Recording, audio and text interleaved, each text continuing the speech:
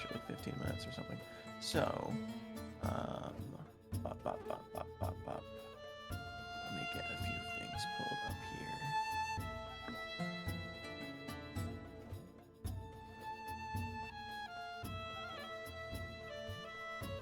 Alright. Oh shit, my phone is about to die. Goddamn.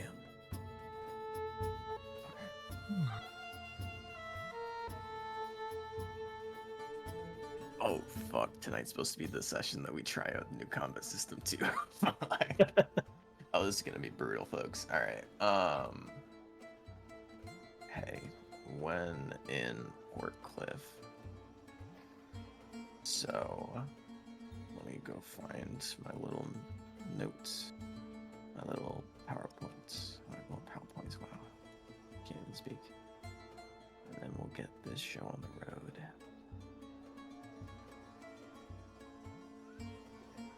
Alright, so as a small recap of what happened last session, both a lot happened, but not too much events. You started off your journey to Port Cliff. You had about 2 days travel left when we started up the session. There wasn't a whole lot that was required of you guys to do on the way there, and there wasn't a whole lot of RP.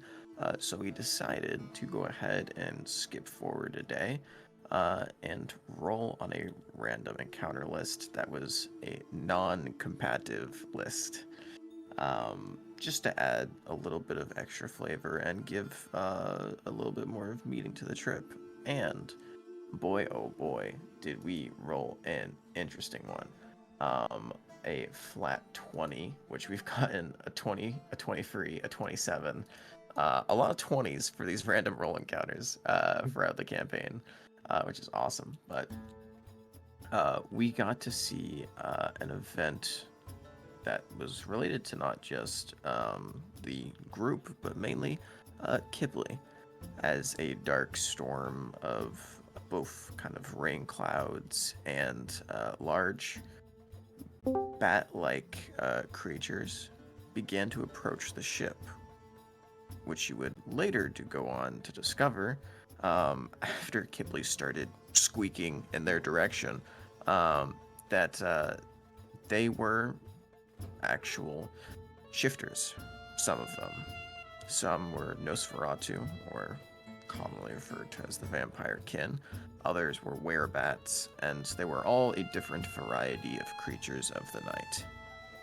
And it looked like, from their story, as taken at face value, they were fleeing something called the Blackened Isles, which rung a bell for Rictus, because one of the more studied members of the group had both read through textbooks and history lessons, but also heard rumors in the past couple of months before you even left to go to the Vassalship tournament, that the Blackened Isles, where creatures who are not too privy of the sun or have any kind of sensitivity live in a kind of unison society where they live off of the land and the monstrous creatures that are born from within, were suffering some kind of issue. Some people rumored that it was celestial attacks that had been slowly dripping down from another plane. Others said that it could have been a rival band of monster kin, perhaps other werekin, but the notions were dismissed as Kipley went further into conversation and found out that there was something much worse than that, or at least speculating something much worse than that, as the head Nosferatu tier described a scout running to their village, and with one last dying breath, saying Ravinica was coming, and that they were in a state of kind of gray, flake-like decay before they passed away. You don't know much about Ravinica, but you now know a general vicinity of where you might find it. And it is only, going off of Rictus's memory, only a few weeks' travel from Mistrin, north, further into the Shrouded Isles. But eventually that passed, and you were, Nosferatu were directed by Xyrus to not just head to the Underdark, as she said. It was in a state of war and quarrel, and probably not the safest for a group of semi-powerful beings to enter as a third party, but to instead go to Paradise Peak, as she revealed there was a deal, a semi-well-known deal, that allowed certain vampiric kin to live on the shores of Paradise Peak, as they did not need to breathe, and the sunlight could not penetrate the deep waters around Paradise Peak. It made for a rather convenient home for those who were seeking asylum. So they went off in that direction, and you all parted ways, having more questions than answers, but also finding out, while shifted, Kipley can speak Bat. The journey continued, and you arrived late into the evening the next day at the island. Squeak, squeak, bitch. At the island of Portcliff. You saw its beautiful sights. A kind of large, hollowed out island. Unlike Paradise Peak, where it's separated into different districts and has much more modern life to it because of not its only location, because it's fear that it never has to shift. Permanent homes are built, and beautiful towers are constructed. However, in Portcliff, you can see that the island itself has the buildings made into the walls, into the ground, carved out of the very stone of the island, opposed to building more man-made structures. Everything is in a natural state of being. There is some flora and fauna mixed about, but it is mainly focused on this cave-like existence, where you can see that while there are markets, there was a abundance of different people and cultures. For a lot of you, you saw your first Tabaxis, Free Kryn, Leonins, all of these monster-like hybrids who you would normally never see at Paradise Peak for whatever reason, all seem to be living and prospering here. And even on your way in, you saw the free Tabaxi men who helped guide the ship into port, wearing some kind of hook-like contraption to pull it in. Xyrus explained to all of you upon arriving that while Portcliff does seem to be a beautiful and unique place, that it was also rather dangerous. It held many deeper secrets that not your common traveler would know. For one of the more common laws that is abolished underneath all of the Brotherhoods and underneath Paradise Peak, slavery is legal here to an extent. Most beastmen or monster hybrids are seen as second-class citizens, and because of that fact, indentured servitude is a common thing amongst the people. And while eventually they may pay off their debts and become free men, Xyrus told you that most of the time that doesn't happen, and they end up working most of their lives underneath one rich master or another. But she also mentioned that crime syndicates were a major problem here as well. The one that she was going to introduce you was one of the sanctioned crime families, one that you would later go on to learn the family name of Borrelia.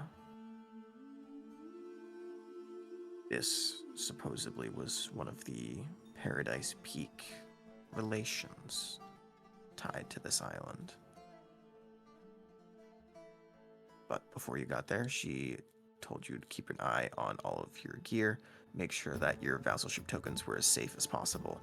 And all of you immediately freaked out, realizing that there wasn't a whole lot of places to hide a vassalship token, but attempted to anyways. On your way to the Borrelia estate, you saw a preparation, and you were informed previously that the Harvest Festival, a time of year in which crops would be gathered in abundance, as the kind of floating plantations that you saw while approaching Port Cliff were in their prime, as now, this time of year getting closer to winter, everyone was preparing for a long and cold months ahead. But also, the other rumor that you were more interested in was also occurring soon. That during the Harvest Festival, during the actual celebration, it was said that the potential for awakenings was greater than normal. Or at least a rumor stated that. Still unsure, you all pushed forward and got to a point in the city where Cyrus offered blindfolds to all of you and cloaks to cover your forms, so it wasn't just looking like she was carrying around 6 blindfolded individuals for the streets. Clasping each other's hands and moving together, she led you to a secret entrance, in which Reese tried to find out where you were, but sadly, with the cloak of eyes, could not fully see through the cloak that Cyrus gave you. But it did help not eating shit on your way down, because you did have to follow a lot of stairs. Just guesstimating, it's a few hundred feet down, probably around 200, 250 at most, but still a rather deep entrance for whatever this strange facility was.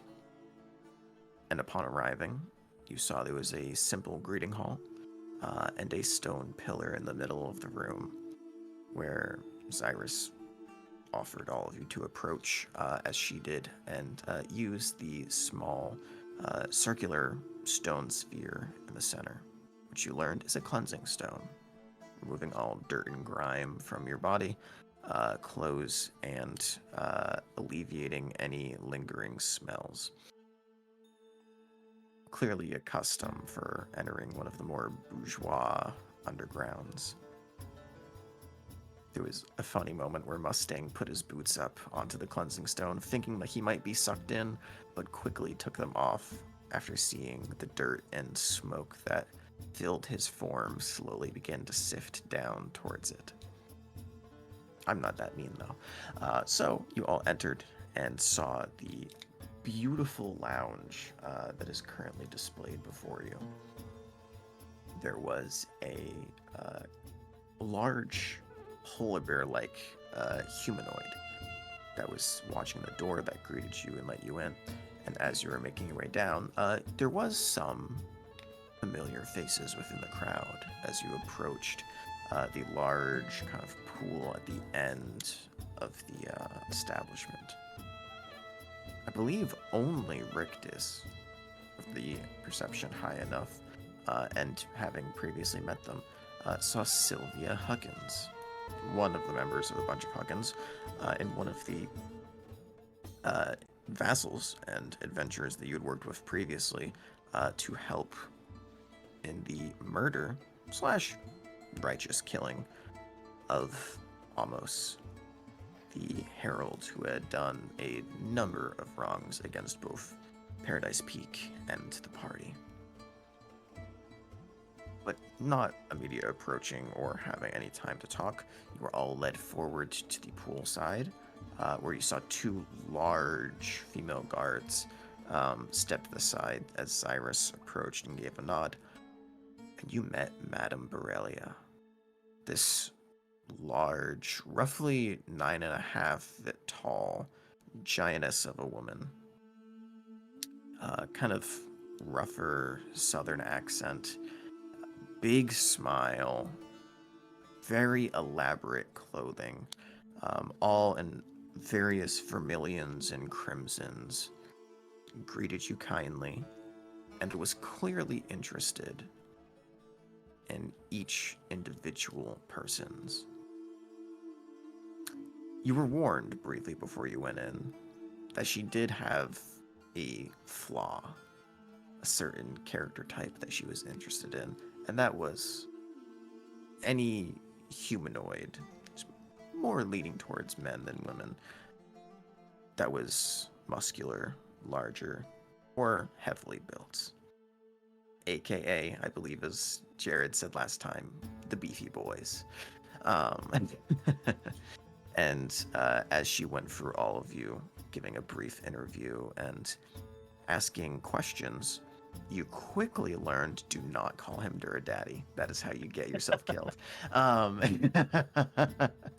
you quickly learned, as Kipley attempted to lie in her natural fashion, that like a certain redheaded sponsor back on Paradise Peak, a bell chimed in the corner of the room, and you felt yourself kind of biting down on your tongue.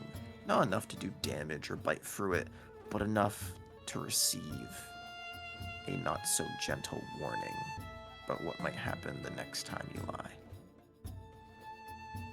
And it cycled through the rest of you, just getting basic information and questioning your backgrounds, where you got some rather interesting tidbits. It seems from your group that she didn't know most of your names, but knew of you from your previous encounter with both Mimic Island and the slaying of roughly 50 merfolk that was registered to you underneath the Paradise Peak Guild Hall. More importantly, she led on in a small degree that she knew Rictus's father in some aspect, saying you looked similar, almost just like him, with a little more darkened hair. And quickly pausing at Mustang Strums, not knowing whether it was a curiosity or a acknowledgement of a name known from a past time, it was quickly dismissed as you went down to business, trying to figure out what you wanted to do here and exactly what your personal goals were. You gave as brief as a summary as possible, telling that you were on your way to seek revenge on two men and that you needed some information to help along the way, and were willing to do a variety of different jobs, saying that you had, oh my goodness, I didn't write it down, but I do remember a wonderfully improved line from Ash, as I believe it was muscles, magic, mammoths, and mammals, something along the line of that, but beautifully well said. You got 2 job offers after having the brief back and forth on what your skill sets were. She offered you these 2 fine jobs. One, she took you to the fighting pit, which you traveled down a short hall that seemed longer and longer the more that you walked inside of it. But once you arrived, you saw this actual built coliseum with various different structures, walls, pillars, traps, unlike the sand pit of the initial Vassalship tournament and the underground tournament, in which, well, not as much of a tournament, more as a fighting arena, that Maeve had fought Calamity in. This seemed to be built for much more gladiatorial combat with a variety of different features inside. And she offered 2,000 gold or a favor, which could be used in exchange for information, transportation, anything within her power to aid you on whatever you could ask for. If you fought within it on the on the night of the Harvest Festival. It would be a fight to the death, and you would fight creatures outside of this realm, as she explained to you a basic premise of how the fighting pit was so prosperous. Vassalship comes with a number of perks. You respond back to your sponsors. They provide you with equipment, quests, everything you need. But sometimes vassals also reach out to the undergrounds for help. And in exchange, some deals are struck.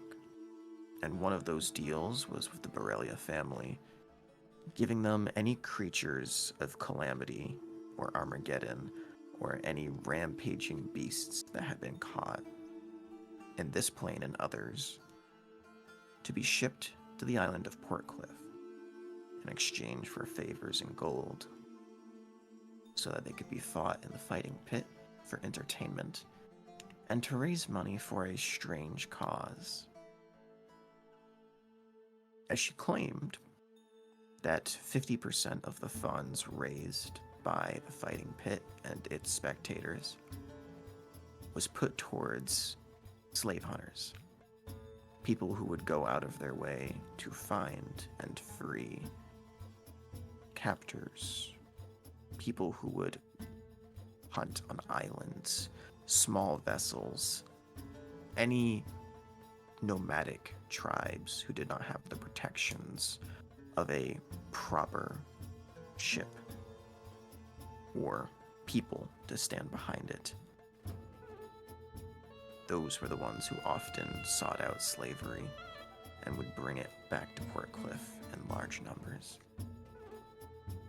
She said the funds would go towards finding those people, capturing or killing them, and freeing whatever slaves that they had amassed over their times on the seas. Not giving a reason why they do it, but clearly using it as a boost or giving a direction of a moral compass to help guide you towards taking the job. But after leaving you all for a moment and having a discussion amongst yourselves, you had a discussion going over what exactly you wanted to do, and talking about the second job, in which Cyrus explained as she had done it multiple times for different years. It was a general protection job,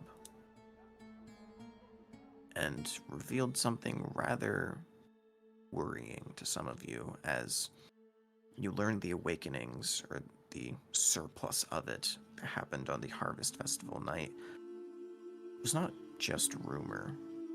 It seemed to be laid in some sort of fact, still unknown as to why the awakenings were heightened during this time, but she revealed it did seem that that fact, or rumor, might be true. As large serpentine beasts that lived in nests nearby, in the caverns and sea caves below, would come out around this time each year, looking to feast off of the recently awakened, where you learned that these serpents are nigh invisible, unknown to their presence to the common man, saying that none of you before you were awakened would even know what they look like. And that's why it was so hard to describe until an awakened saw it with their own eyes. After Reese asked a few questions, you also learned that the fatality rate upon getting bit just after having awakened was 100%. At least, that is what Cyrus had saw so far. If one of these unfortunate souls who had come across the grace of the golden orange light that shrouded all of you in your recent times and in your past when you awakened for the first time, they would die. Within a few hours, a day, it varied. But they were held back to back, and you would have to go from a fighting pit tournament, an hour of rest, and then spend the majority, if not the entire night, scouring the edges, walls, ceilings, and city streets of Port Cliff, finding and killing these creatures discreetly, so that you may not cause concern or worry amongst the festivities. Some back and forth, some very funny staring contests between Kipley and Duradon as they had a mental conversation, kind of breaking down some of the, not only past between them, but gauging their feelings on this and future occurrences. Also, in a hilarious moment, Duradon getting yelled at for calling the druid in his head the druid that he killed every time that he refers to him, when he knows. And I think a few of you at this point know that his name is Antreus.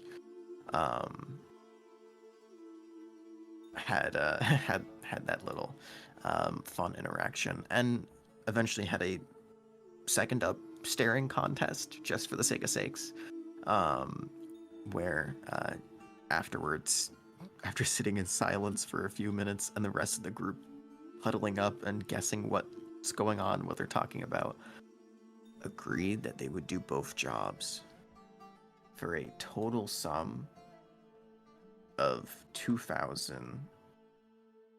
Let's see what it was. I forget if it was 750 or 500. 2,500 gold each. And you can, of course, exchange the 2,000 gold for a favor, if you so desire. Afterwards, you headed back into the lounge, and were introduced to two very interesting characters. The fighter that was in the arena while you were having this conversation was later revealed to be the 10th and 11th sponsor that you had never even known existed before. Even those of you who lived for a little bit on Paradise Peak, or those who had just been passing by, knew that it was called the Council of 11. However, when you took your vassalship tournament, there was only 9 sponsors that showed up, and you learned why.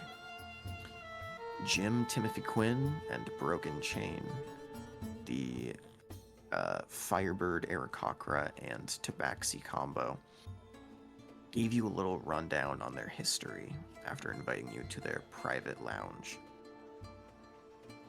They are sponsors who took a different path for finding what was right in the world. They said that the Paradise Peak Council was slow to make decisions, and because most of them could live longer lives and had the time to further discuss what was necessary in the Shrouded Isles, they gave a lot of time for catastrophes, evil deeds, and a number of people to suffer in the world without being able to have help, without setting up a proper quest, a job, going for the guild. So they decided to do it themselves, going out on the open sea and trying to find and help as many people as possible. You learned alone through the underground that Madame Borrelia ran that Broken Chain alone had freed roughly about 80 individuals, 80 prior slaves while fighting in her pit. The two also shared a brief look into their connection, saying that they were soul bonded. Not soulmates, but soul bonded. As you could see that one would replace the other whenever the other clapped. Not knowing if it was a matter of distance, range, space where the other went, they didn't fully explain, but they said that they were inseparable and could fully understand each other's thoughts, feelings, and emotions at all times. Because of this, they made a rather good pair, as one was clearly a martial user with Broken, and the other was some sort of casting healer, as Jim Timothy Quinn was pronounced to be one of the reasons that Broken was still alive with his phoenix-like healing flames. You all got a few questions back and forth and had a little bit of discourse, mainly through Rictus.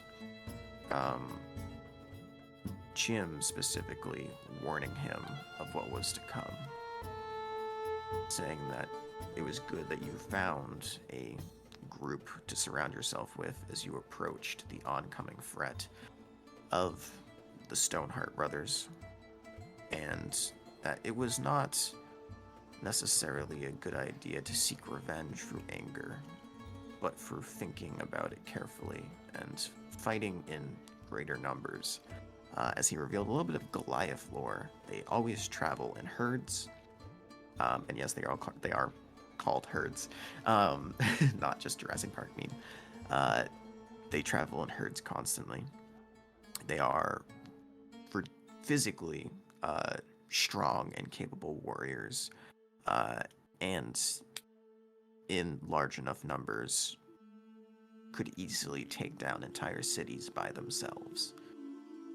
So while you were approaching your destined arrival on Mistran, said to do so with great caution, and to make sure that if you were going to attempt to take one out or question them, to make sure that you could get them alone and far enough away from the rest of the herd so you don't end up quickly finding yourselves overwhelmed. But it looked like the two had other events to attend to, and said that they would be watching the fighting pit as they headed out into the evening. That is where we left off, and that is where we're going to pick up tonight, as you are all gathered within the private rooms of Madame Borelia's estate, deep underground beneath Portcliff. The evening prior to both the Harvest Festival and its festivities to come. And so, with that, as we pick up, you still have the majority of your evening ahead of you. It's roughly about, we'll call it an even 7:30 at night. It's still, it's hard to fully gauge the time as you've been down here for a couple of hours now, and there is no direct way to see the night sky above in the subterranean depths. But what would, if anyone has anything, what would you guys like to do?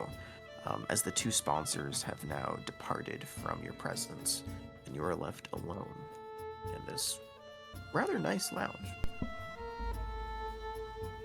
How do you remember all of that? You want to know how much I had written down? Like, do you take notes during game? I had 2 bullet points. That was all off the top of my head. Unreal. I do not remember that much from games. I said a short recap, and then more kept coming to my memory. So thank you. 30 minutes later. That was... Yeah, I looked at the time. Jeez. Hey, if I ever do that again, stop me. Put a gun to my head and say we need this to get going. I mean, that's incredible. I never remember that much shit. That's unreal. It helps, honestly. It like does. Even with the notes that I do take, I don't remember that much. I've had Hey to stop man, drawing during the sessions because I can't remember enough. Yeah. we call that my one talent. Having short-term memory loss for everything else, but remembering D&D, baby. But yeah, you guys are left within the lounge alone. Um, you don't know where Madame Borrelia currently is, but you do see the guards that she left behind are still kind of sitting around the waiting pool. That was the word I was looking for the entire last session, and I couldn't think of a waiting pool for some reason. But you just see there's a number of people that are still active. You can see there's gambling, small little poker games going on, card games, dice games. Uh, there is or was singing entertainment previously shut down for a moment. It looks like they're on a break. But the hall seems to be still kind of up and at 'em even in the later hours of the evening. And you still have the majority of the night ahead of you.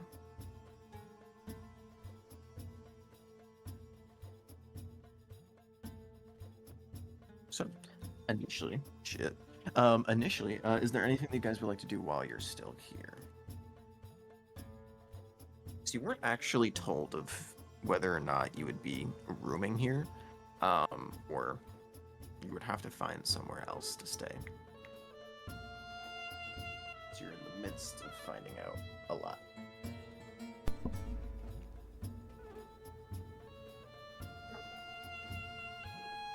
Well, we definitely ought to figure out where we're gonna be staying.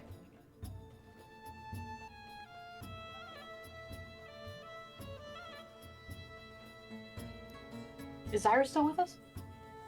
But yeah, while you're having the conversation with the sponsors, Zyra's kind of slinked off into the kind of very back of the room, sitting on a couch by herself, kind of drinking a glass of wine. It seems that she did not care too much for being around during the whole gym and broken talk. She is still with you. Okay. Well, I guess Mustang would go and find her, and once he does, assuming he can, he'll be like, so, do we have, like, direct access to this Madame Borrelia, or are you gonna be, like, her liaison, or what's the story here? For accepting your job? Well, no, I don't know if we're gonna be staying here, if we need to find our own place, but maybe you could Ah, answer that for me. it is your first time in Portcliff, that's right. We can procure rooms for you if necessary. If you'd like to see the nightlife of Portcliff, you're certainly welcome to find a tavern or inn above ground, but as you have agreed to do not one but two jobs for her, I find that she would be more than accommodating to provide you rooms for the night if needed. I say rooms, but it would more likely be similar situations to the lounge you're currently staying in. Well, I'd just like to stay wherever it is least likely we are going to be jumped. You. I love that you are looking out for yourself. However, you are within a Crime Lord's establishment, more specifically her personal lounge. If you get jumped in here, they will have 10 or more highly trained bodyguards on top of them before they could even lay a finger on you. So it sounds like here's a pretty good place to stay then. I think a lounge here doesn't sound like a bad idea. Certainly. I can have it arranged. Thanks, Iris. You're the best. And he'll kind of give her a pat on the shoulder before. I'm glad you do. You oughta. And then he's gonna go off and try and find everyone else to let him know. Yeah. You go on the strenuous journey of walking around a 10-foot couch and you find everyone else. Oh, I thought you said she was across the room. No, I was it's a imagining small. this happening across the room. It is a small private quarters. Excellent. So, Okay, well, I'll just assume everyone heard what he was asking. yeah, I, it's all within earshot. so we're not in the main room. We're like off on one of these It's off to corner the right side. right side. Okay. I imagine we are in the big main room. Whoops. No worries. That was one thing that I don't think I mentioned that. I think you They brought mentioned you it. off. I just They wasn't. brought you off to the listening. Yeah. side. It Mentioned was a lot. it was the personal lounge of the sponsors that they allowed you to use for the moment. Yes. So it is very much like a private mini bar.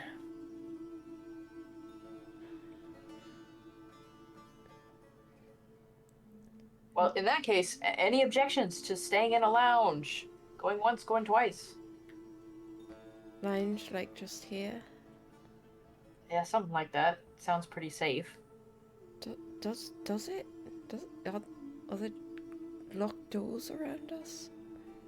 Or is this just like open to the pool and everything? There is locked doors to the specific room, but also you don't know if she was talking about staying in this room or otherwise. Yeah, I'm fine with this room. As you say that, you can look up and see the two names of Broken Chain and Jim Timothy Quinn engraved upon the doorway. Yeah, no, I'm fine staying in the presidential suite. Anyone else see Sylvia? Sylvia? One of the Hawkins out there? Olivia. Is that not what it says? Sylvia Huckins. Oh, you're gonna have to spell correct that. Oh, did I fuck up? Does it say Sevilla? It's Sylvia, I think. Wait, hold on. I have to scroll back a while. I know I had to scroll. That was so long. It was months ago when you met the Huggins. Anyone else? It should be Sylvia Huggins. Anyone else see Sylvia out there?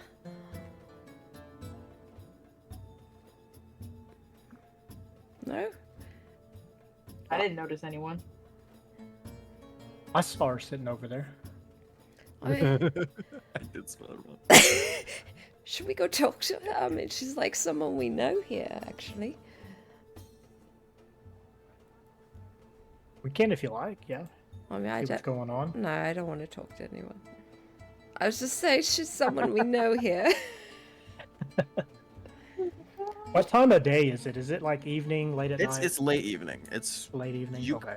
your best guess is 7, 8 o'clock. Because when you came in initially, it was roughly about 6 p.m. when you arrived here. It took a little bit to actually get to the hidden entrance. It took a little bit to get processed and have your conversation with Madame Borrelia and all of you, and then go see the fighting pit, and then talk with the sponsors. So it's been a few hours since then.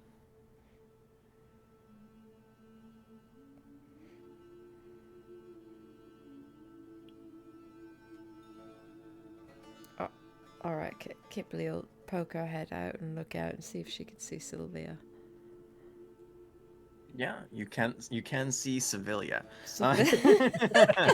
My favorite new name character. Yeah, you see Sylvia sitting by a tabor. A tabor? Oh my god, I can speak. It's a great name. I love when I try and say 2 words at once. You see it sitting by herself on one end of the table, and on the other end, you see that same individual who was previously talking with her as you walked in. You can see on the other end, they're still there, and it looks like they have a small card game going between the two of them right now. Oh. Well, they're kind of masked and have a large trench coat pulled over them, so a little bit harder to tell exactly who or what they are. Kipley turns back to Mustang. No, they're playing cards. You know, Yeah. I'm shit at that kind of stuff. Well, I mean, you lie all the time.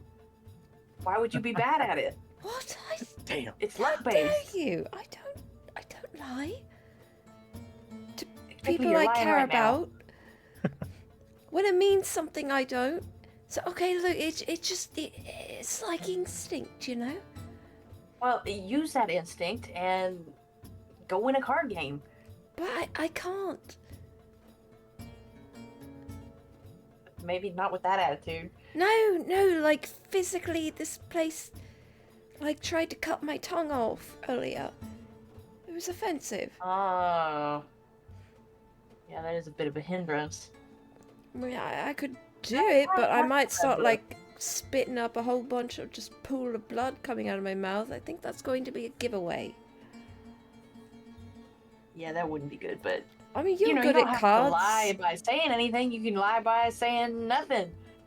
You know, Just stone like, cold face, no emotions, oh, I can do that. mysterious. That's all you need. Aren't you supposed to be, like, good at cards and stuff? I'm good when my hand's good. You're okay. No one else. Oh, fuck it. She walks out and she's gonna walk over to Sylvia. Sure. Mustang will go to, enticed by the idea of playing cards. You two begin to weave your way through the crowd towards them. What is the rest of you doing?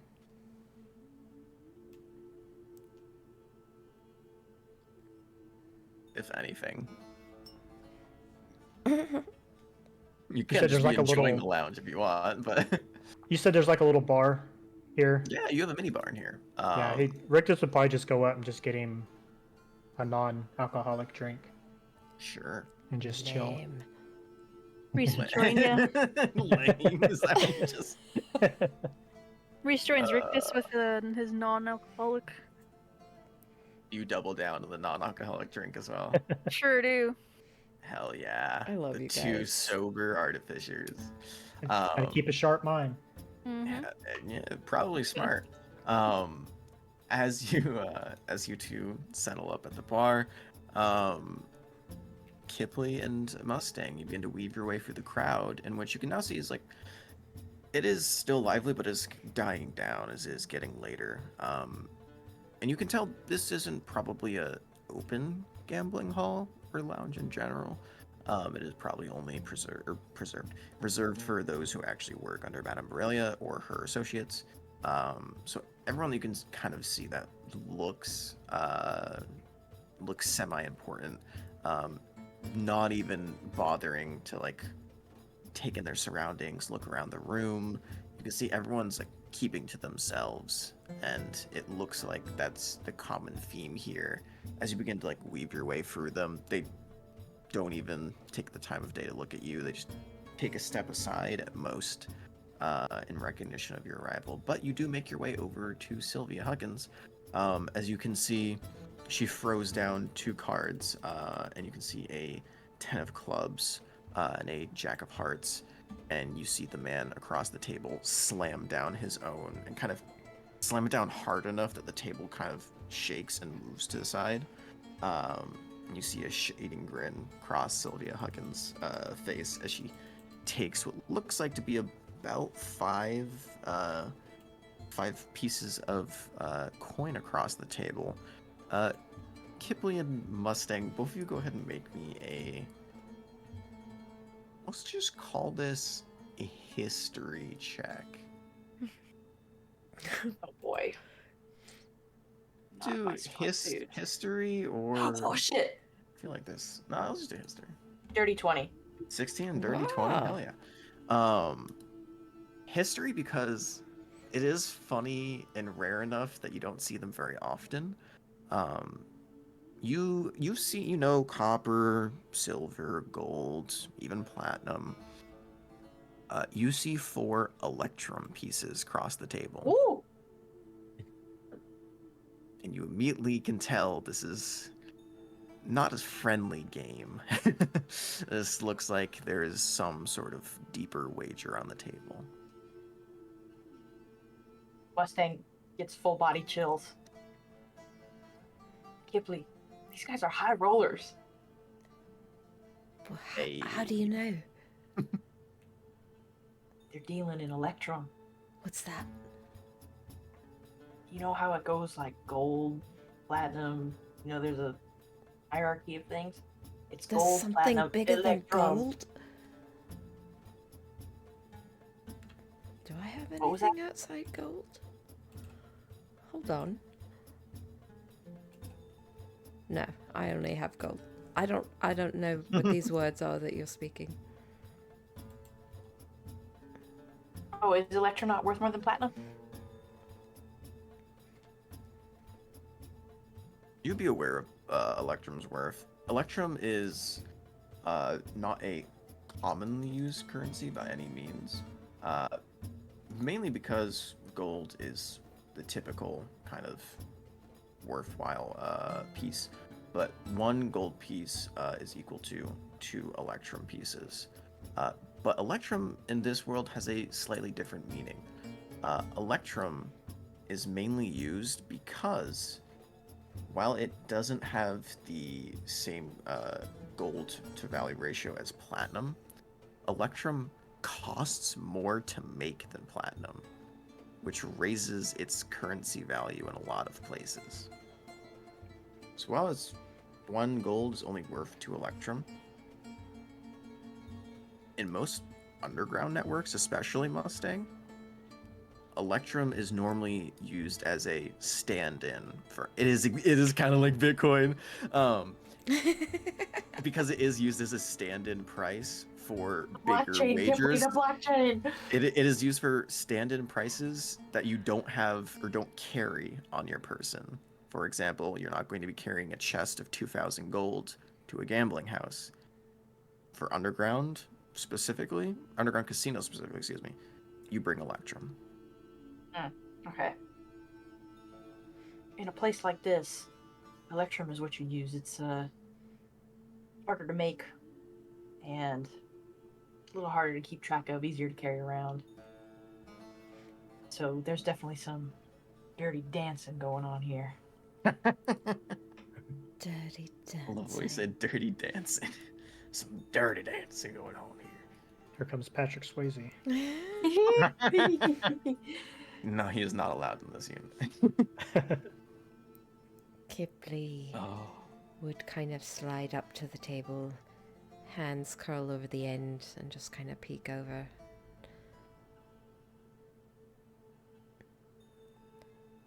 Are you done yet? You just openly whisper this to her. Yeah.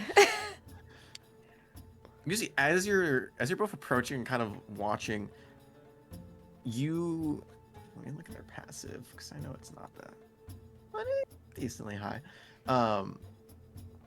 You see, she notices you approach from this, like the side of her vision, just out of the peripheral, and then you just walk up directly and go, "Are you done yet?" And she gives you like the slow turn where it takes like 2 good seconds for her to meet eye contact with you. Kippley waves. And she narrows her eyes. I'm sorry, have we met before? Oh, Brother. man. I fucking hate this place. She just turns and walks off. Why has everyone And got she to be kinda complete scratches her head. shitheads here? Oh, wait a minute. You're the... Hold on. And she gets up and starts walking after you. And you see, do you storm off or do you walk off? She just walks off. She walks at a quicker pace and kind of grabs your wrist to stop you from walking through the crowd. And doesn't like tug or hardly pull on you, but kind of like gently tries to move you out of the middle of the room as you begin to walk off. He goes, I remember a little bit about y'all. You're the whatchamacallits. You're the group of vassals that were helping take care of Blondie, right? Yeah, don't strain yourself too much. How's Cal doing, by It's- the way? Been a while. It has. All right. Hal is doing fine. Is she here? Not tonight. She'll be in with a few others for the festivities tomorrow, but her and Dale are currently elsewhere. You're all here? Not all of us. We only travel together when we're doing bigger jobs, but since Alistair no longer needed our protection, kind of split off for a second to enjoy our earnings. Have you run This into is any? one of my usuals. Have you run into any trouble with, you know, the big H people? Let's sit down and talk. And she goes back into the booth that she was sitting in. And you see she slides all the way in this time, leaving room for both of you to come sit down. And she gives like a glaring look at the man across from her, who just kind of takes a small sack of coins, stuffs it in his pocket, and walks off.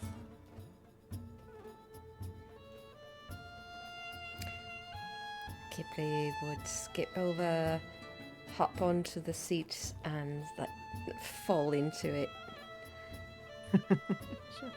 Mustang, do you join? Yeah, but maybe not so cheerily. Sure. As both of you slide in, you immediately notice that when you sit down, the entire room around you goes silent. All of the dice rolling, all of the clacking of boots as security guards are walking around, all of the voices, everything immediately fades out. And it's almost like you're in a pocket space of your own. As you all sit down at the booth, you see she looks and goes, each of the more reserved booths have a minor enchantment to keep prying ears out, so any deals or secrets you spill aren't public, and you don't drop that name out loud. Which one? Heralds. Oh, you said it. I didn't. Not here. Saying the H word is like saying, Like I do you was- know the F words out It's like, loud? you know, what if I was talking about hellhounds or, you know, whores or horses? You're in a- Hawkins! Hawkins. You're in a very funny. I appreciate it. You're in an underground lounge, gambling house, and home of a crime boss. You don't drop that here. All right, I'm just giving you a friendly warning. Heralds are not kindly welcomed, and they cause not only a lot of problems, but they try and send in a lot of spies. They And don't like them here? They're bad for business. Well, They don't that's- go out of their way to fight them or cause any problems. But with the way heralds conduct themselves, it ruins a lot of Madame Borelia's trade routes.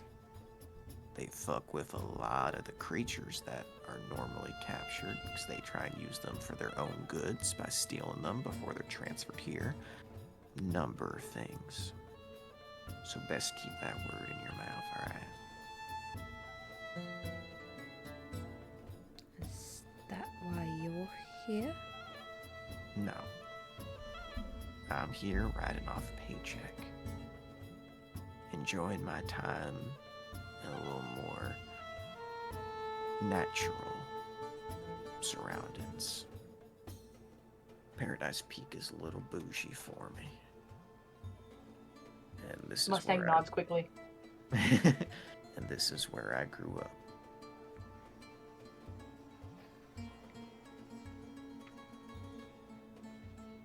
My question is, what the hell are you doing here?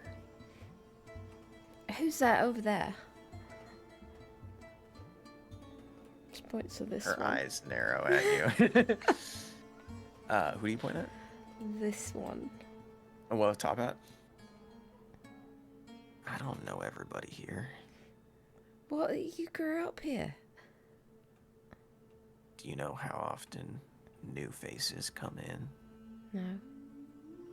It's an underground casino. Pretty frequently. I've never been to a casino before. Well, let me tell you one thing. This is a singular floor of the establishment, not even the biggest. And every single one of Madame Borelia's associates who she is either related to, does business to, or even is friendly with is welcome. And that is a lot of people. So I'm not familiar with everyone. I know the Count over there. She points at the kind of paler looking blonde gentleman in the corner. And when I say point, I mean like she kind of like nods her head, because blatantly pointing, she kind of slaps your finger down as you just point at someone that's like 10 feet from you. Was that the one across the room? Over there? All the way across the room. Yeah, okay. The Count. Yeah. It's his stage name. Stage name, I see. He's mighty pale. His full name, Count Vladimir von Bloodsuckula. Funny, but is just the Count. No one actually knows his real name except Madame Borrelia. He is one of the few bards who is allowed to play here, because apparently, although his, she kind of looks over at the skinny framed gentleman in the corner. He is a normal type that, she likes to go for his voice more than makes up for it.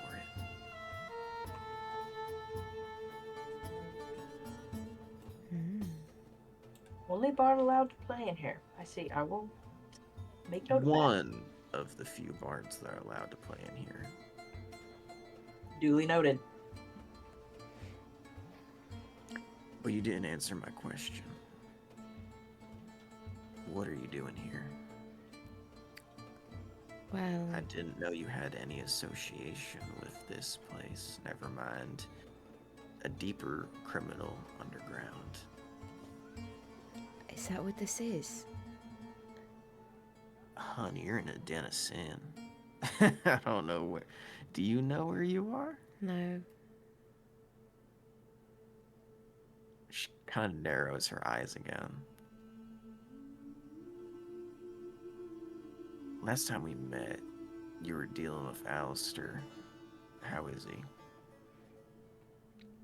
Did he make it safe to your little Dambala estate? Yeah, he's there. I'm sure he's been taken well care of. Is he continuing his work? Or is he just being protected? I imagine he's continuing his work while being protected. Honestly, we haven't checked in with him. We had a little bit of a... We lost one of our own. And so we kind of lost a bit of that connection. We haven't been back to the Dumbalas in a bit. Actually, since then, so... Apologies. No need It's to be always sorry. hard to hear.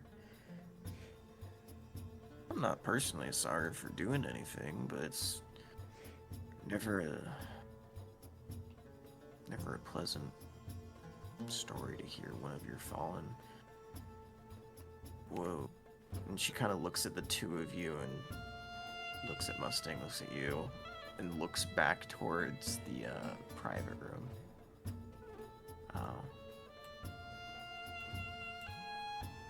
I understand. Well, if you are in the area and you ever need new crew or anything like that, certainly a place to hire people if you're looking to make up for lost rank. Are all these people criminals? Majority. Are you a criminal? Are you? Kipley looks at Mustang. Are we criminals? Sometimes. Let me answer it for What? you. If you took a job with Madame Borrelia, that's a yes, so... Yeah, I didn't know how to break it to you, Kipley. But why? What are we doing that's wrong? Well, it's not... Wrong and illegal are two totally different things. What? Just because she's a kind lady who gives out a bunch of promises and nice deeds does not mean that her and all of her owned businesses and operations are completely legal. Well, I mean, I don't trust her as far as I can throw her. And I imagine that's not very far. You Rude. got a good imagination. Trust is definitely something you don't want to put in here. However, coin is a little bit better than trust down here. And I assume you're doing a job for her, so you can trust in coin. Just be wary of other promises. Madame Borrelia's never steered me wrong, but a few of these knuckleheads will try and put you on any path, job, mission, assassination attempt, fucking anything to get a better coin themselves. Which ones in particular? She looks around the room. Not many are in tonight, but I would recommend staying away from Miss Upper Class over there. She points at the well-dressed woman at the very top of the map. Again, not point, just head nods.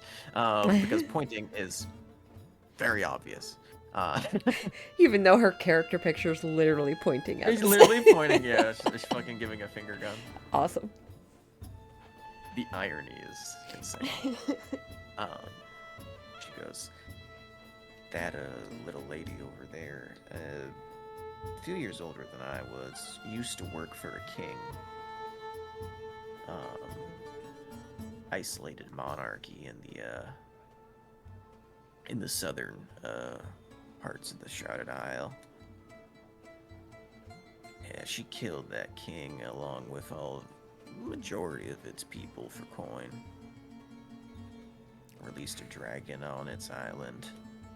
Most of them burned to death.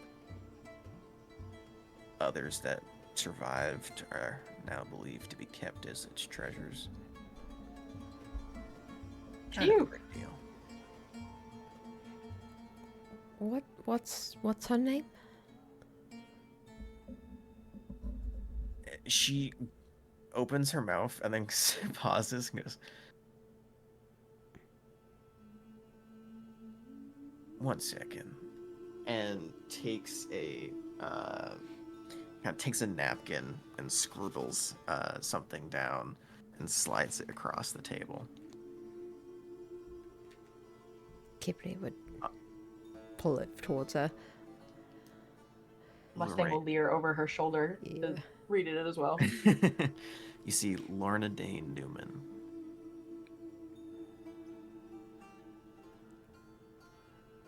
Write that down. Write that down. Oh, I'll give you a second.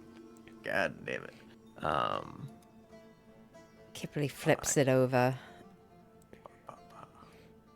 What about that one over there? The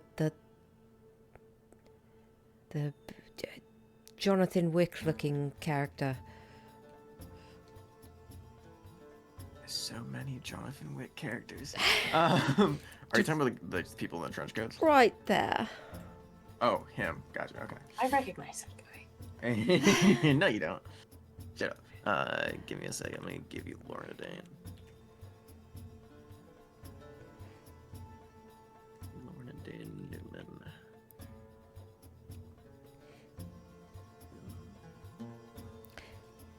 Actually, There you go. anyone Uh. that we should openly avoid, other than, you know, the one that Yeah. mass murder. Try not to. The booth has minor enchantments. All of them? All of the green ones for reserved guests. That's right. But focus keyword on minor. I don't trust that it will hold up against those who are trying to listen in. And you're new faces here, so more than likely some might. Right. Kippley pulls the napkin back out, flips it over. Anyone we shouldn't trust. She'll slide it towards her. I'm not going to keep writing it down. Okay. There's not that many spellcasters here. Okay. But outside of thou who shall not be named, most people here are actually decent.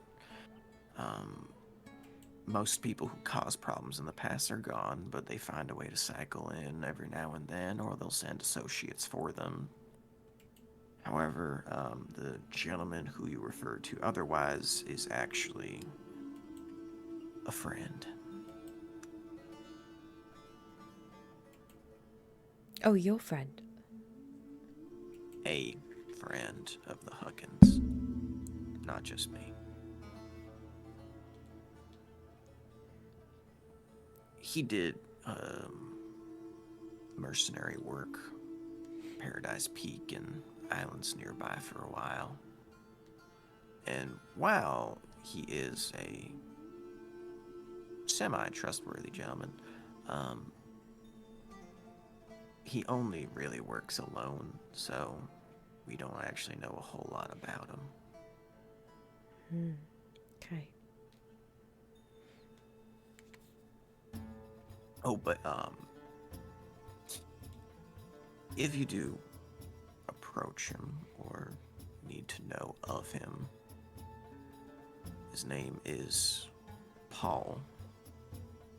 Paul Tineman.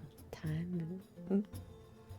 Dom had to scroll very quickly up in the doc because I forgot where I put that. Let me grab his picture. That's Paul Tineman. interesting. I just, you know, he doesn't strike me as a Paul. Yeah, a guy named Paul with a face like that. What a waste. It is right. Not sure what you're referring to, but hey, to each their own. Sylvia, I think you know exactly what I'm talking about. Not really. You just see a He's look just of gonna like shake his confusion. head and look at Kipley. Exchange a knowing glance. Jesus. But I really don't know many others besides them. A lot of newer faces coming in recently. I mean, but still, what brings you to Portcliff? We're headed somewhere. Oh, I fucked that up. We're headed to Mistrum. Mistrum? Yeah. What for? I heard that place went, well, south wouldn't really be the right word. Down a Here. few years back? I gotcha. How about a bluey? Yeah, I think that's the word, yeah. One of our own is from there, and we are looking for their sister. Oh. And if we can't find her, well, we're definitely looking for, I guess, revenge.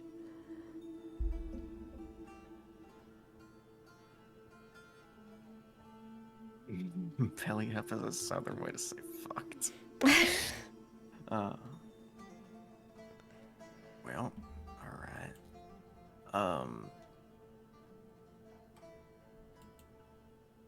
Who, so you're looking for family, but who amongst you, who's, related?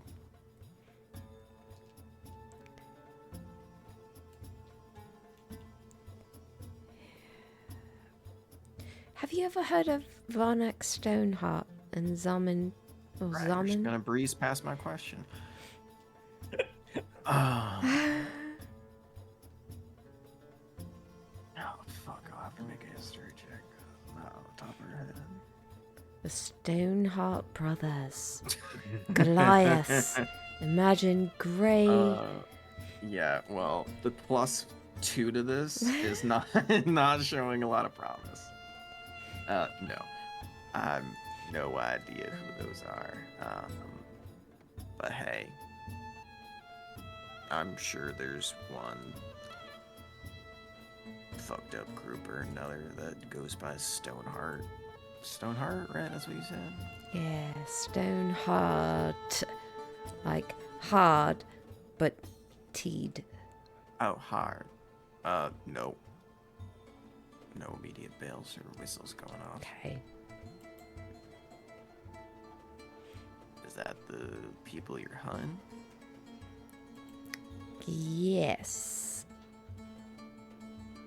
Why are you saying everything like it's a question? Or you're unsure of what you're saying? I'm not good at knowing who to trust, and it feels weird down here where everyone is looking around the room like no one trusts anyone. And so I feel like I have to be careful. Welcome. Yeah, Welcome to the no offense, underground. Sylvia, but Kipley, you should probably stop talking. That's what I was afraid of. As I said, enchantment will protect you against most, if not all, non-casters. And how many casters are in the room? One or two that I know of.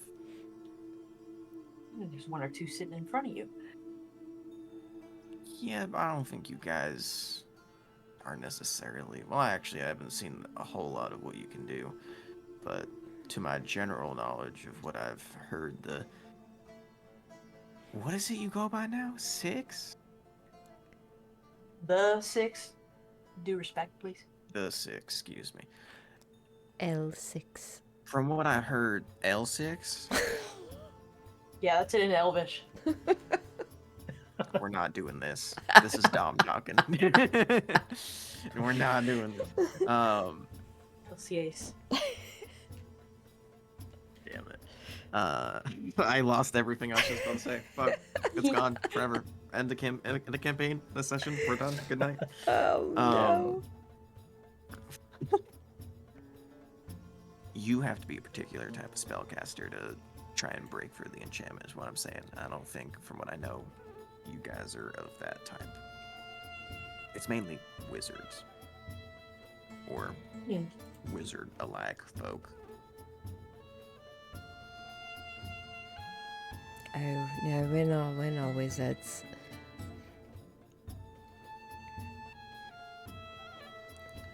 Well, all right. It's been great talking to you. It's nice to see a semi-familiar face here. Okay. I don't know you that well, but I'm still happy to see you. I mean, we met for a day? Less than it? Do you think you'll remember our faces now better in the future? Kipley. What? Oh wait, I have to actually think. Mm-hmm. Dom forgets. I think it was Must- Meredith or something. No, not that. Oh. Was Mustang there when you guys visited the Huckins? Oh. Wait, Mustang yeah. is only Yeah, was yeah, closer. yeah, yeah, yeah.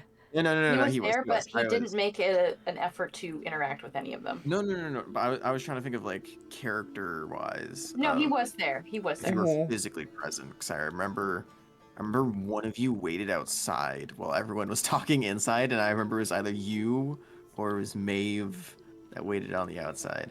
I think it was Maeve. But he goes, Mustang, I know you have a kid with you called Mammoth because that just stuck. I think he took one of our posters. But Yeah, he's just unforgettable like that. well, most children in a violent profession like vassalship is. Um, and then yeah, I remember most of you. We meet a lot of faces, so I'm happy that I remembered some important ones.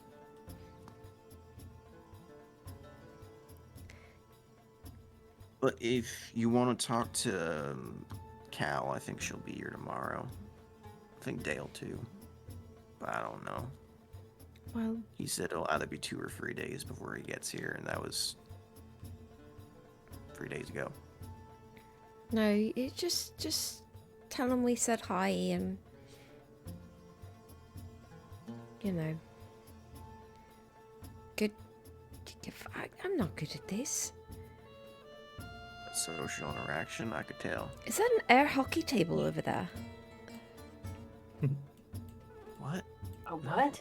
Like you know, it has air coming out of the sides, and you shove a What would black give you the impression rock of that? around it. No. What? No, that I'm right there is dragons and dragons. what?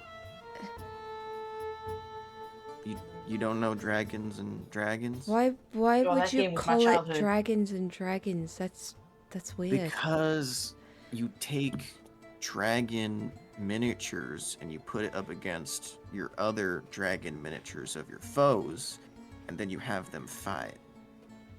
It's- And one is normally red and one is normally green. You stay on opposite sides of the table and you tell them to do different moves and stuff like that, you know. Sometimes they'll do fire breath. I'm not gonna go into it. Cal was obsessed with it for years, so I've been learned to it. Interesting. It's a blast, but it can get expensive if you get really, really into it. I Yo, like you it. know about it too. Yeah, no, it'll drain your wallet dry. How? Yeah. Blew almost 500 gold on it. And I had to stop her. But then she fucking fought back because she loves those sons of bitches. I don't understand why. Anyway, she'll probably be here tomorrow. If you do want to say hi. Yeah, maybe I'll challenge her to some dragons and dragons. Oh, do you collect? I did once upon a time, but Which I reached a point where I was rolling low because of dragons and dragons, so I had to quit. Sold all my which faction are you My with? dragons. Crystalline, gem, metallic, chromatic. I was a chromatic kind of guy. You look like a chromatic guy. I see it. Thank you. Go ahead and make me an inside check, Mustang. Okay. Kipley's you eyes do are it as just well. like Dirty 20. going back and forth, Dirty 20? very Hold on, engaged. It was a dirty 20 or natural? It was a dirty 20. Oh, she rolled really low. She talked shit about it a few seconds ago and the Cal's bad decisions and all that. But you get the faint hint Sylvia probably has played it in the past and enjoyed it. Nerd. Yeah, a little bit of nerd side to her. That's all. Okay. Well, Sylvia, it's really, like Kipley said, it's been a pleasure. Give the rest of the Huckins our regards. Shit, I never posted Paul. There we go. I just had it fucking sitting waiting. Yeah, sure. I'll send it. I'll send in regards to those who show up. But again, a few of them might be here tomorrow in case you want to say hi yourselves. Yeah, if I catch Cal, we'll talk dragons and dragons. And if you want help in your endeavors, I mean, it probably will still cost you a pretty penny, but if you need any backup for chasing down your Stonehearts, or whatever they were called, we are in the job market at the moment. Are any of you hooking sailors? That's funny. I'm not joking. Take a good second to think about that question. We're a group of I want family to say yes. traveling vassals. I don't know. Maybe you guys hire people too. We're traveling vessels as well, and we gotta pay for it. We are all sailors by trade, yeah. Okay. Yeah. Have you That's ever what I run thought, but I was across taught. a But yes, wandering island?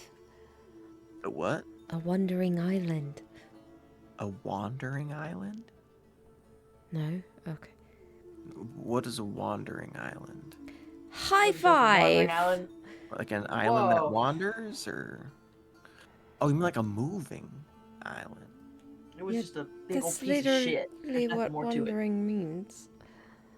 Well, you know, a pondering island, but I don't know. Yeah, a small one. There's a few small, I say small, but like pretty large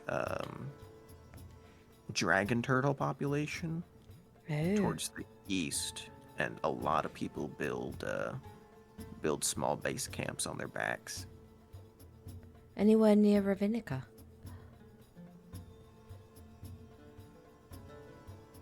Hold on. We're really putting her to the test. She, with her astounding history of +2, is really showing up. I have no idea what that is. Oh. It's been so good to see you. Tell Cal hi and okay, bye. Damn, Kipley. Got the social graces of an ant. What? Say that again. Let's Have go. a fine night. Good to see you too. Yeah, good to see you, Sylvia. As you both get to walk away, what's your passive? 15, 17. Neither of you notice a thing. Damn! Meanwhile, while that conversation is happening, anything between the rest of you who are back in the private room. Thuradon, what's big old oh, Big beefy. what'd you call him? Beefadon doing? No. No. All right then. He's I think he's kind of looking around and just quietly observing. He's people watching, not trying to linger on one person or situation, for too long, or else it becomes offensive. He's just kind of quiet, contemplating a few things. Rictus and Reese, anything?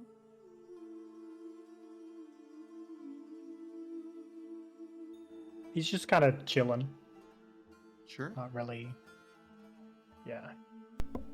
And I think Reese might be having some internet issues. Yeah, I just read chat. It's kind of coming and going. Trying to pick up as much as I can. I heard something about dragons with each other, but I didn't really get what was going on. Dragons and dragons. Dragons and dragons, is that what you said? Mm-hmm. It's I heard my about them. fucking Warhammer 40k reference. Oh. It's a meme version of the Feeling card lost right now. game. Don't worry about it. Not important. In case you ever want to play in the future, you just need to put a lot of coin to it and a lot of nerdy hours. But no, nothing important there. Okay. Cool. Mammoth, anything? Are you also Nah. chilling? Yeah, he's just people watching. Sure. Um, while Durdon and Mev, while you're both people watching, excuse me, go ahead and make me just general perception checks.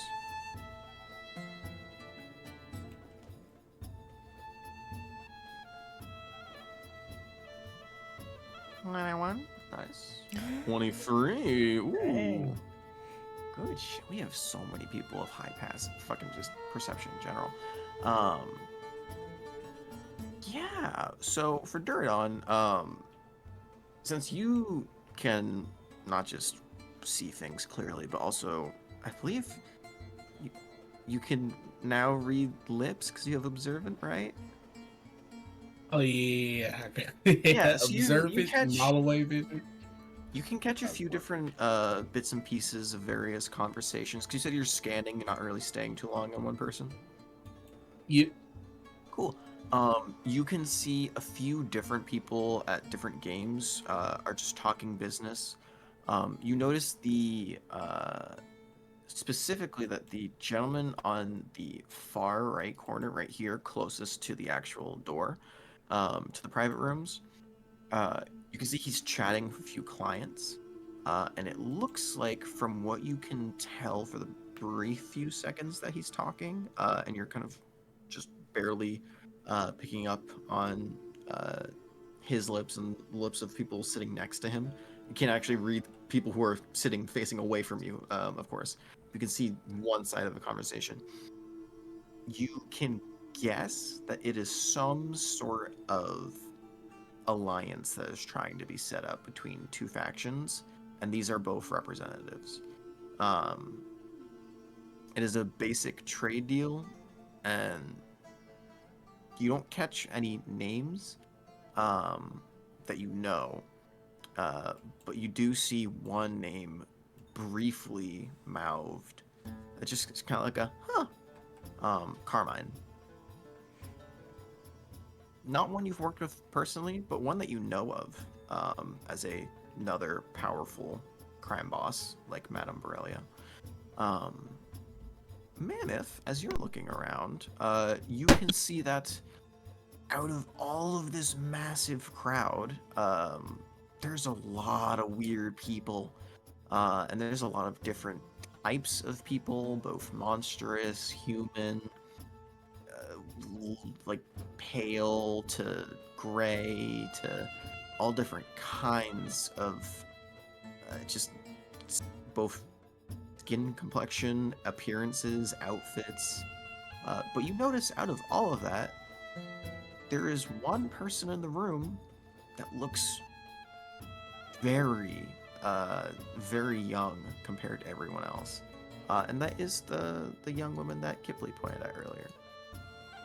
As you look around, you can see most people, as you would expect to be here, are adults. And it looks like, at least from an outward appearance, she looks only a few years older than you.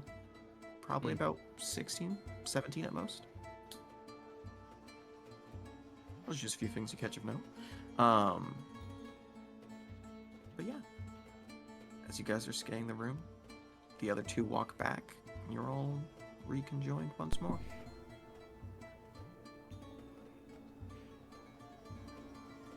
Have any of you ever heard of Dragon on Dragon?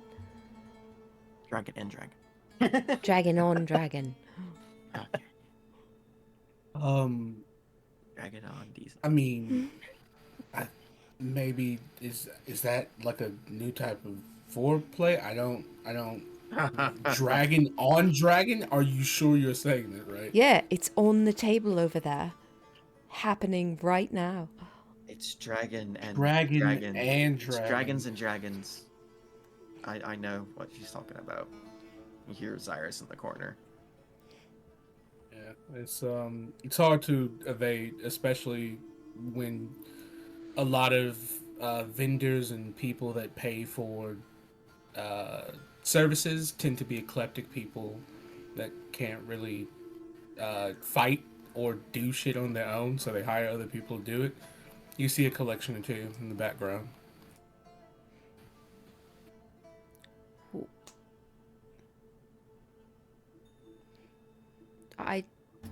What? You So you don't like the game?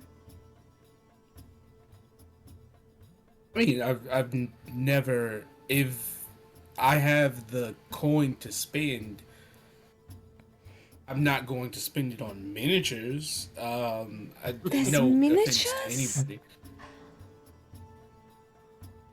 What do you think is on the table? Dragons! They're not actual dragons, Kipling. They're representations, the stand-ins. Anybody that's playing Dragons and Dragons with actual dragons, either has an abundance of dragons, should probably be looked at for like creature cruelty, because dragons are relatively super intelligent. Most of them, a lot of them, some of them, and they're wealthy and maybe powerful beyond any measure, to make dragons fight each other. That's kind of fucked up.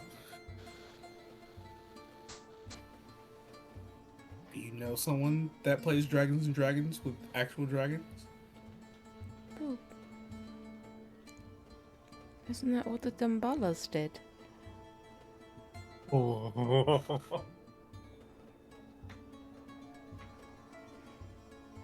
I don't know. You stayed with them. Did they make dragons fight other dragons? There was a lot of dragons. And they did like fighting a lot.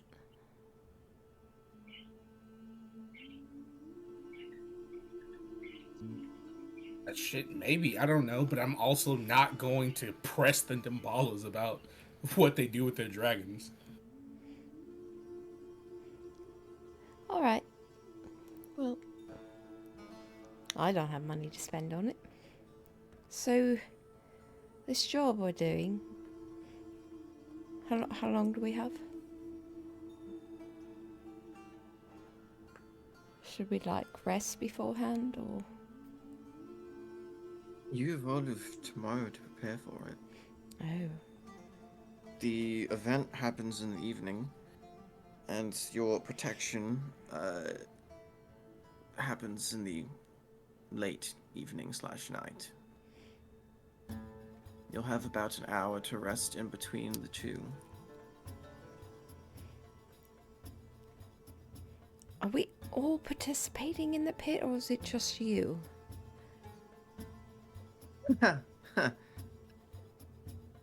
You're not addressing me, are you? No, no. Cool.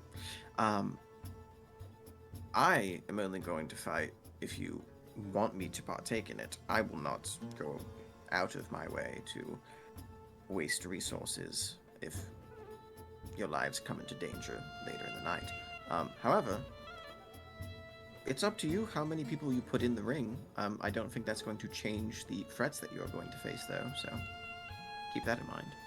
And if you don't participate, probably not getting paid.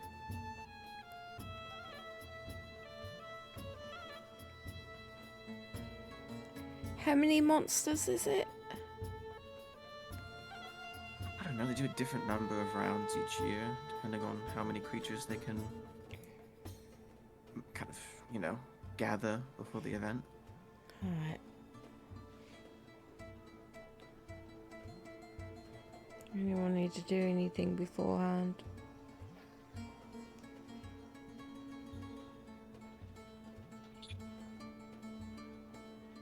I don't need Go to. shopping for that diamond. You're looking for a diamond? Or Sectrum. At least 100 gold of it. Oh, 100 gold. Fuck. Wrong accent. 100 gold? What for? Okay. So, what spell takes a diamond that's worth at least 100 gold, or at least 100 gold worth of Sectrum? There's a lot of different well, I spells don't that know. require... Revivify! Revivify! Wait, A revivify costs 30. Mustang, That's play that 300, back in your right? head. That's 300. Oh, 300, excuse me. Yeah, I was about to say greater resurrection. I'm not Yeah. greater restoration. You were saying it like it's obvious, but you were blatantly wrong. So I Yeah, don't that know was what. my bad. I'm sorry, folks. That was my bad. My bad entirely. But you don't have to point out so harshly when someone's wrong. You know, there's like tact. Well, and no, No, but if no, you stuff. like, I earned it. I earned it. yeah, if you It's okay, come in Kipling. swinging and you're missing and you're wrong, then why would I not correct you so you don't Yeah. do it again? I earned it. Kipling, you can't give it out if you can't take it back, and I earned that one. I don't know. I think you can give it out and not take it back. You can just give it Well, out if you and would then like dodge me it. to treat you and all roll like away children, and, you know. I can treat you like children, or I can treat you like grown adults. How about you treat us like we're paying you? This is me currently doing that. Damn right. We should pay you less. I think you probably should be paying me more, considering I've already saved one of your lives and gone on much more than I originally bargained for. You enjoyed this. Oh, it has been fun, don't get me wrong, but all I'm saying is a bonus would not be turned down. Well, earn it. Yeah, if you want a bonus, Madame Borelli has given it. I'm sorry, but okay, damn. She certainly didn't seem opposed to me partaking in the game, so 2,000 gold wouldn't be amiss. Oh no, you don't have to be in. What? No, we Oh, don't no, want no, her no, to you be said in the earn game. it. I will gladly earn it. No, we don't want you in the game. No, it's too late. No, it's not. It hasn't started yet. No, but I'm the person that's going to be talking to Madame Borelli about who's going to be participating. Okay, fine. You want to be spiteful about it? Go for it. I thought you said you could give and take. I can. This is me giving the gift of myself.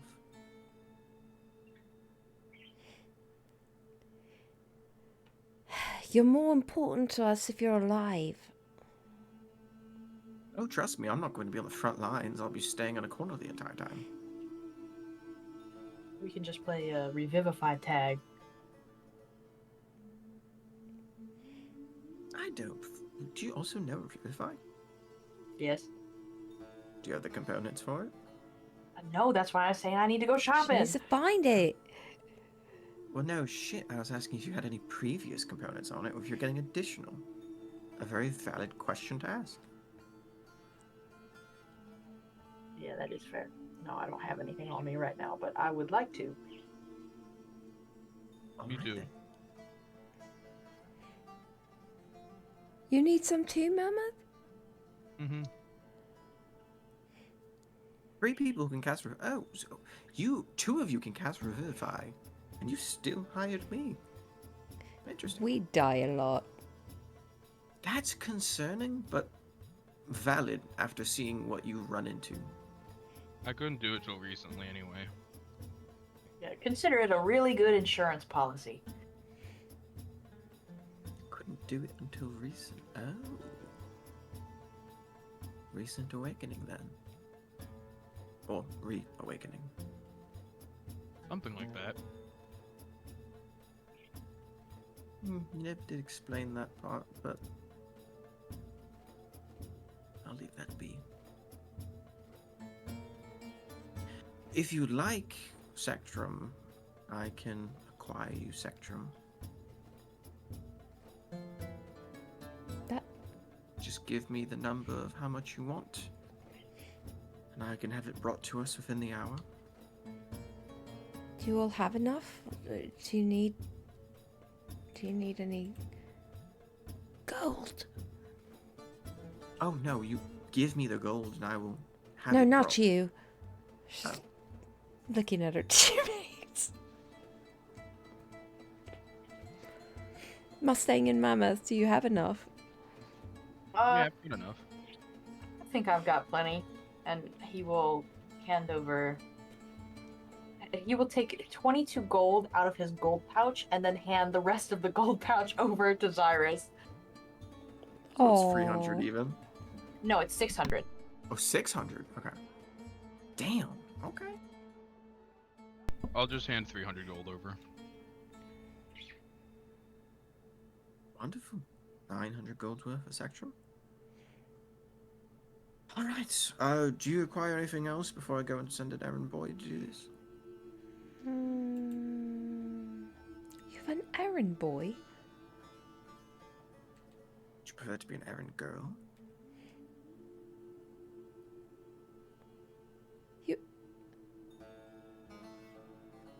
No. Well, I have other matters to attend to, but this is a Oh, very what do you need common to do? thing. We would love to help you. You seem far too invested in it for me to actually tell you what I need to do. That is my personal business. Well, yeah. I'm really not good at this, guys. I cannot tell trying if you're your best. being like genuine or if you're trying to if you want to help, sure, that's fine. But I just, work relationship and business relationship separate from personal. So, just Oh, wanna. personal.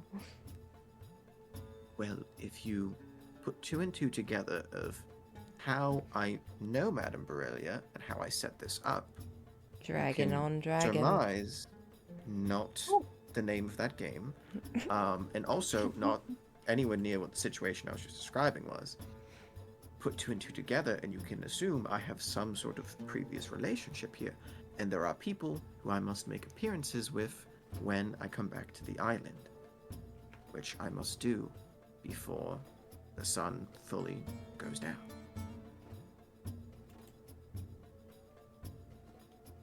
All right, well, you have fun with that. All right then. 900 gold's worth of Sectrum will be brought to the lounge within the hour. Many thanks. I'll be back. And she strolls out back into the main thoroughfare.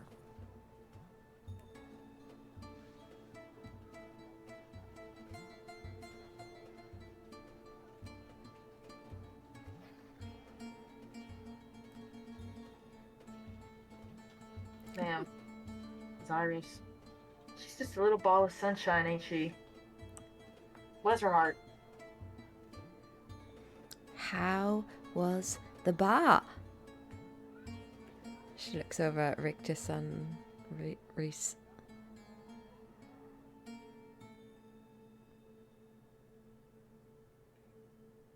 Rictus just looks over. What? The bar.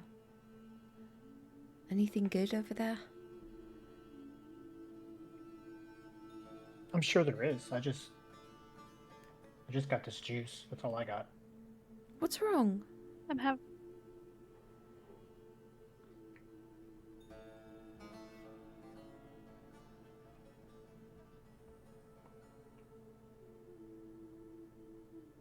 We're breaking up, Reese.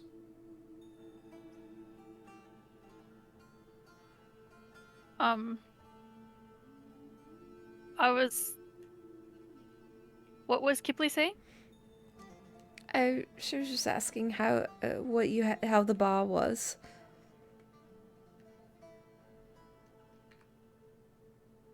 I was having some tea.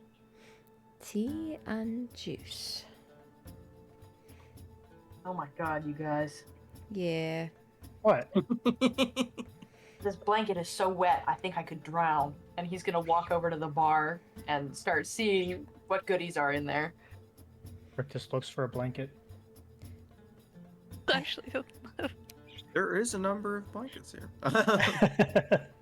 Mainly kind of warmed towels, but Kipley Are lifts there the any blanket and sniffs it. Blankets soaked in alcohol. no. You don't God, see this an place blows. alcohol blanket soaking section. But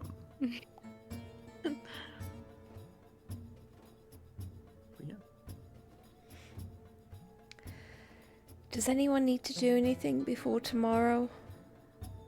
It's going to be a bit of a day, I imagine. Reese just gets have a little a- bit more serious. Go ahead, Ryan. Oh no, it's fine. I was just gonna say, I just have a little bit of shopping I need to do before we get started, but nothing major. I mean, now What do you might have be a to good buy? time. Yeah. I just need to get some medals. Rupert's still kind of beat up, but he's gonna take a while to get fixed. So I was just gonna get the medal ready, have it sent to the ship, so whenever we do depart, I can work on him.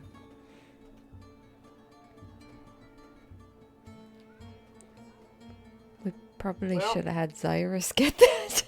Yeah, I was gonna say our chances of getting robbed just went up like tenfold. Cyrus comes walking back in. Did you need something? No, okay. Yes! She gone. No, she gone. Oh. Live with your mistakes. Yep. All right. Well, if you're gonna go out shopping, you definitely shouldn't go alone. But I don't think I ought to go out there. Cyrus didn't make it sound like a real friendly place. What do you mean? Like you're not welcome? Yeah, I know when I've rolled into a town that doesn't exactly fancy someone like me, and this is one of them. Hmm. I don't like it here anymore.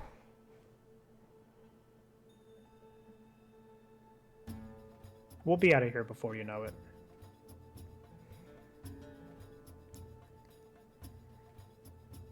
So Rick, we just- just... Oh, no, go ahead. Yeah. Yes. This whole money and favor thing that we have going on tomorrow. Is there anything that you need? I was just gonna see if she knew anything about or where to find the Stoneheart brothers. Now, Kipley and I got to talking with Sylvia Huckins out there, and she gave us a word to the wise that there's not much to be trusted around here other than gold. So I don't know if she was implying that her information was no good, because she followed that up with Madame Borelli has never steered her wrong, so I'm not really sure what she was trying to get across. I think I'd take the chance. I mean, if it can Yeah, get us blame ya. some positive information, that way we at least know where we're gonna go once we get to Mistrin, which direction to go. Did you need some more gold for purchasing metals tomorrow?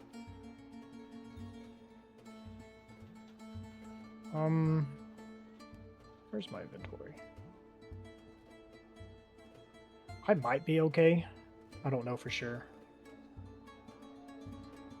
I'll need a good chunk of it, but I'll just have to wait and see what their prices are. She goes into her bag and pulls out her pouch and separates some of the gold and puts well, I have more than I need, more than I think I can spend. She puts a separate pouch aside. It's got 200 gold pieces in it.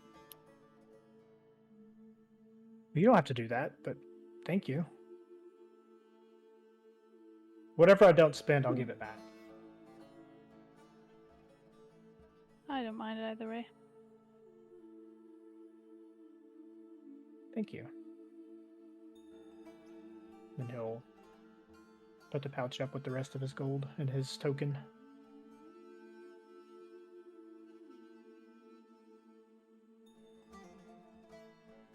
Are you looking forward to fighting tomorrow?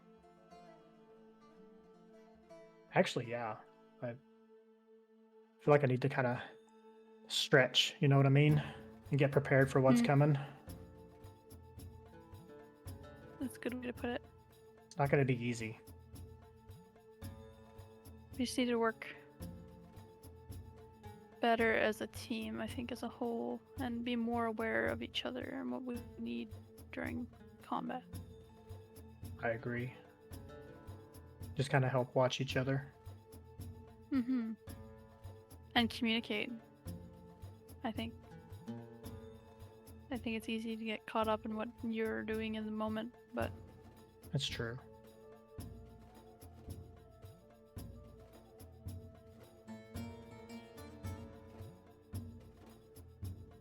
you know, there was a lot I could have done to help Maeve before.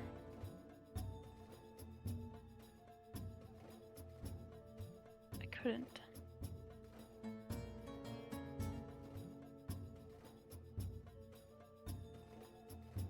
Sometimes I get mad about it sometimes. Can't blame yourself for that, though. There's all things that we could have done different to help her out.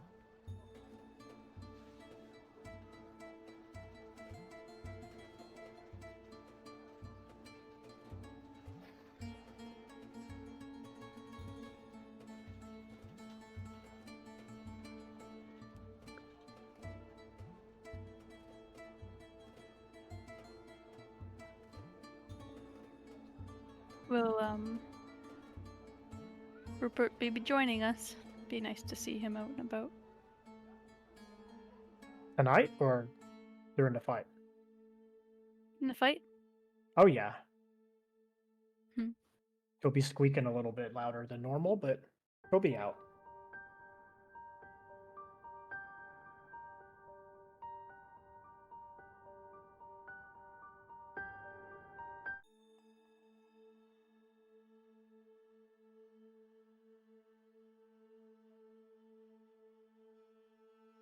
You know where we were staying tonight?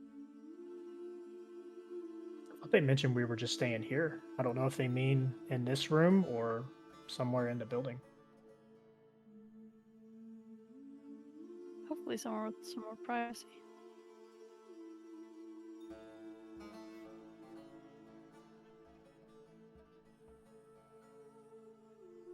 Guess we'll just wait and see if they make us leave this room. They may not, I don't know.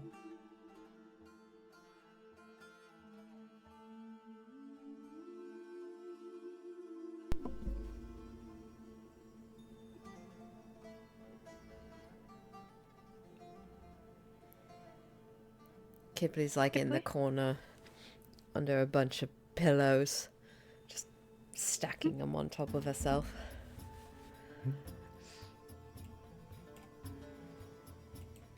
Where did you find all the pillows, Kipley? Everywhere.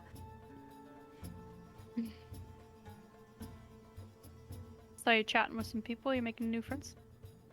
No, they're old friends. Hmm. The I Hawkins. suppose I recognized a couple of them. Yeah. Oh, I only recognise the one, Sylvia. The blue-haired one. Is it... Oh, I thought it was green. Hmm. But anyway, that over there is insert name. That one over there is insert name. That guy over there, his name's Paul. Unfortunate. Right? Does he look like a Paul? What's his last name? From the 80s. And then the guy in the far corner, Count.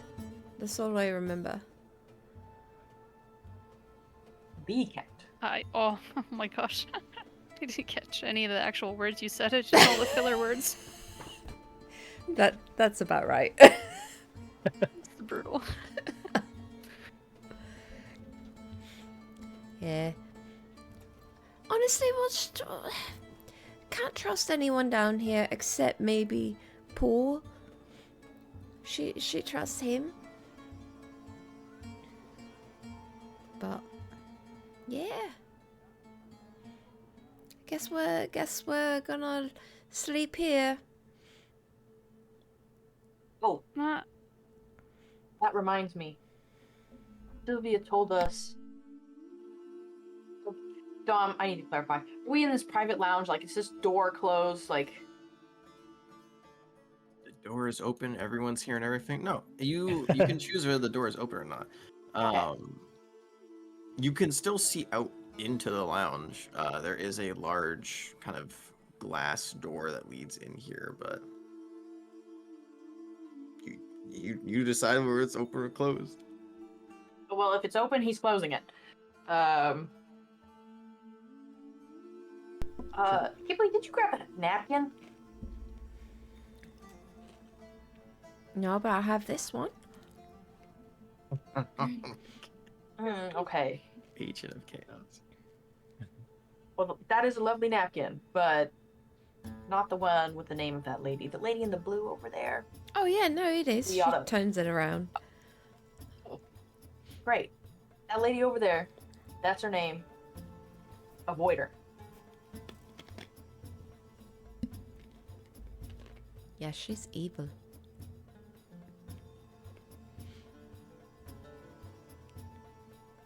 But also don't say her name out loud. Got it? And he looks at everyone with kind of crazy eyes. Okay. Anyone recognize this name? As she shows the napkin around to the room.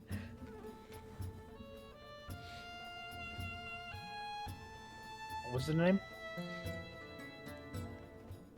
Oh shit, I don't know. I believe the one you're talking about is Lorna Day Newman. Yes. Yes. Oh, that's all one name. I mean, two names. Mm-hmm. I was Lorna thinking. Dane is one word. Okay. Doesn't look familiar to me.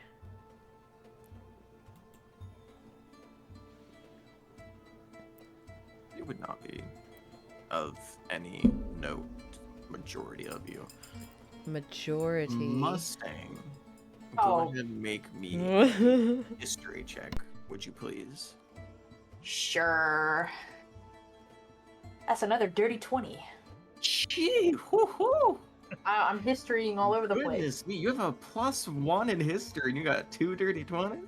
Yeah. Well, We're goddamn. remembering tonight, gang. Cool. With a dirty 20, you don't remember exactly when you heard the rumor, but there was kind of like a joking rumor, like where you hear about something so drastic and like so out of this world, we kind of laugh at it.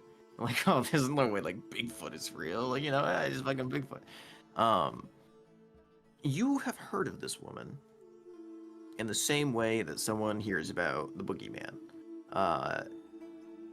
There was supposedly someone who was so silver of tongue and so manipulative and both just beautiful, commanding, and in the right place at the right time that a common street worker made their way into the royal palace of a pretty distant and isolated kingdom in the south, made their way into becoming the right hand of the king, and had supposedly set loose a metallic dragon upon the island that was stored beneath it for hundreds of years. And the rumor is so absurd that no one believed it. But just now in this moment, you kind of have like that vague recollection of like, oh shit, like yeah, no, if Sylvia's telling the truth, Boogeyman exists. Oh, shit. But Yeah, it was guys. also a small society, so it wasn't like a it wasn't a brotherhood related brotherhood like treaty or anything like that. They were their own people. You don't remember the name, nor do you remember the like location because it was a rumor at best. But you know that they're south of Paradise Peak somewhere, so they were once real. You don't know if the island's still standing.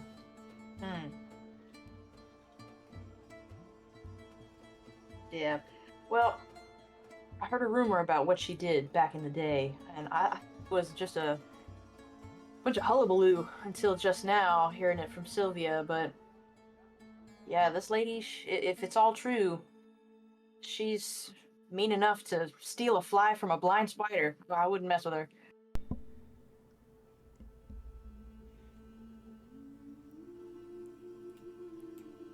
So she really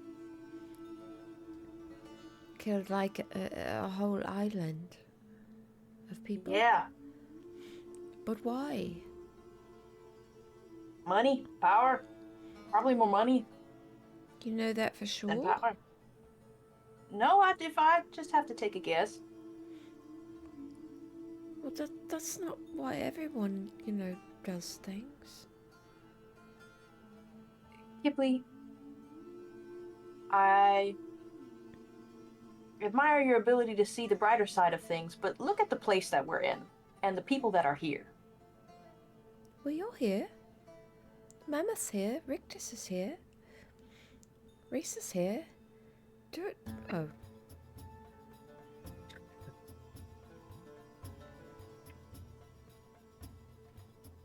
Verdon is here. Yep. Do you see my point? It's a mixed bag, and you never know who you're really gonna get, so it's best not to take your chances. Assume the worst, hope for the best, expect nothing.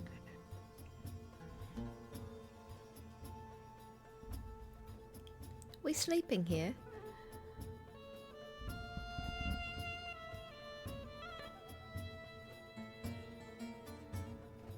Okay. Good night. Look, Pulls a pillow over her head. I'm waiting to see what Caitlin says. Oh, time goes on. But do you want? We can take 5, Caitlin. Yeah, I'm sure To see someone if you has can to reset pee it, 'cause I don't somewhere want in you. here. I don't want you missing the entire, like half of the session.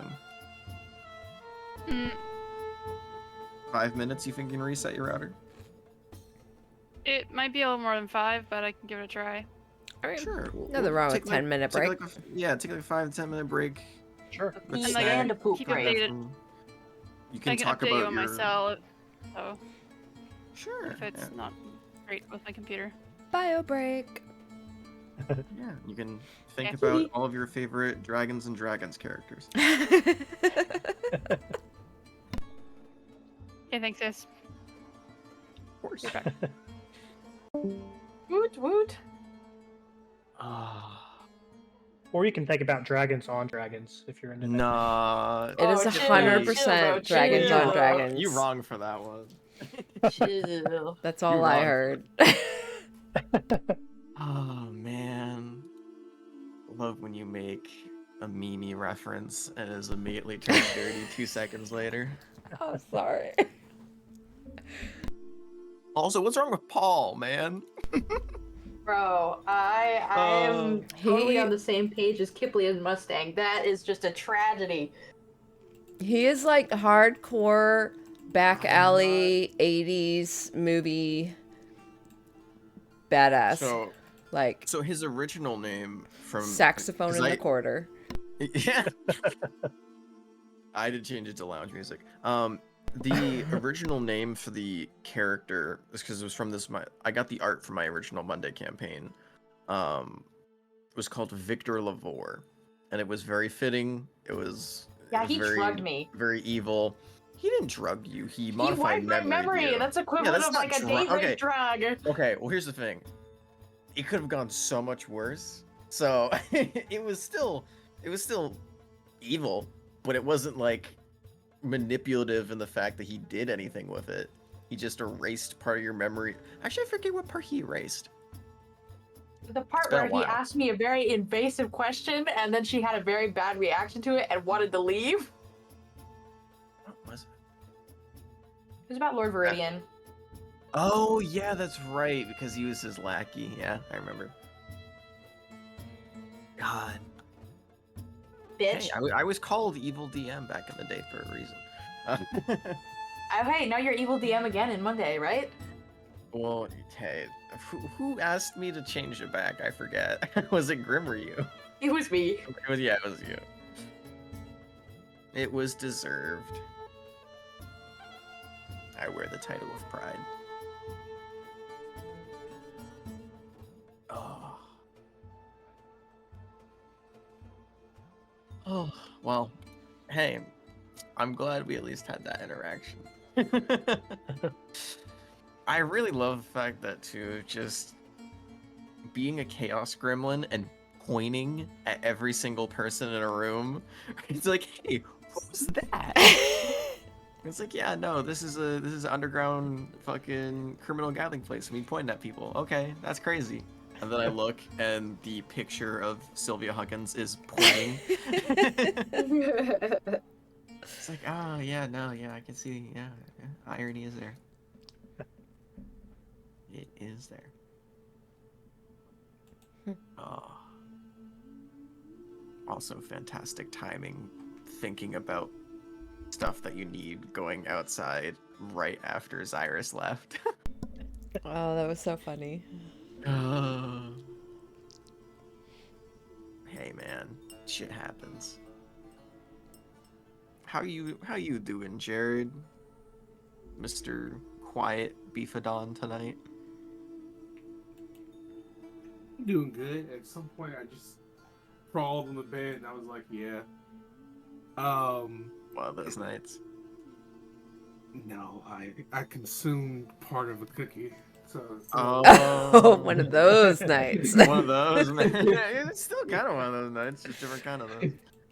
yeah, you know how they say going dark? I just go nonverbal. Well, now that I know that, you're about to be brought back in game. Yeah. All questioning of the interference. But no. Time for a monologue. Yeah. No. And coming next on the stage, the Savage Hunter with a 5-minute poem that he made himself on the spot. Oh. You're gonna be waiting 5 minutes for silence. Slam poetry, but silent edition. I say we just go straight, skip through tomorrow, go straight to the battle. I'm gonna give you guys that option. I'm not gonna make you RP the entire day. You can prepare or go shopping and get whatever you need, and we can head right in. I will say, when I am zooted, combat is I lock in. You gotta lock in. It requires the least amount of talking, and like it's modular. So and it's all math, and my brain is just like, yeah, we're vibing here.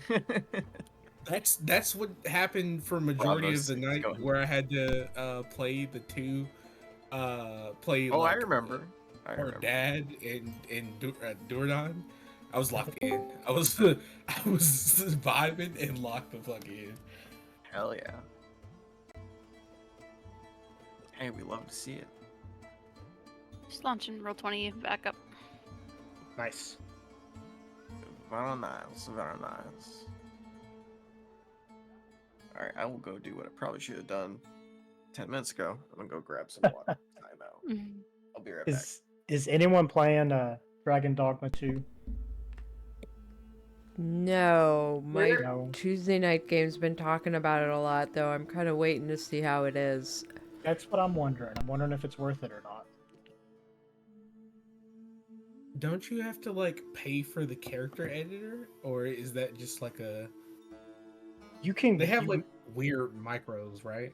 Yeah, from what I've heard, like you can make your character to start out, but if you decide later you want to change the hairstyle or something, you have to like pay for it.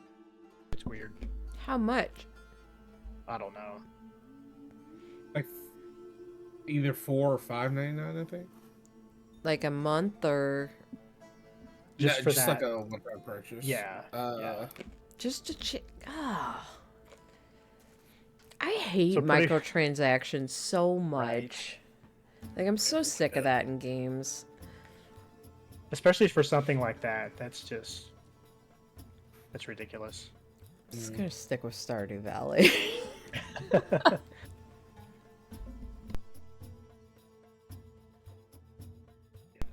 That's dog shit. You're telling me that one day I just might decide like, shit's getting real around here, and my hair's been getting in my way, and I think my character would decide to like pin it up. No, they won't. $5.99, bitch, to make it happen. Paying for a haircut in game. God, I would be so fucking livid. I would be so fucking livid. Oh. It's probably less can you expensive imagine? than Dragon on Dragon, though. You know what I've been enjoying playing? What? I get hooked on it every now and again. Civilization 6. Ooh, No, not Civ. Civ 6! Come play with me. Every Yeah, time my I poison turn of it choice back is on, I Roblox. realize how much I like it. I like the pace of Civ 6 like late in the night, and it's not like super in your face or annoying or demanding of your attention. It's kind of nice.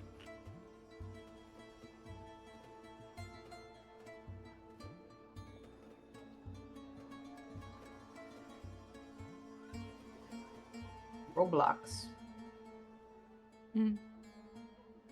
Need the gang play Is it- Roblox. But I was mean, about to if say, you is are it feeling like- frisky, you can drop nuclear bombs on the civilizations. There's that too. I'm Legalize sorry. nuclear bombs.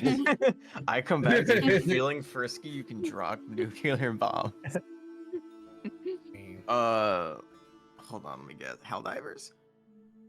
Nope. Civilization Damn. 6. Oh, Civ 6. Oh, yeah, no, that too. I actually really like that game a lot. I was telling them I like the pace of it because it's not like super in your face and it's like kind of a nice pace for late in the night. But I'd play a lot of Civ in high school. That was a while ago. Oh, here you go. It And was Dragon's all ago. Dragon's Dogma 2. If you want to fast travel, it's $2.99. Jesus Christ! No. Yep. See, okay. Per I fast know. travel, or just to unlock the ability to fast travel? It just says the one that drew the most criticism was fast travel. That's $2.99. That's probably per fast travel because bitches be I crazy. swear to God.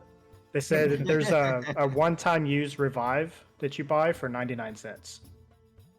You Oh only have 5 of God. them. There's only 5 purchasable versions of that, right? See, I saw a lot of people being very hyped by this game, Mm-hmm. but to me, it looks like it's old gen graphics. The combat doesn't look great. Character creator's funny, I'll give him that because it does look like a decent character creator. But like, it feels like everyone's overhyped it so much, and I'm just looking at this like, no judgment, but no, I'm not getting this. Not for $70. If it came down to No. like $20, I might. 20 exactly. Yeah, like this is not a game that fucking knocks my socks off. I'm out here being someone who's not spending money on a new game every single day, but $70 for that shit? Hell nah. Alright, but we back. Is your connection stable, Reese? It seems all right. I haven't heard you guys blur into robotic nonsense yet, so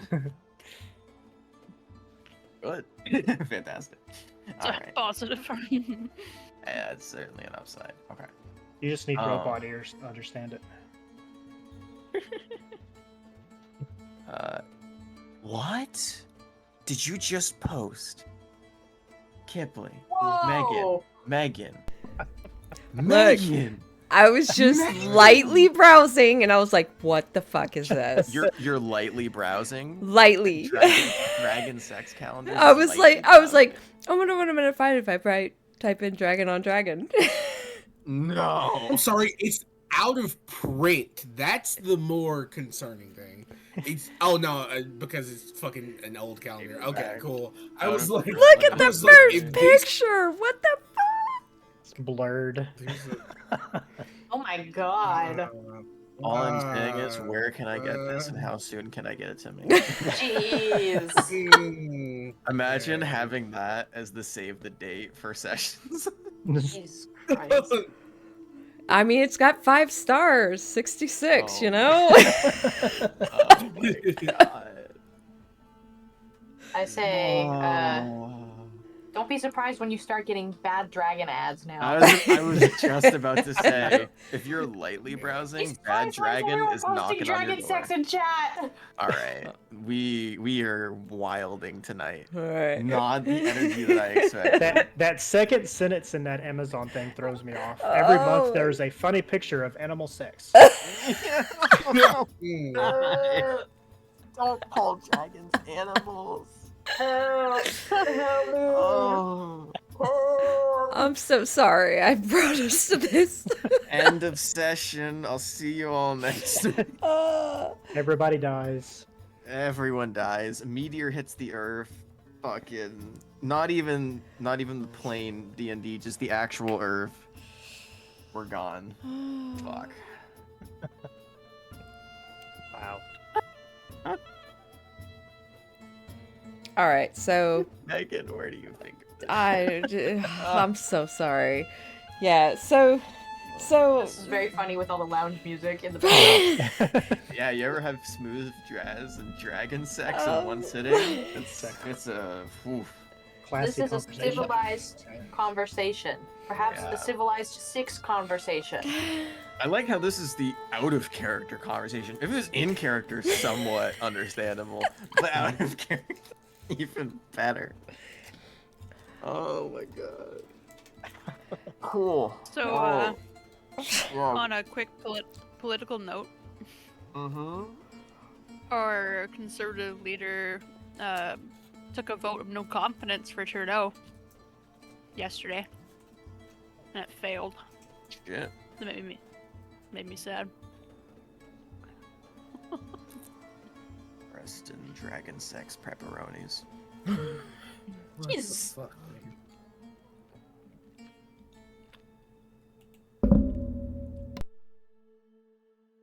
Do we have free will, No. Ash?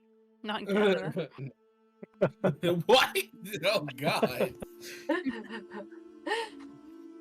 I like whipping that one out when things start to get crazy. It's like, so do you think we have free will? Do you think we chose to be here right now and have this conversation? Or there's some outside force making us talk about dragon sex?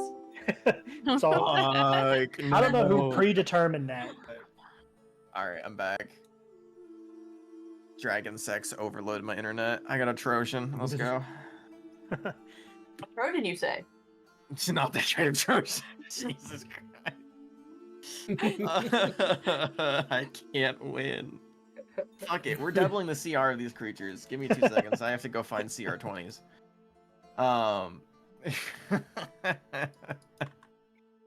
Cool. We're here to do a thing. Let's do that thing, shall we? In the evening, picking back up where we left off. Eventually, after some conversation, about 15 minutes goes by. A little bit more than 15 minutes. Like, let's say half an hour goes by. You see this kind of scraggly looking, it's probably a lot of your first time seeing a Furbolg, but it's just like really hairy, like long, lanky Furbolg come up to your lounge door and knock on it, and you see there's carrying just a large oh my god. He's carrying a large kind of I can't even want to say sack anymore. My brain is tainted. He's carrying a large glass box that has some files in it. And you can see it's filled with Sectrum. And he puts it down at the door and he leaves. No further interaction. You lost the Borat interaction. We're moving on. So you get your 900 gold piece worth of Sectrum. Is there anything else that you'd like to do for tonight? Before you take a long rest. Are we staying in this room or what? We'll get to that. Anything else that you'd like to do before you settle in for the night? No. Going once. Going twice. Soul to the lowest biddler. Fuck. Alright. I'm all fucked up and we haven't even gotten to combat, folks. cool. Zyrus eventually comes back, and she hands each of you a key. You are not staying in here. This is a lounge of the sponsors, and also not a place you sleep. She brings you up the stairs. You take a left instead of a right. You go down about 10-minute walk of a very long, pearly hallway, and you find a large assortment of kind of ranching paths. And taking the right out of the intersection, you end up at a number of doors where you can each have your own private room for the night. As you all settle in, you all get a long rest. The next morning comes. Is there anything that you like to do during the day before you go on to the tournament later that evening? Because we can skip ahead if that is what we feel.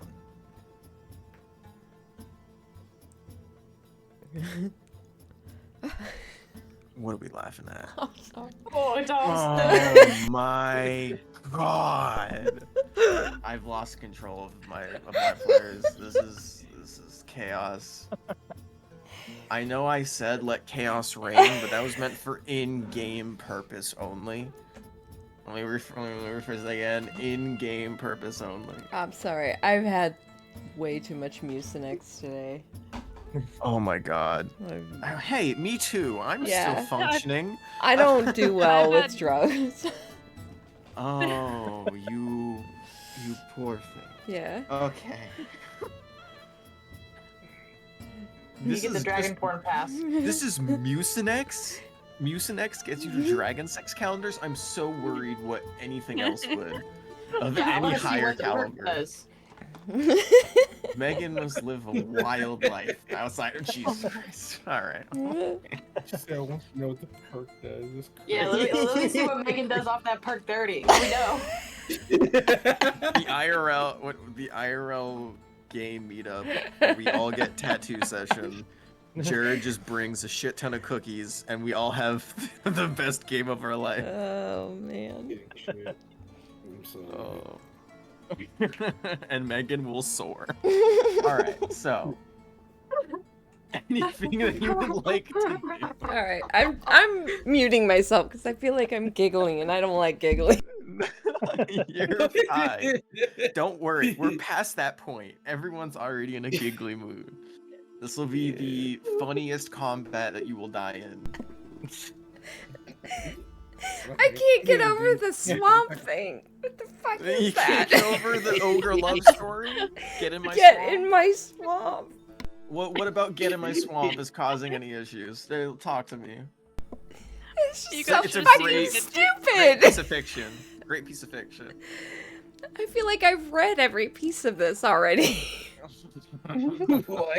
You've never I'm heard getting Shrek it. is love, Shrek is life? There you go. All right, Getting I'm it for sorry. My sister, Yeah. or whatever the next gift is, because she's gonna think it's so fucking funny. Oh. And scene. I know. I'm sorry. I'm sorry. Moving on. No, do you know what you spend your day doing? Looking at random books on the shelves inside of your private domiciles, your private rooms. And Kipley's is strangely a mix of dragon sex calendars and get in my swamp ogre stories. Everyone else, normal books. There you go. So, anything that you guys would like to do before the evening of the fight? You have the entire day ahead of you, so any shopping that you like to get done, you can do it. Any RP, you can get it done. Anything that you need, you have the time. Yeah, do they have night vision goggles here? Or You say that dark so vision? casually. You can look for a magic shop. They don't have it lying around. Well, yeah, I Um, mean like a like a magic shop that Go would ahead have. and just roll me an investigation check. Doesn't Rictus need the medal too? Yes, I do need it. You also roll me an investigation. Okay, well, I assume I don't find one. 5. Not immediately. 21 W. Yours is much easier to find because you were just looking for, I assume, scrap metal. Not necessarily scrap metals. I don't want like high quality metal, but I don't want the Okay. cheapest metal. You know what I mean? Are you looking for magical or non-magical? Non-magical. Cool. So just simple iron or steel is going to be still rather cheap compared to most things. For Rupert's repair in general, that's only cost you about 10 gold maximum. But for upgrades and for beefing him up, go ahead and just roll me a straight D10, excuse me. D10.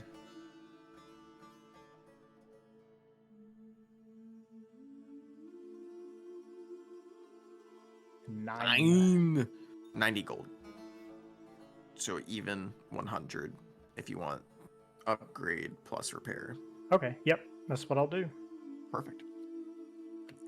You get it, and the large kind of bugbear working the shop just gives you a crate that is the already kind of smelted down bars, and you know there isn't a workshop inside of Madame Borelia's rooms that you previously had.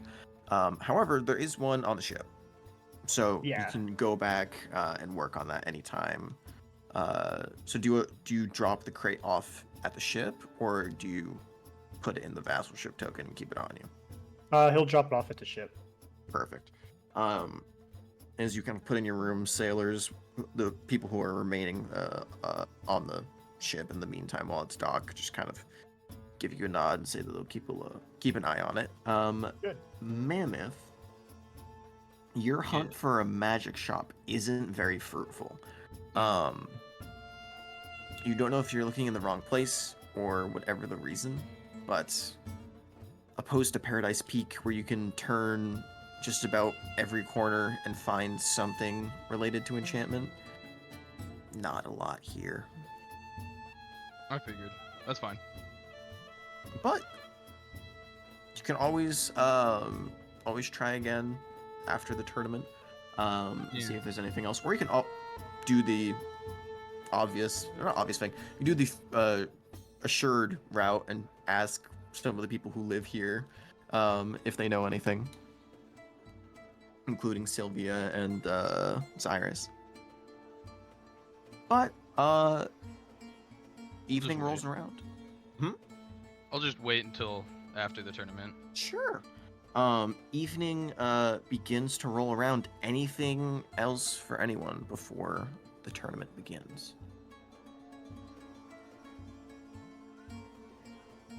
Once. Going twice. Buy a couple health potions. Sure. What would you like to look for? Are you looking for standard, or are you looking for anything above that? If they've got something above that. Cool. You also make me an investigation check then. As I don't know what they cost. It's 50 for regular. Let me pull I know up. 50 is regular. My Risha's page isn't opening.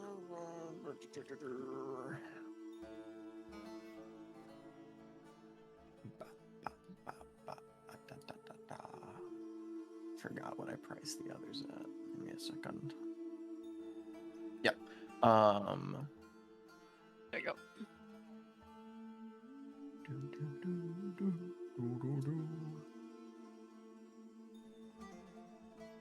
Did it roll?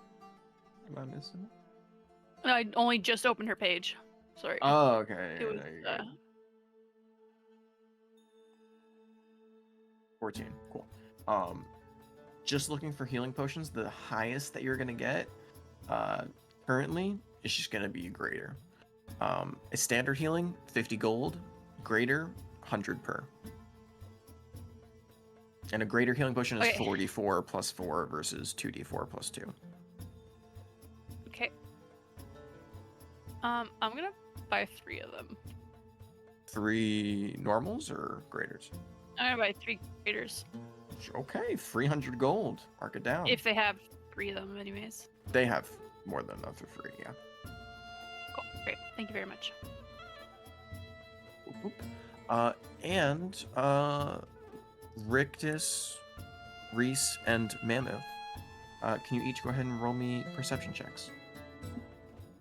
Oh gosh. It's okay. I got this. Kind of. She didn't, so.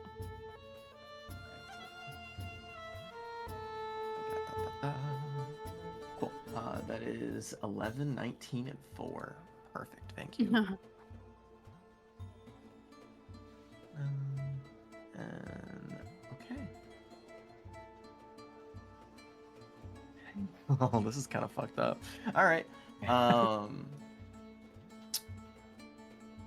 moment. I have to go ahead and look down here. 1, 2, 3, 4, 5, 6, 7, 8. Cool.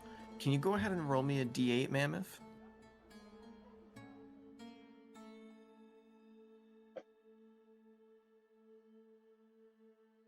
Eight. What is happening to me? Cool. Cool, buddy. All right, so I'm just gonna remove that real quick. As you come back from your outing, I assume you guys went like as a little group, going back and forth because you don't actually know where out and in is for the entrance. You were blindfolded to get in, so Zyrus is accompanying each of you with this journey. On your way back, as you kind of regroup with everybody, Mammoth, you realize you're a little lighter than normal. Oh no. No! And particularly 6 pounds lighter. As you're kind of shifting your shoulders and stretching and just kind of getting ready for the day, you notice your wooden shield is missing. No. Which is probably like the best item that could have gone. Out of everything, out of the 1, 2, 3, 4, 5, 6 chances to be a magic item, you got one common one, so probably the best outcome. Yeah. However, you are missing a wooden shield, That's unfortunate. meaning that your armor class is back down to a 16. For the moment. You can also go and buy another one if you want. How much is a wooden shield? A wooden shield, I'm pretty sure, is only 10 gold. Yeah. So you can go ahead.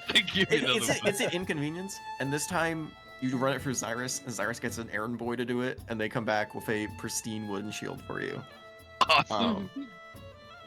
It's just one of those moments where you're just kind of like, oh, okay, move on. Yeah. But anything else that you all would like before we start? Getting down to the last chances here. I'm good to go. I'm good. Are you hinting at something that we need more? No, I just want to make sure in case anyone had anything they wanted to get or prep beforehand. If there's any loved ones you wanted to talk to. Yeah, you know. do you have any will and last testament your that you want to write goodbyes. before you go in? No, I'm good. Did you let your families know that they have to mourn for you after tonight? 2 characters gonna have a heartfelt conversation, so we know one of them's about I never even realized Reese left. You get the fucking sad Naruto music playing in the background. Oh, fuck, one of us is dead. For sure. Do any of us have families to even... Well, you're going after someone's family right now, so... There's only one of us! I got a grandpa somewhere. Mammoth has family alive. You know Mammoth has family alive. Rictus has family alive. Yeah. No one else has really talked about their families, so... Well, Kipley is kind of like half and half. You know where your brother is. You know where he is. You just don't know, not technically alive, not technically dead. It's a weird... You guys made fucked up shit, alright? I didn't do this to any of you. Cool. But if that's it, we can go ahead and skip to the evening. If that's what you guys want. Yep. Okay. Yeah. The day is basically all of you preparing for everything, getting a basic rundown by Zyrus, and just kind of working out some basic like battle strategy of, hey, let Durgan walk in the front, stay on the sides, use cover. She gives you a rundown of the arena. She physically walks you inside of it and shows you around. And to remind you of what that looks like again, there is actual traps and pillars in here and cover. And this looks like this was made for like strategic combat, so you don't actually have to just stand in the middle of a pit and fight in the open. However, as she's kind of like walking you through all of it, you do notice that there are 4 different gates. And she essentially tells you that you don't know which one an enemy will come from. So that is kind of the main ploy, is that there could be multiple enemies, it could be only one, and they could come from any direction. So you'll essentially get a singular round to prep for whatever you want that specific combat, and then one of the gates or more will open. But one thing before we do actually go to the evening, you do end up being brought back into the main lounge, where Madame Borrelia is back in the waiting pool. Where's my little brown bird? Okay, there she is. Whoop, whoop, whoop. And you see it's like a last minute summons. Zyrus brings you all to her. You see the 2 bodyguards are still standing there, which in fact were there when you came back in the morning and when you left for your rooms at night. You haven't actually seen them sleep and or move. And you see as you approach, Madame Borrelia has a big smile as she sees all of you approach and goes, well. It's the 6th. What a pleasure to be seeing all of you so early in the morning. Thank you for stopping by. Also, I'm sorry I heard about your shield, Mammoth. I hope you enjoy your new replacement. But we have bigger matters to attend to. So, you've agreed to do 2 jobs for me, with a total of 2,500 gold, or 1 favor and 500 gold. But, although Zyrus has given you a hefty recommendation and sung your praises like a canary, I do have a ritual of sorts, a kind of initiation, if you will, that every member of my family and those who are entering its ranks must go through before you do anything. Call it an insurance policy. All I need is one by one for y'all to just step forward, get a little prick on the finger, and allow my fine female companions here to take a drop of your blood. Why? Keep track of you in case you decide to turn on me, snitch, do anything wrong against me and my business. Call it an insurance policy. Do we get your blood in return? No, Oh. not how that works, darling. I feel like Reese someone's already holds her taken our finger out. blood. Well, that someone wasn't me, so who would like to be first? Reese steps up first. Wonderful. Risha, right? Correct. And you see they provide you a pin. You stab it and put a drop of blood in a vial.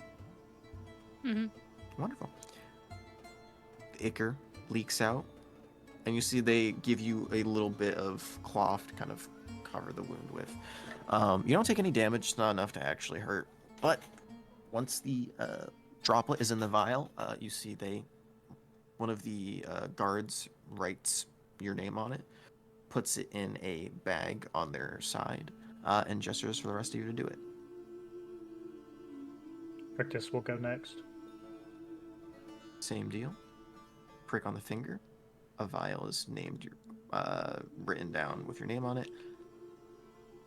Is there anyone specifically, so we don't have to go for this, everyone, that protests or tries to not do it.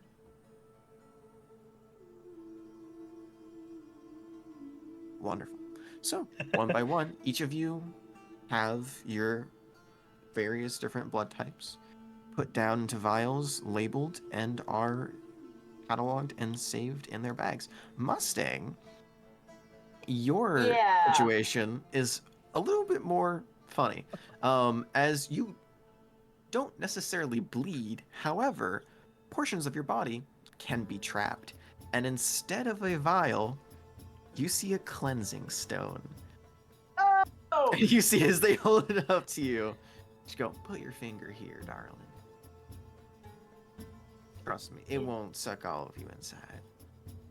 You know, I would have just put some of myself in a jar for you if you would have asked nicely. And he's gonna go ahead and touch the cleansing And as stone. you touch it, you feel that little bit of suction as you did before when you put your boot on it. But this is stronger. And the stone is not the same one. It looks like it is built for creatures of your type, which is actually a little interesting. Because this is your first time doing business here, and you don't see a whole lot of people like you. So you have a thought that kind of crosses your head for a moment of, there might be others similar to your build who she has taken this kind of wispy smoke like before. But a large portion of your kind of coal-like mist begins to seep inside of it, and you do see a small lump of coal does actually break off at the fingertip and enters the cleansing stone as well. But is immediately and naturally replaced as your body naturally produces such.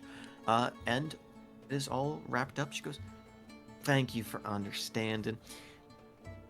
I do hope that I can trust all of you with these matters and potentially more in the future, but a woman can never be too careful, can they?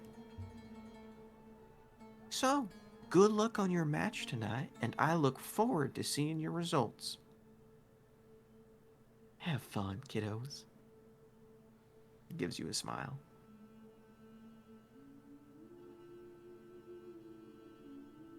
After that, you are dismissed, and you spend your day getting ready for the Harvest Festival.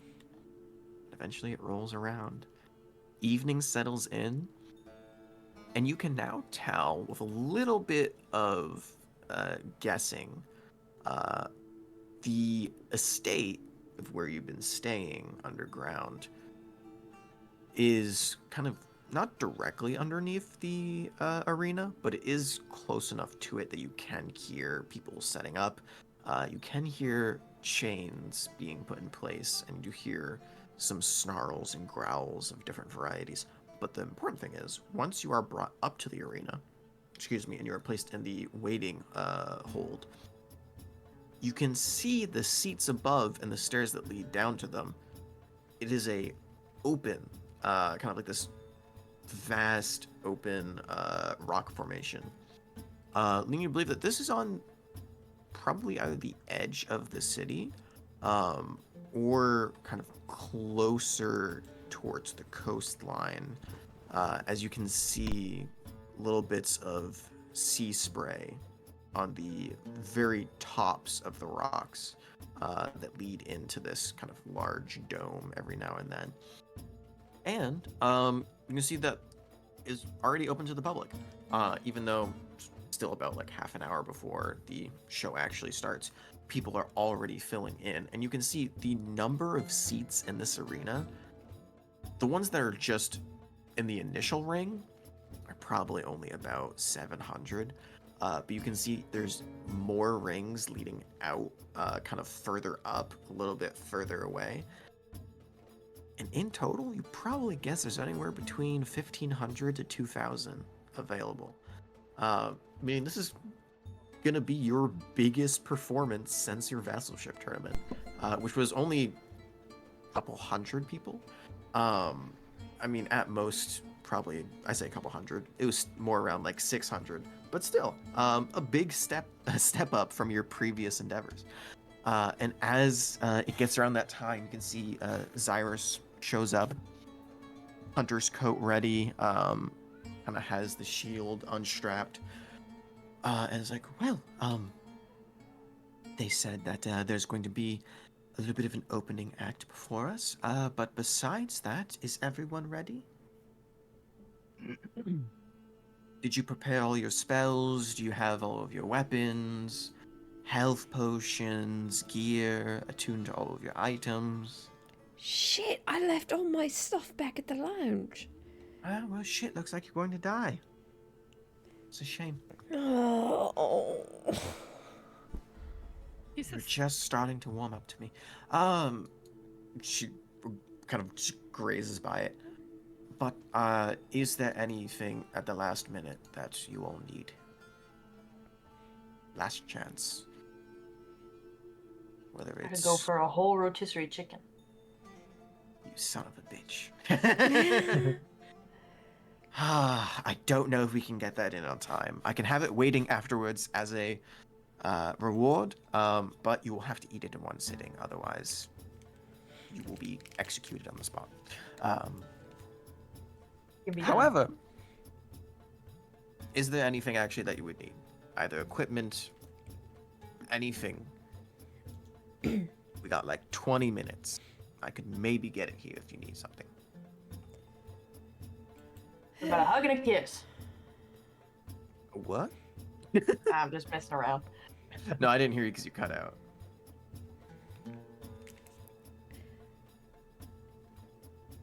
All right then, keep your secrets, Ash. Oh wait, I didn't realize you were talking to me. I thought you were talking to someone Yeah, else. no, I know. I didn't hear what you said. 'cause you I cut out. heard someone else about to speak. I said a hug and a kiss, Oh. but someone else was about to say something. Nope. I said nope. Nope. Nope. Okay. Nope. Well, Nope. you don't pay me enough for that, so no. And all right then. Good luck, and break a leg out there. Is that what they say? Is that for good luck?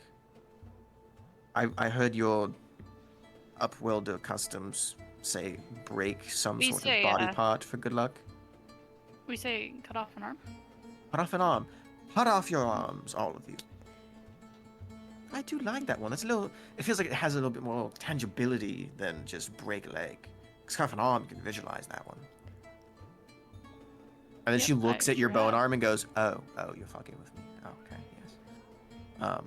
yes." Well, there will be someone by in a moment. I believe there's kind of a motivational speaker who talks to all of the fighters to get them prepared for the battle. Yeah, besides that, you should be ready to go. Any questions?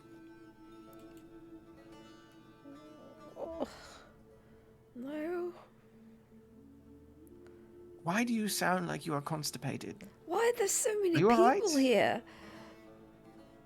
2,000 people, I mean, is the entire population of Port Cliff looks forward to this event every single year. This is an annual event that people save their money for. I mean, people save gold for months to get front row seats. This is a big deal.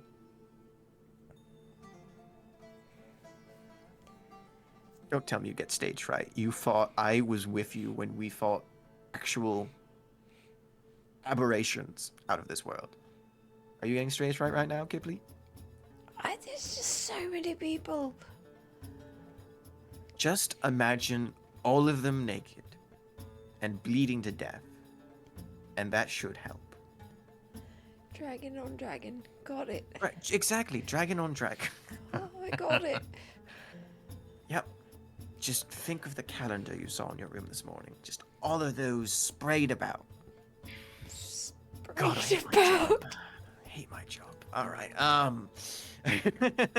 Cyrus puts in her 2 weeks notice. Cool. Well, with that.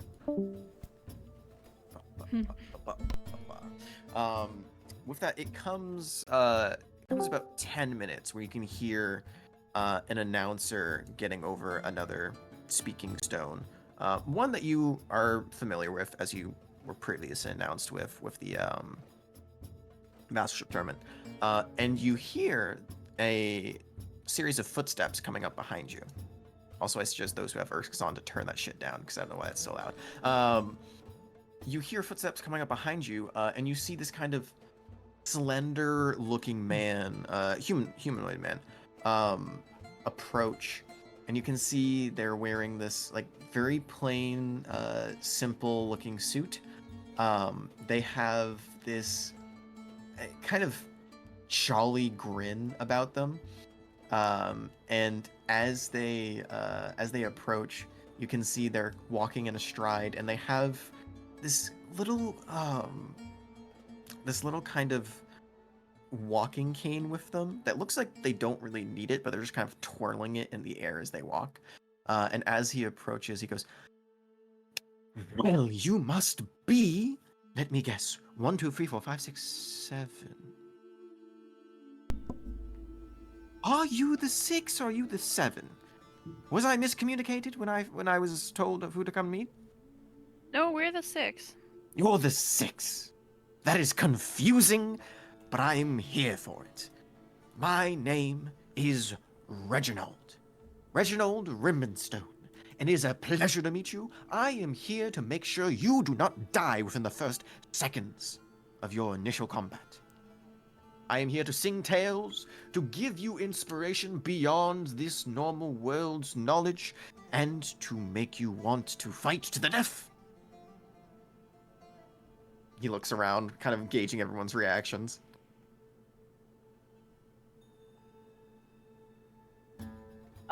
Mustang kind of just has his arms crossed and he's nodding along slowly. Kipley Well, scratched you down. already seem ecstatic. I am so glad to be here and see that you're all in high moods. Now, I was told to give an inspirational speech. What kind of speech would you like? Would you like dire? Would you like serious? Would you like funny? Would you like cunning? Would you like keen? What would you prefer, all of you? I have a large repertoire. Can you sing us a song? Yeah, make every line rhyme. I can rhyme, but I cannot sing. Mm, It's do not some part of my rhymes. job. Twine. Fuck, what rhymes with twine? You see, he kind of sits off for a second. Rhyming, I admit, not what I mainly do. Mine, vine, line. Well, you know, yeah, okay, all right. I'm not really good at rhyming, but I can give a speech. Any takers? Going once. Put at least one rhyme in there. Does I will it? attempt to put one rhyme in. Thank you. Would you like a serious tone? A joke? I can make a comedy. Make a comedy.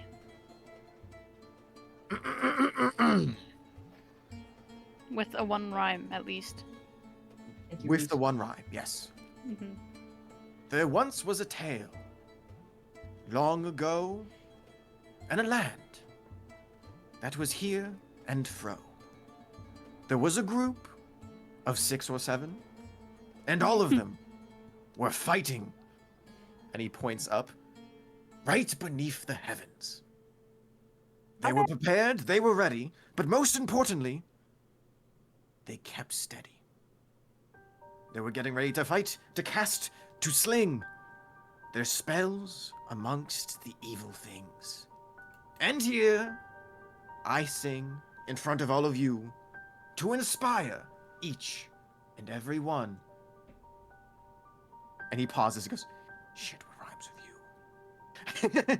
And you hear Zard's gonna go chime and go, "All right, I think that would do. Thank you, Reginald." And you each get an additional, on top of all of your current hit points, 11 temporary hit points, Ooh. thanks to inspirational leader feat. And he goes, "All right, that will do. Good luck, each and every single one of you." Was that good? Was that all right? Did you enjoy it? Do I get paid? You did a good job. I think that's fine. Yes, thank you, Reginald. All right, I will be back each and every single round in case you need my assistance. And good luck, my friends. Gives a little bow. You can see he just is escorted back down the hall. Cyrus looks so upset. She's just like, I hate that every single time he has to do that. All right, are you ready?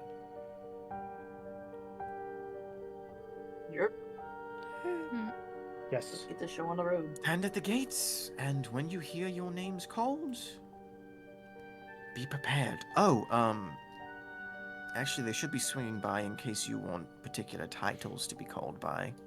They kind of build suspension up by calling each of you by name, so be prepared for that. Looks towards Kipley. I suggest if you're going to give a fake name, that you make it actually a good fake name and not Lisper. Okay. All right, and eventually you do see a similar figure to Reginald comes around and goes, "All right, I'm here to collect names. What would you like to be called when you are pronounced? Going in order, you." And we're just going to go on Discord or points at Duradon. "What is your name and title that you would like to be announced as, kind sir?" Both are Duradon the Savage Hunter. Duradon the Savage Hunter. That's a right nice title, all right. You, points at Kipley, what would you like to be called by? Zoe. Zoe. Zoe the what? Badass. The Shrouded beat. Do you want to say that again? Didn't get you the first time. It's Zoe. Just Zoe. Z-O-E-Y. No further titles. No. He's just like, all right, I'm gonna have to improvise on that one. You, young man. Mammoth. Mammoth the what? Mammoth the Awesome. Mammoth the Awesome. Needs some work. You, kind sir, looks at Mustang. Mustang Strums is fine. Mustang Strums. Gonna need to work on that one as well. You, my kind gnomely sir. Just Rictus Nordrum the 7th and Rupert, and then he'll get Rupert out of Rictus the Nordstrom the second. Okay, well that's a lot. 7th. Rictus Nordstrom or Nordstrom? Nordrum Nordstrom the 7th. with That's Rupert. gonna be a lot. With, I can also just announce Rupert as well. Do you want me to say with Rupert? Well, whatever's best, whatever's easiest, I guess. It's fine. Sure. Rupert Nordstrom the 8th or whatever. All right, you. I don't really have a title like some of these folks. My name's Raisha Amos. You can introduce me as such. Risha Amos. Boy, do I have my work cut out for me. All right, thank you. And your group name? Do you have a group name? Something I can call you by? The Six. 7 of you. Cyrus goes, Son, just Cyrus, Amaril, you already know me. Just call them the 6. All right, Cyrus, Amaril. Introducing the 6. Weird name, doesn't actually equal the number of you here, but that's fine. All right, well, we'll get on that. Each of you, good luck, and yeah, good luck. And does like a doesn't run away, but does like the fuck, what is it? Power walk. He just kind of power walks away towards the arena. And as you hear the kind of like heel falls at the very end of the hall, about 5 minutes later, you can now see the stadium is almost packed full. There is a wave of faces that likes you've never seen before. They're all gathering on the edges of the arena, peering in. You see there's like kids who are holding on each other's ankles, holding them over the arena's edge to see if they can look through the various different cages to see if there's animals in there. And you see a guard grabs the one who's actually in the arena and pulls them all up. It is the most chaotic, and it is the biggest group that you've ever seen gathered together for one event. And coming over the speaking stone, you hear, "Ladies and gentlemen, boys and girls of all ages, welcome to the Harvest Festival's main event. I am so glad to see all lovely 2,000 faces of you fill this beautiful stadium on such a wonderful evening. This is once again sponsored by Madame Borrelia. and you see there's a large clap. Audience goes crazy, and standing in the same booth that you all were standing in the night before when you were discussing whether you want to take this job or not, see Madame Brella gives a big smile and waves down at the crowd.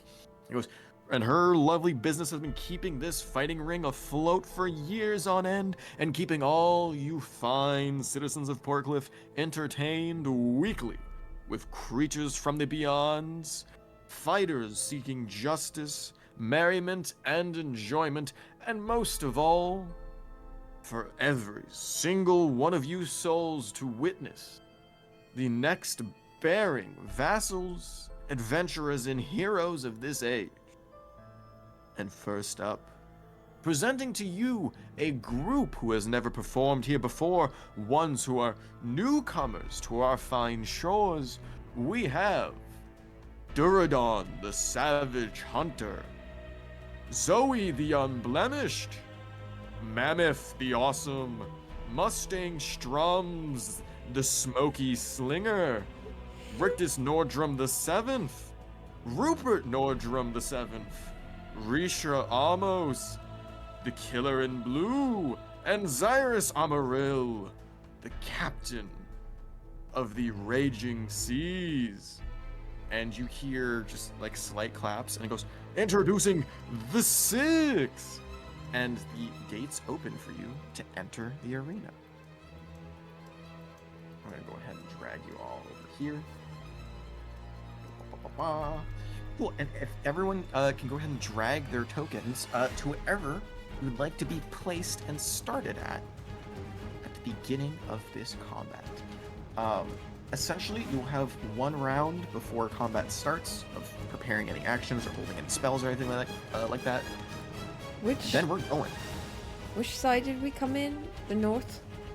You would have come in directly that way? underneath over here. This is Madame Borelia's seat. I'll actually put it on there so you can see where you are. But you'd be coming in from the south, but you can place yourself anywhere you'd like in the arena.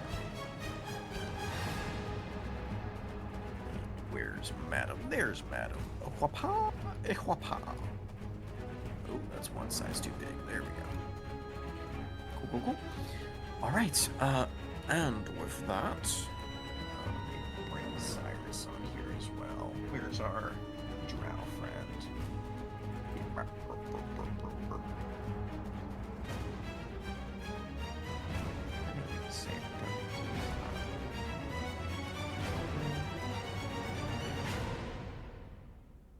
There we go. Cyrus is actually gonna go stand right next to Dirt on the middle. It's the furthest away from all the gates. Cool. Everyone have a token on the map? Got Rictus, we got Kipley, Mammoth. I think that's everyone. I don't How- see Mammoth. He's in the Mammoth's in upper the top left.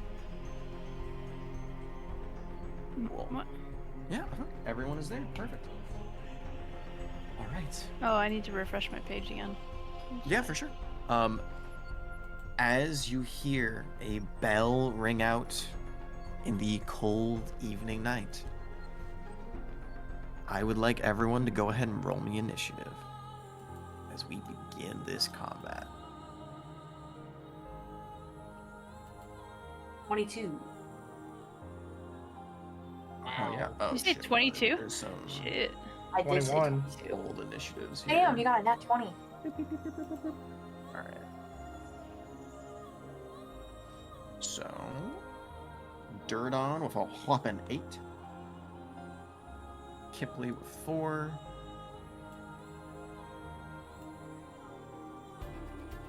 Risha Amos 17.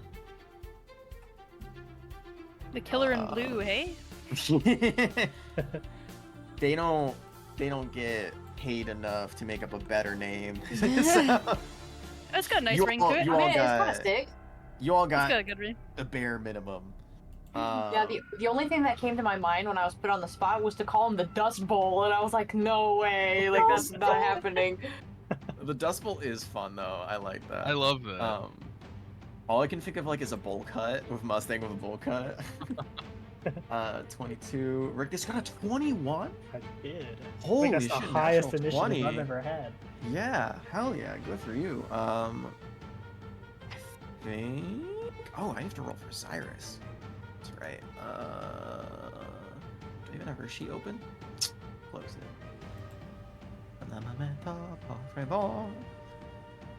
Cyrus has pretty decent decks, right? Okay. Oop. 5. I do want the cleric to go last. Cool. Am I missing anyone? I have Duradon, Kipley, Reese, Rictus, Mustang. I didn't get Mammoth. Whoops. Add turn from Mammoth. And Mammoth got a 12. Alright. And let it begin. Top of the order. You get a singular action, bonus action, or movement. Mustang, what would you like to do? Okay.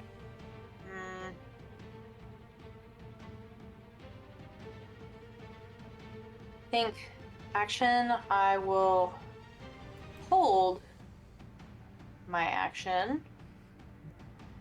Just remember, if you hold any spell slots and it goes unused the next turn, it is gone. I will not be holding any spell slots. So when it comes to holding an attack, like a ranged attack, can I say like if it comes, like how do you set up a trigger for a ranged attack? Any specification that you like. It could be where it comes within range, comes within sight. That's enough.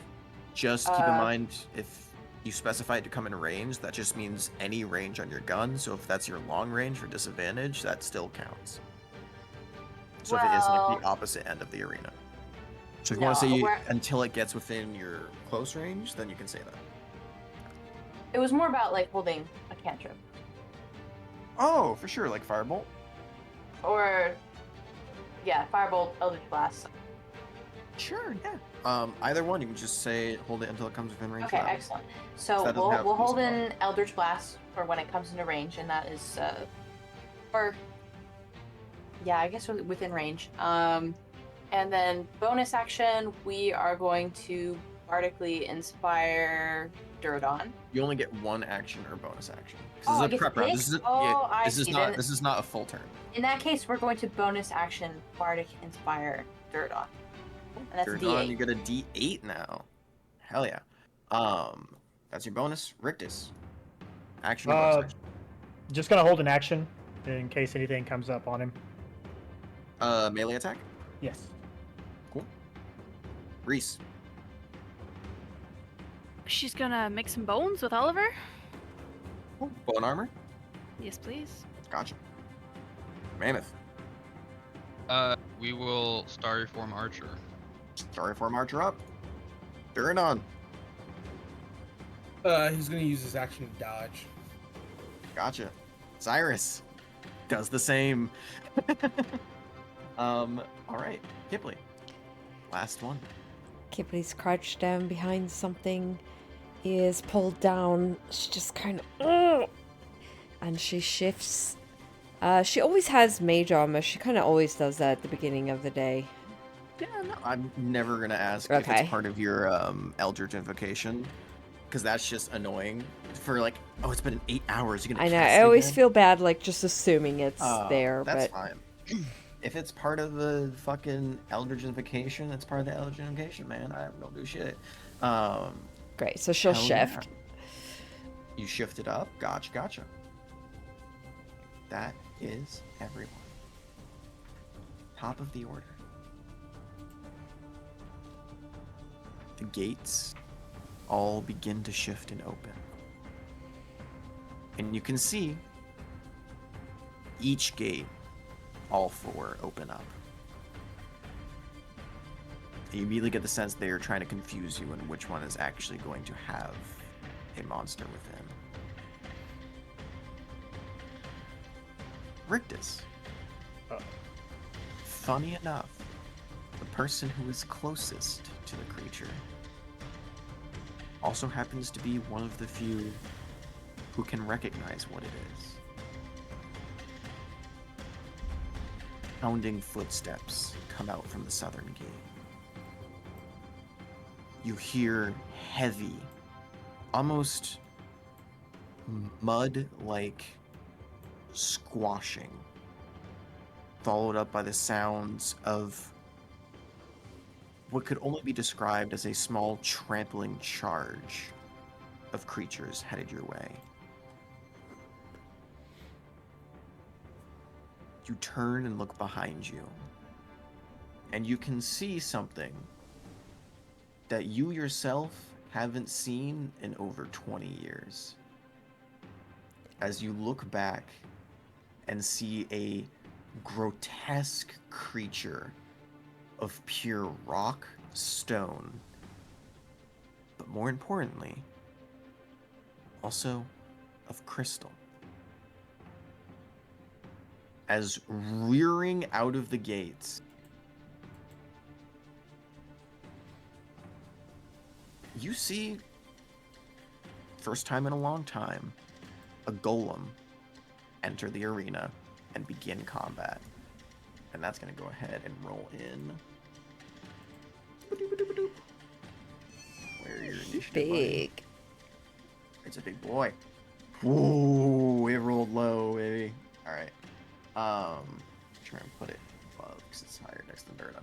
So, rushing towards you, you turn around, and before you have time to react, before it gets into melee with you, Eldritch Blast goes off from Mustang.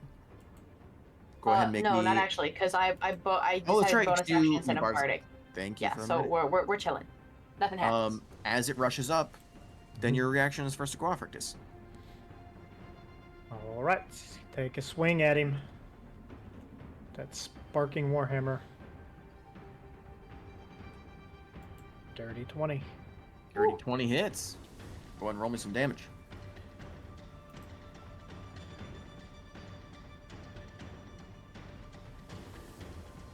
Whoa, damage. It's one-handed, right? Yeah, it was one-handed. Nice. 20 damage. Nice. Good shit. You do see the bludgeoning damage itself seeming to hit as hard as you hoped. As the lightning sparks off of the stone, doesn't seem to do as much damage as you hoped. As the creature looks rather unbothered. And even with the whopping hit of 16 damage, you break off a small chunk of stone. Creature looks unbothered. Oh boy. But it does get its turn on its surprise round, so it is going to go ahead and do a few slams on you. Boop, boop. And while I was slamming you, go ahead and make me a general history check. Since you were one of the people who would actually know what this creature is. And that is to hit a 27 and a 22. They will both hit. Gotcha. I need you to go ahead and make me a Constitution save, 2 Constitution saving throws, please. Okay.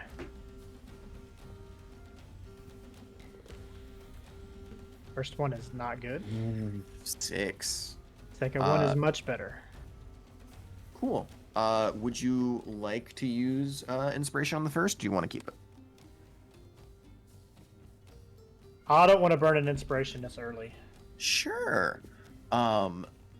So the first attack does 15 points of damage. The second attack only does 9. But more importantly, you take 15 points of bludgeoning damage, and your total maximum hit points goes down by 15. Oh, jeez. Okay. As the creature slams its 2 fists inside of you, you feel the armor that you're wearing break, bend, and as it contacts with you, the crystals glow up and react to your presence, and you just feel a little bit of your life force being drained and halting any healing that would be done to that. Ouch. The 26 history check, this is one of the crystalline golems that you personally haven't seen yourself, but you recognize the golem archetype, as your father had created a number of mining golems for the family to help the actual Mistrin mining company to not put any risk towards any deep root mining that they were doing when it was in its heyday. They are sturdy. They are not smart. They are only given orders normally, and they are normally not fully sentient. Okay. However, you see that this creature is a little different than what any model you're used to seeing is, as the crystals are constantly pulsing with a green aura that is just giving a small, like 5-foot radius around this creature. You have a feeling this is a little bit more powerful than any of the normal golems that you might have seen in your past. But that is all the creature can do on its turn. That is the end of its turn. Mustang, you are up, my friend.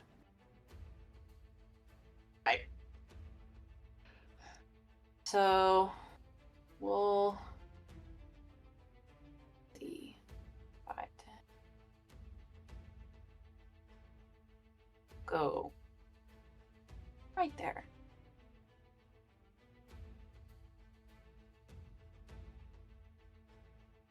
And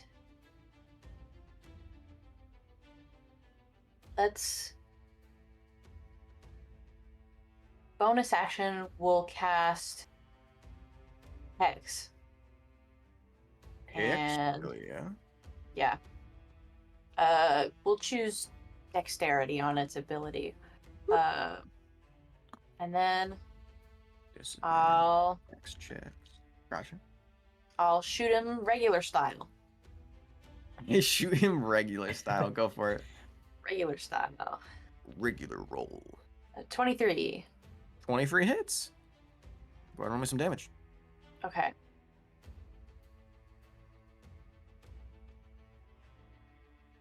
Nine. 9 points of damage. And this is with normal Primonica bullets? Yeah, regular. Gotcha. Regular style. Regular. Yeah, it seems to be effective. Nice. The bullet itself impacts, and in turn, you can see hits the stone and leaves a small indent.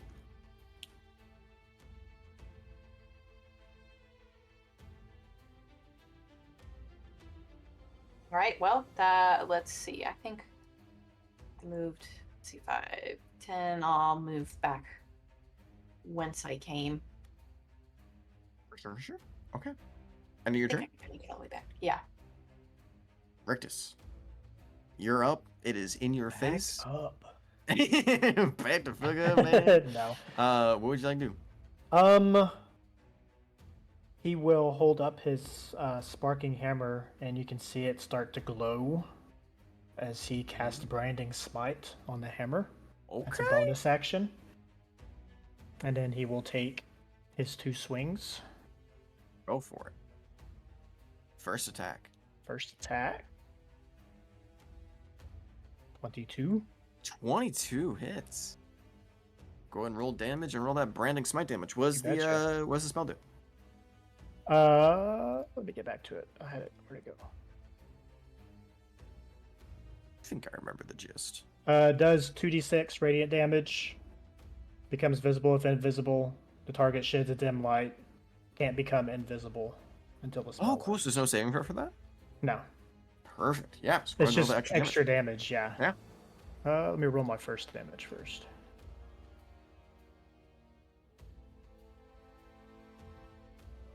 Not a lot, but that's okay. Gotcha. 16 points. Still not shabby.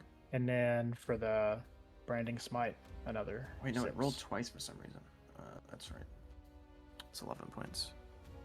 Oh, it did, didn't it? 6 points for radiant. Gotcha. And then his Hell yeah. second, he has a second attack, so his second swing. So he has multi attack. Yeah, for sure. Go for it.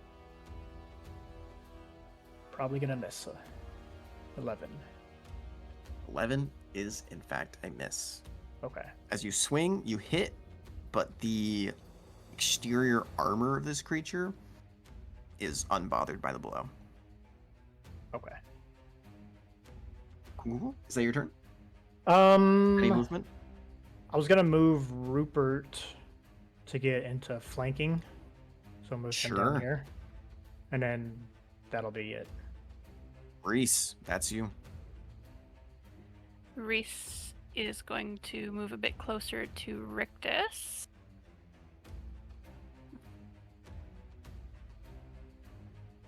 Yeah, she's gonna move right here. And she's gonna cast Chill Touch on that monstrosity. Sure, go for it.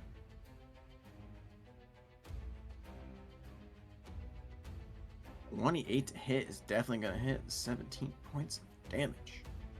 Nice.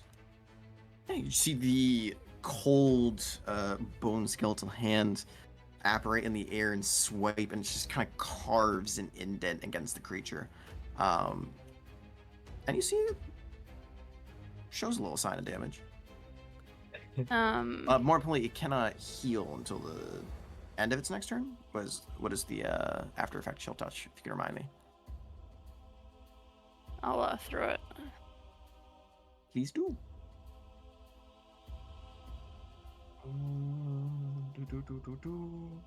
Can I read until the start of your next turn? Gotcha.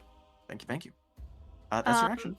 And I would like to expend a Animus rune to regain my. Never mind, because Chill Touch is a cantrip. That is not a spell. That's good Yeah, for it's a what? cantrip. I already took it out of my fucking slots. Put that back on there. As a reminder, all new combat rules will be in play. Well, then I will cast an additional spell using a bonus action and use 3 runes. Oh, you're gonna use it to cast a leveled spell? Yeah. Go for it.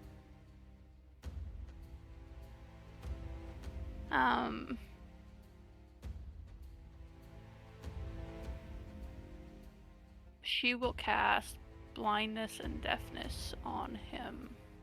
Ooh, okay. That is a Constitution saving throw? Yep. Blindness and deafness. My spell save isn't really that Hell high. yeah. I have to roll 15, but 15 is still pretty good for this level. Wait, don't you have max intelligence? I mean, it's not that high.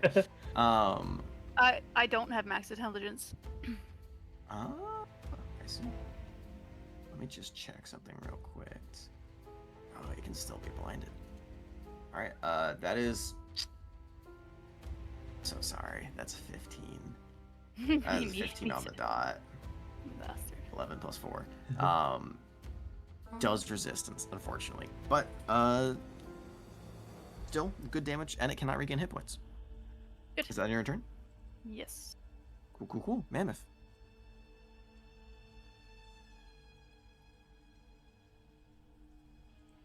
You are muted, my friend. Oh, okay. We will hover kind of over there, and throw a what's it called? Guiding bolt Sure, go for at it. the big guy.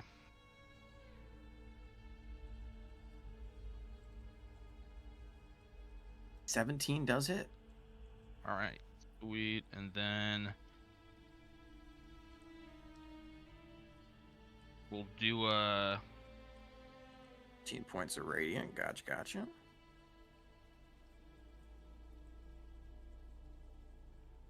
we'll do a Starry Form Archer as well. Yeah, go for it and roll with advantage. 17. Oh, okay. I will crit fish, I suppose. 18. Hell yeah. And it'll do 9. 9. And then we'll have Brucey come up here and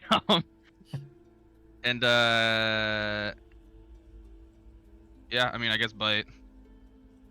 Rubber it up. 13 fortune is gonna miss. Yeah. As Bruce just kind of halt, just doesn't really have anything to bite into except for a rock. It's just kind of stuck on it. more like it looks like he's just licking the salt off of its back more than anything else. Gumming it. Anything else? No, that's my turn. Alrighty. It is the creature's turn. Creature you can now see is beginning to show more signs of actual damage, and as it sees that it's quickly outnumbered and is getting battered from both close and far, you just hear this grunt, this large as it leans forward and is going to attempt to grab at Rictus. Rictus, I need you to make me a dexterity saving throw. Is that an attack? Because Rupert can deflect attack, so it would be. It is not. It's not an attack. Okay. No. Okay, and you said that is for strength. attack rolls. This is a dex save. Yeah. Okay, dex save. Oh, God. Ooh, natural one. Can I use my inspiration on that? Yeah, I think you can. Yeah, go for it. I don't know if that'll be any better, but 13's still not enough. yeah, better than that one though. You watch as it rears back and with both hands slams you in the chest. Luckily, or more unluckily in this case, you would have get pushed 15 feet back, but instead you only get pushed 5 feet back and then slam into the large pillar behind you. Let me go ahead and roll you some d10s real quick. Some? Oh, Mm-hmm. no kidding. It is a d10 for every foot traveled, and an additional d10 if you slam into a creature or object. Dang. Which luckily worked out in this case, because he didn't go that far. You said a D10 for every foot traveled, or did you mean 5 feet? Every 5 feet traveled. Oh. Oh, okay. Much better. Yeah. Like I'm about to Every go foot, down. So you're getting 10 d10, baby. Yeah. You get 15 points of bludgeoning damage dealt. And you get the wind knocked out of you as you are thrown up against the pillar. You see dust kind of falls from above. That is its bonus action. For its action, it is going to go ahead. Oh, I forgot. It also gets... Well, no one has done anything that has actually worked spell-wise, so that doesn't matter right now.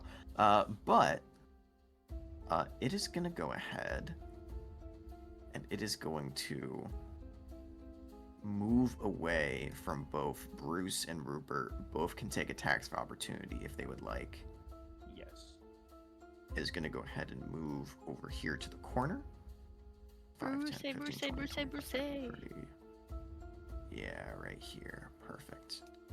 How big is Bruce gonna get, Mammoth? How big? 15, swing and a miss. I don't know what my hit modifier is. I think it's 5 for Bruce. It's +5 for Bruce, yeah. Okay. Excuse me. So 20. 20 actually hits. All right. Attaboy, Bruce. I got too many tabs. But This actually, he's not in wolf form right now, is he? It's He just is. normal Bruce. Oh, you did put him in wolf form? yeah. In the prep round. In the prep round, you put Starry Archer up, though. I thought he just comes as well.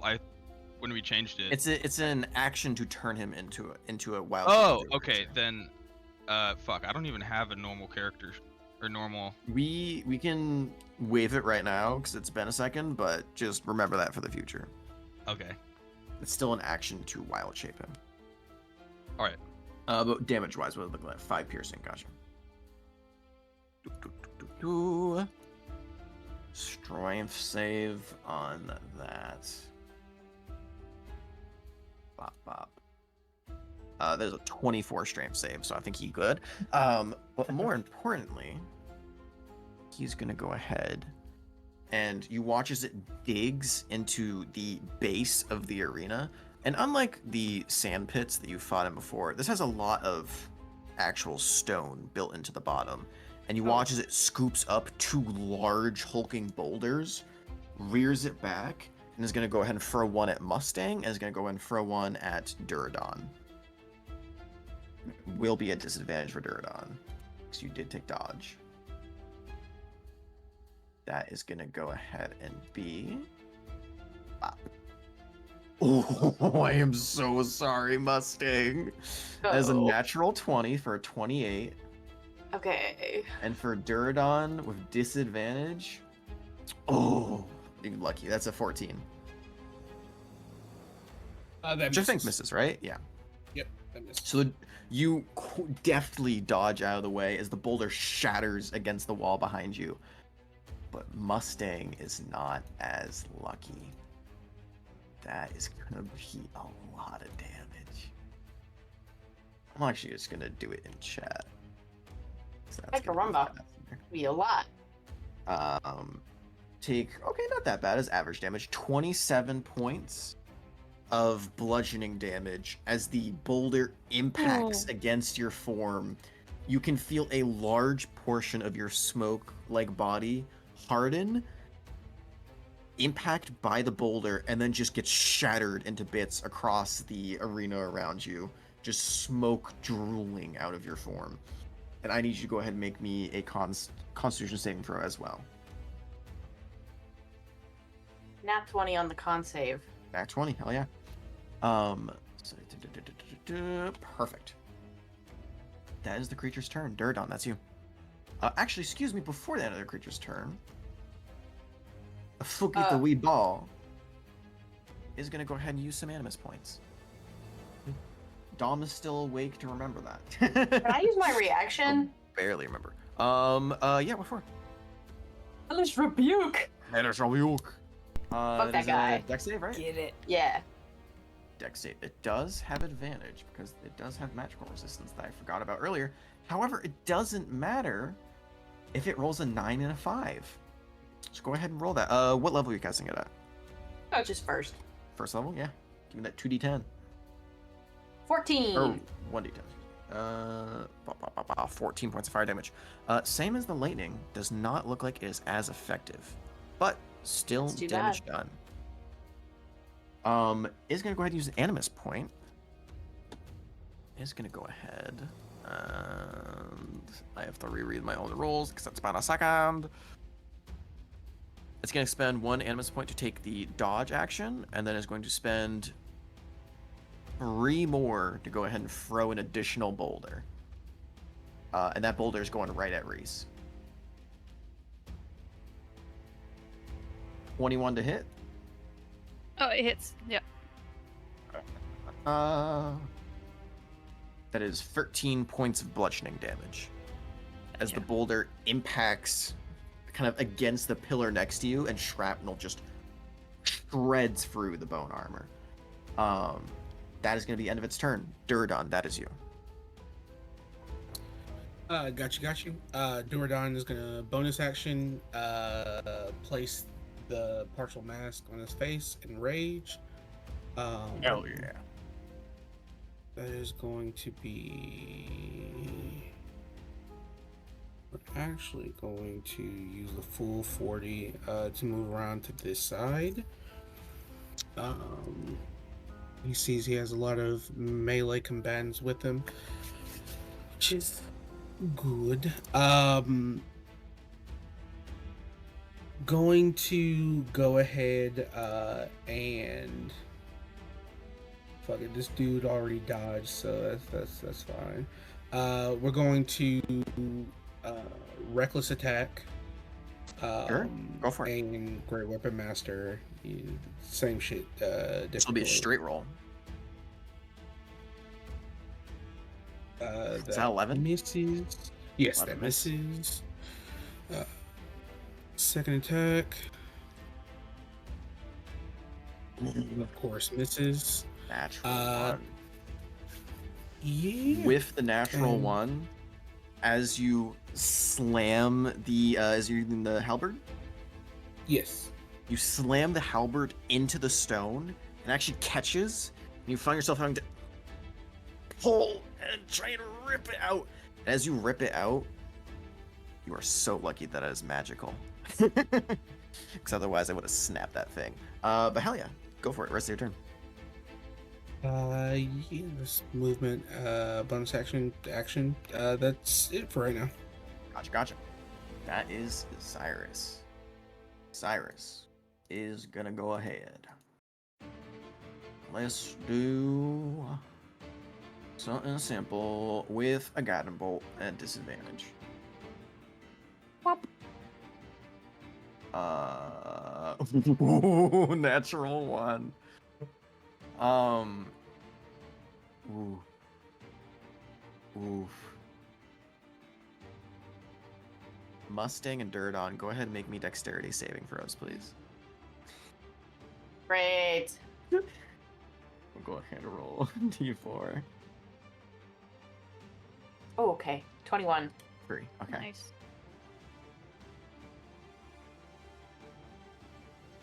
Is that with advantage or not with advantage? That's what that. Oh, I it didn't is make it advantage. with You're a advantage? barbarian. No, not you. Oh, You. okay. That's what I thought. Because I was Durdon's like, huh? barbarian. 12. Okay. So I'm gonna go ahead and make an additional attack roll at Durdon. I'm sorry, bud. I'm sorry, bud. You're gonna have something to think about later tonight. That is gonna be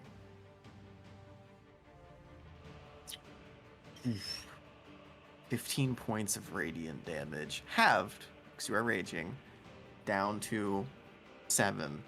As the guiding bolt whizzes past, Mustang dodges out of the way. Can't react fast enough as the bolt slams into the side of your shoulder.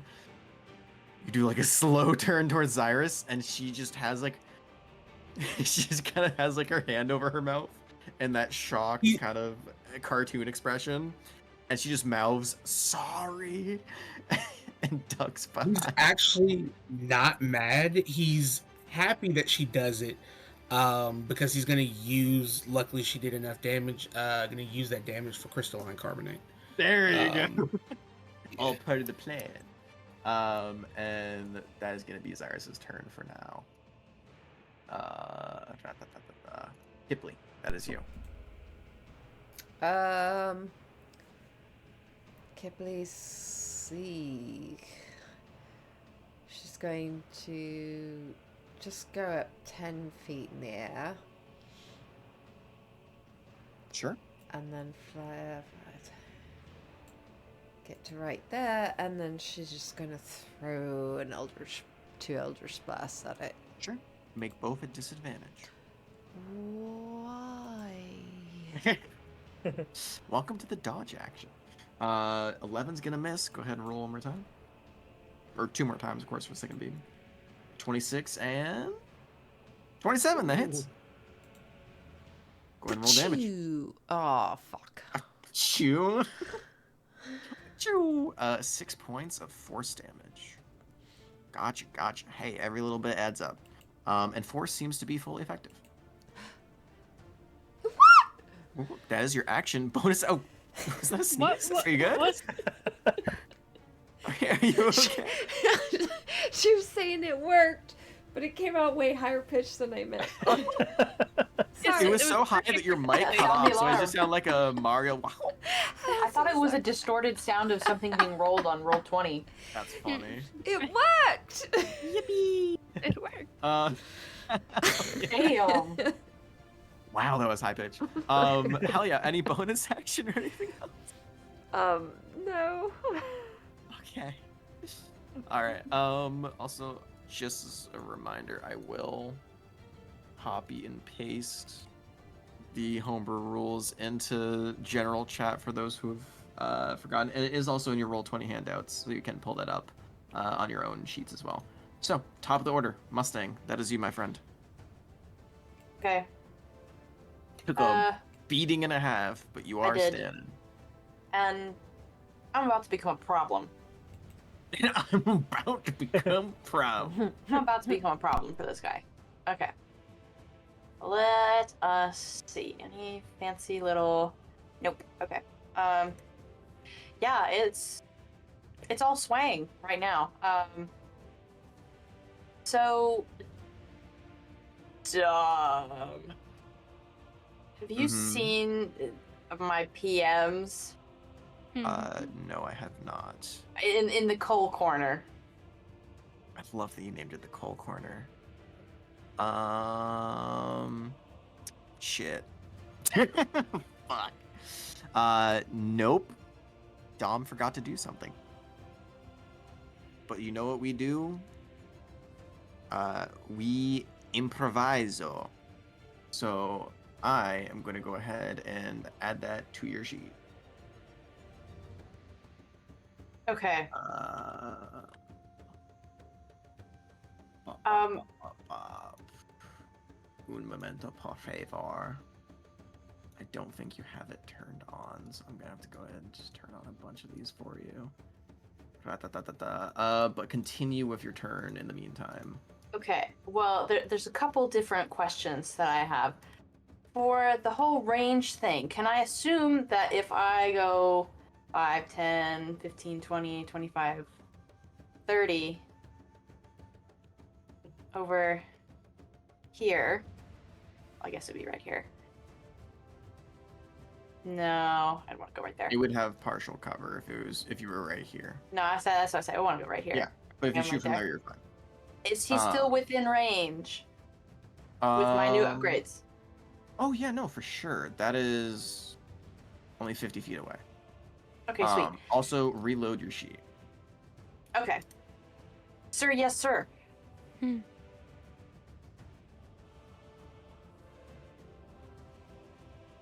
Oh, you're just calling it bad news. No, That's funny. Reload it one more time. It is bugged at the moment. Okay, great. One memento, por favor. I need to make it accurate to your stats. There you go. Sorry. Okay. Reload it one more time, and you Okay, should be okay, good. It is now accurate. Okay. So, does it cost anything to do this transformation, or can I just do it? For the current moment, bonus action. Okay, bonus action. You guys watch Mustang walks back here, and he does something you guys haven't seen before. You see, he gets kind of down on his knees, and the harmonica, like a transformer, it shifts into a rifle that he has to hold with two hands, and he starts blasting. So let's see. The first attack Like a is a shotgun? 17. Does a 17 hit? 17 just hits. Okay. So, Also read your PMs. let me read. Damn. Okay. Are you holding it like a rifle or like a shotgun? No, it's like a rifle. Like a Rifle. sniper rifle almost, but Essentially, not you quite the watch- scope. You watch Mustang prop up the Primonica and pull out from his bag additional parts that slide onto the front of it into an almost tripod-like stance. And after putting on an additional barrel, it resembles a sniper rifle. Nice. Okay. So, first attack is... That's going to be 21 plus 6 of necrotic from my hex. Woo! So, 23. And then... Okay. 23 points of damage. Nice. And I guess we'll just do it again. Sure thing. Do you have multi-attack? Yeah, I do. It was my level... Oh, right. 5. It doesn't show up on your sheet, so I always forget. Go for it. Okay. So that's a 19? I need to fix that. 19 hits, yes. Another one. Another one. Go for it. Okay, this one's not as chunky, not nearly. And then plus the d6. That's going to be 12 additional points of damage. Well, damage. Still good. You can now see it is starting to show signs of hurt. Okay. And he's going to start putting all his gun bits away. And that'll end his turn. For sure. Rictus. He will move right down to there.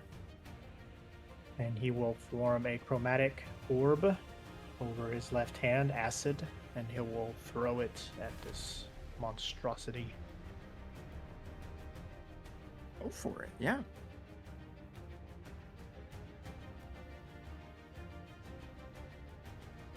D4.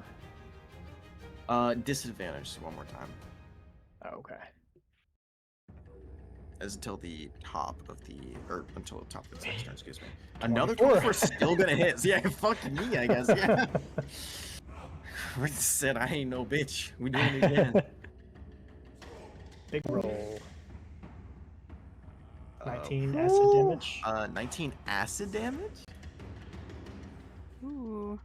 19 acid damage, Rictus. I love you. Uh-oh. As the chromatic orb spins towards the creature, you watch the acidic ray pierce into its armor, and that green glow gets brighter. And you watch as it pulses, and this almost crystalline green liquid begins to leak down over the wounds that it has received so far. And it heals for 19 points. Oh. Sorry, guys. Even with chill touch on it? Oh, Ooh. very good point. If it hadn't already gone back to its turn. Was it till the my turn? I think Yeah, I thought it was the end of Well, Reese's sorry, turn. your turn, not its turn. it is the end of my turn. I think is what it said. It's the start of your turn. So yes, it does not actually heal, Yeah. but it doesn't take damage either. Okay. As you watch the acid seep into it. Good note. Good to know. That was That almost was a big whoop. A good choice with chill touch. Hell yes. Oh, yep, that's your action. Still have your bonus. Yeah, Rupert will run up, For sure. try to take a swing. Swing on him. Disadvantage. That's some vital information you gained on a good round. Hey, Yeah. good chill and touch. 18. Out of his mind, the little monkey. Yeah, go for it. 6 damage. 6 points. You hear as steel grinds against rock. His little monkey just hammering on it with his fists. You can see you repaired his fists, but you just kind of wince as you're like, oh, that's you're gonna have to buff that out. Yeah, gotta fix that But later. he does scratch him. Hell yeah. Is that the end of your turn? Yep, that's my turn. Reese, now it regains the ability to heal again, and it is your turn. Okay. I'm scared. Why are we putting up radiuses, Reese? What are we doing? I need What to are we make sure I doing? can hit somewhere that makes sense without impeding everybody else. What are we doing here? If I throw down bonds to last a lifetime right there, it should catch the edge of him. Correct. Yeah, for sure, because he is a huge creature. So she's going to move first. That is And- a action, right? Movement is an action? Oh, no, bonds. the Bonds is an action, yeah. bonus action. Gotcha. Yeah. What kind of save is that? Actually, I believe it's a strength save, yeah. Yeah, it's Which rough. is good for him, yeah. 24. No. That's a 19 plus 5. I'm sorry. Um, I'm sorry. I'm sorry, Caleb. You're rolling well.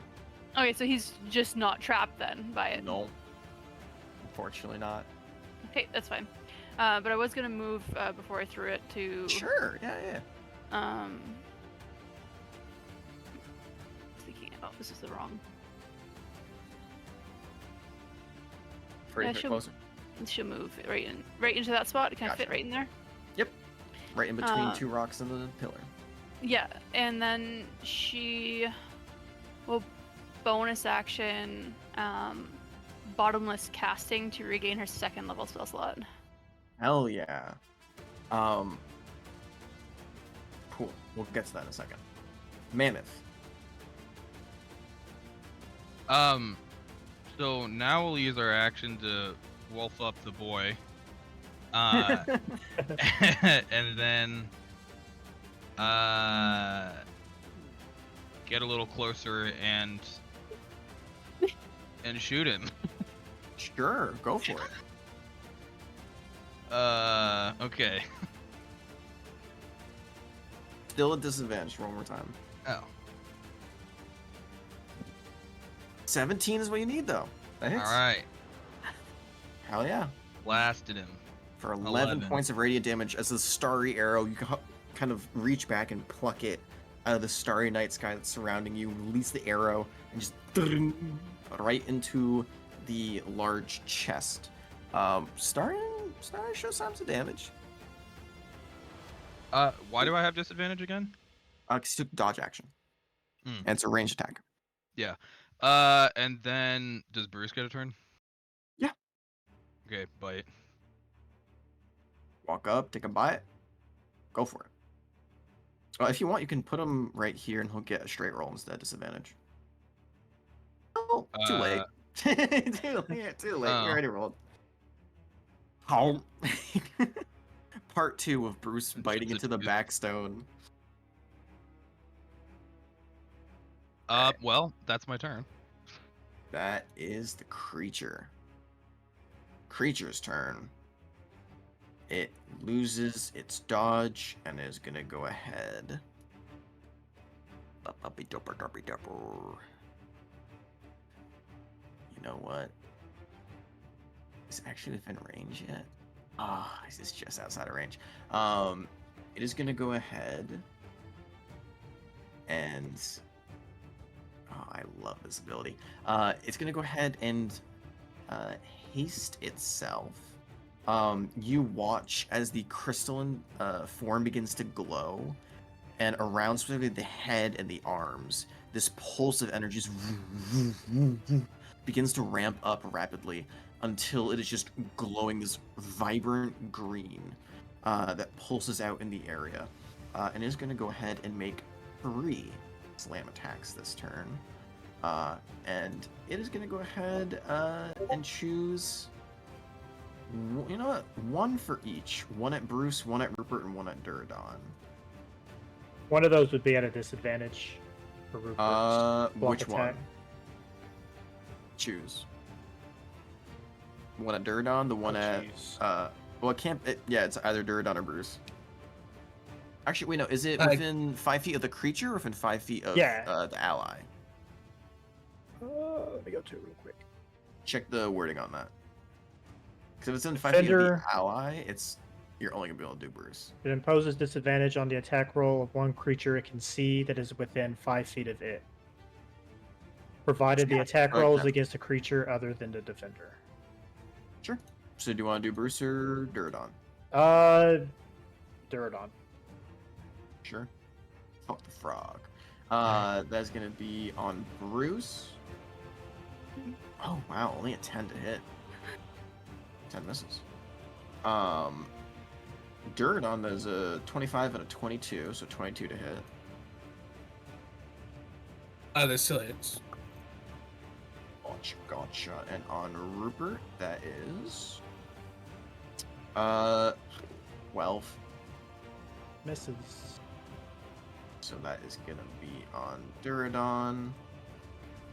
16 points of bludgeoning damage, half down to 8, and go ahead and make me a con save, please and thank you.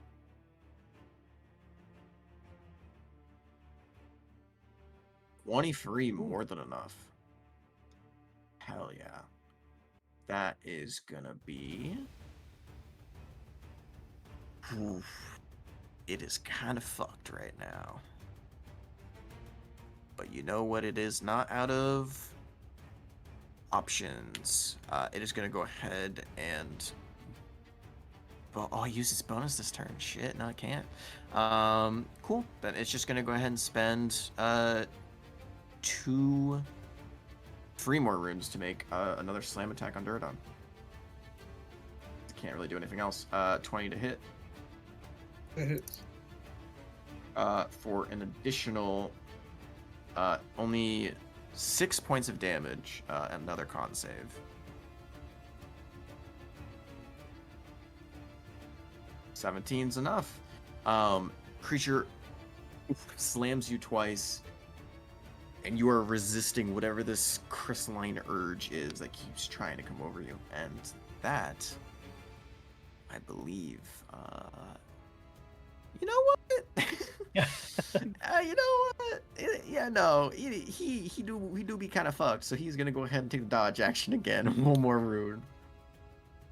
He is a high enough CR creature that he will expend that rune happily.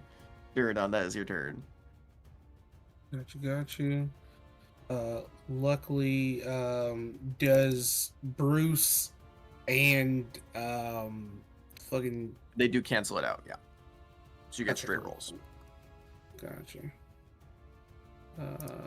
Cool. He attacked me and dealt damage. He has Sadistic Hunter applied. Cool. So all the same shit. I just don't have to do Reckless for it.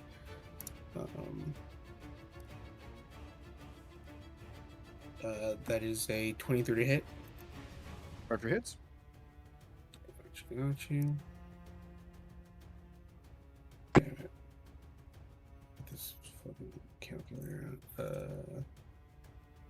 Although that isn't calculator worthy damage. Second attack. That's 17. 17 is exactly what you need to hit. Oh, only -2? Yeah, because Right. he attacked me and now he's Right. under the effects. Right. He's spirit attached. Yeah. My apologies. So that is 26, 30, Jesus. 30 points of damage. Expend 3 runes for an additional attack. Go for it. Mm-hmm.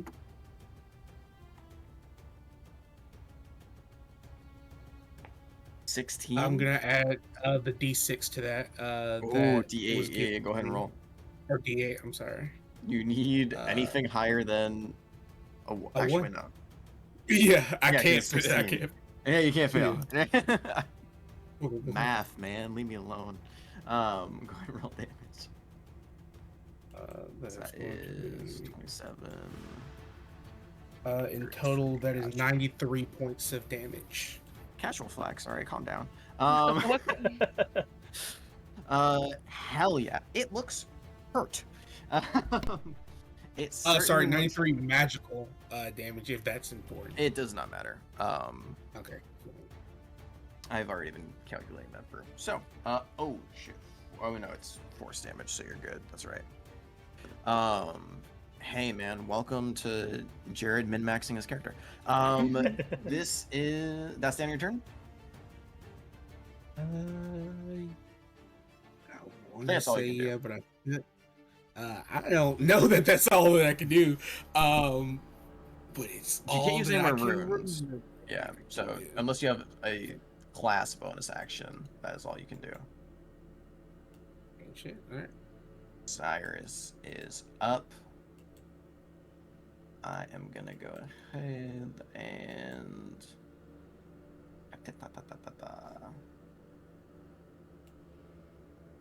you know, how far away is she? 40 feet. She's gonna get right behind this pillar. And she is actually gonna go ahead and attempt to. Let's see. She's gonna attempt to cast Fairy Fire on it. She's gonna center the aura on the pillar right here, so it doesn't actually hit anyone else but the creature. So as a dex save, he does get advantage, but his dex is garbage. That is an 18. That's a success. He rolling. Kipley, that's you. Eldritch Blast. Eldritch Blast, disadvantage. Poo. Poo. 17 hits. Yay! So that's the first one. 9. Yeah. Hold on for the second one. Hold on before you do the second one. You watch as the Eldritch Blast hits, and you hear a large cracking sound and you watch as the creature crumbles into a large pile of rubble, and two smaller creatures appear in the midst of the rubble, pushing their way out as two smaller golems now emerge. Both looking rather hurt. Let me go ahead and mark. One is red and one is blue. So, which one would you like to shoot at for the second bolt? Give me. She like it was mid throw, and the second she like holds for a second. She's like, oh shit. First bolt you sling, it just a explosion of dust, rock, and stone goes all over Durdon, all over. Oh shit! It actually does have an explosion ability. Me when I start narrating and realize I actually have to start making people do dex saves. Durdon, fucking Rictus, not Rictus. Rupert. I know your creature's name. Rupert and Bruce. All you need to go ahead and make me a dex save DC 15.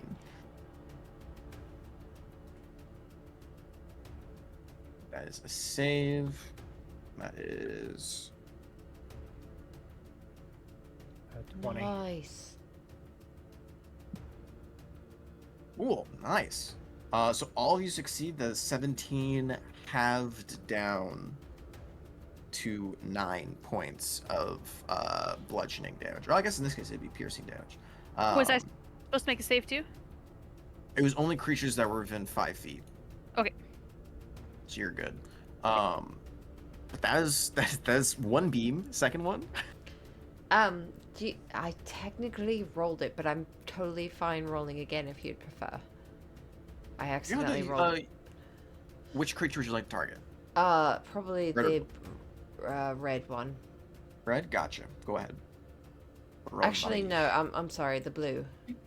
Blue? Go for it. Ha-cha. Gotcha. Hacha. Is it still with disadvantage? Yeah, no, but you rolled 218, so you're good.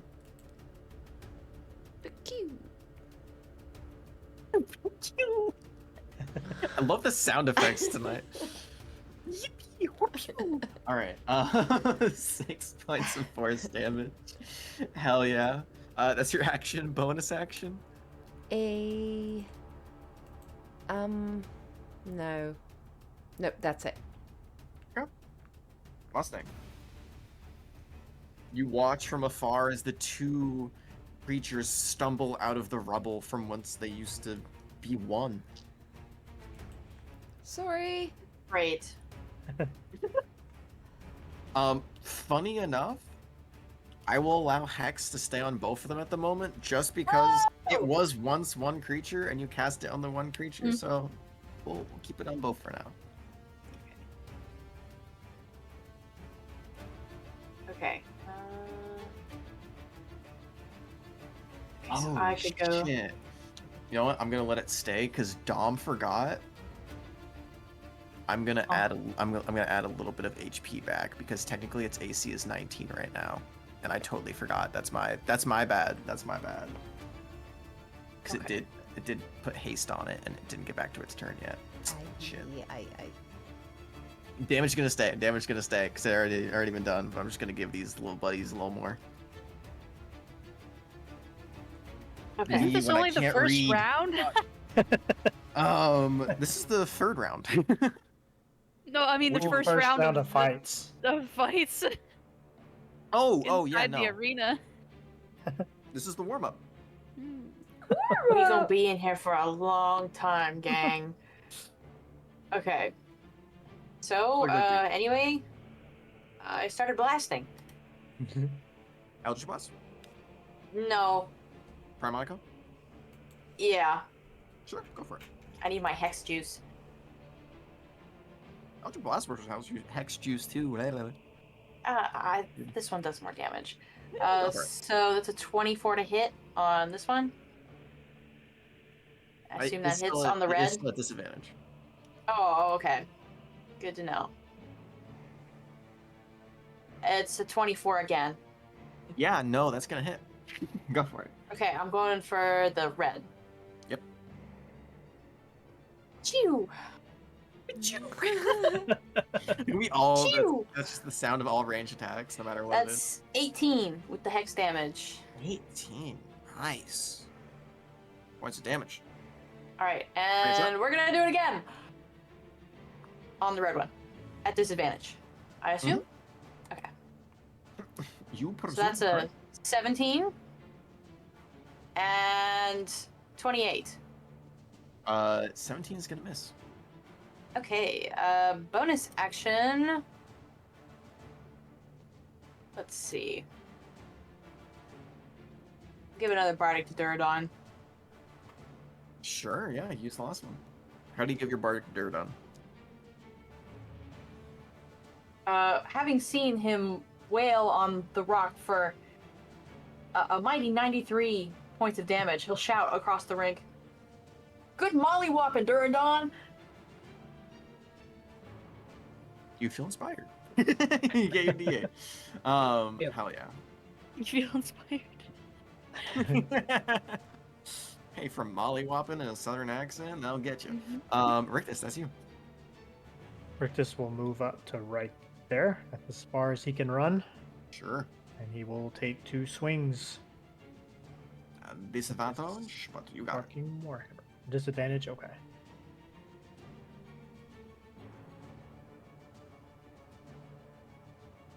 $18 gonna be a miss. 18 is a miss. And then his second one.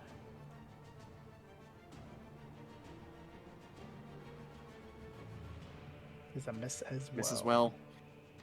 They are rapidly moving all around the place, trying to dodge the onslaught of bullets and Eldritch Blasts. And because they are moving so much, you are wildly trying to swing, and the much smaller creatures are actually harder to hit. And then So Rupert will unfortunately, take a 2 swings swing. miss. Get him, Rupert. Come on, Right. Rupert. Yeah, bonus action, go ahead. I'm gonna roll. That's probably gonna be Nope. it. Yeah. You just hear the reverb as his metal fist kind of shakes as he looks back towards you with like a, why did you make me do that? Look. That's action, bonus action. Anything else? No, that's it. That's all I can do.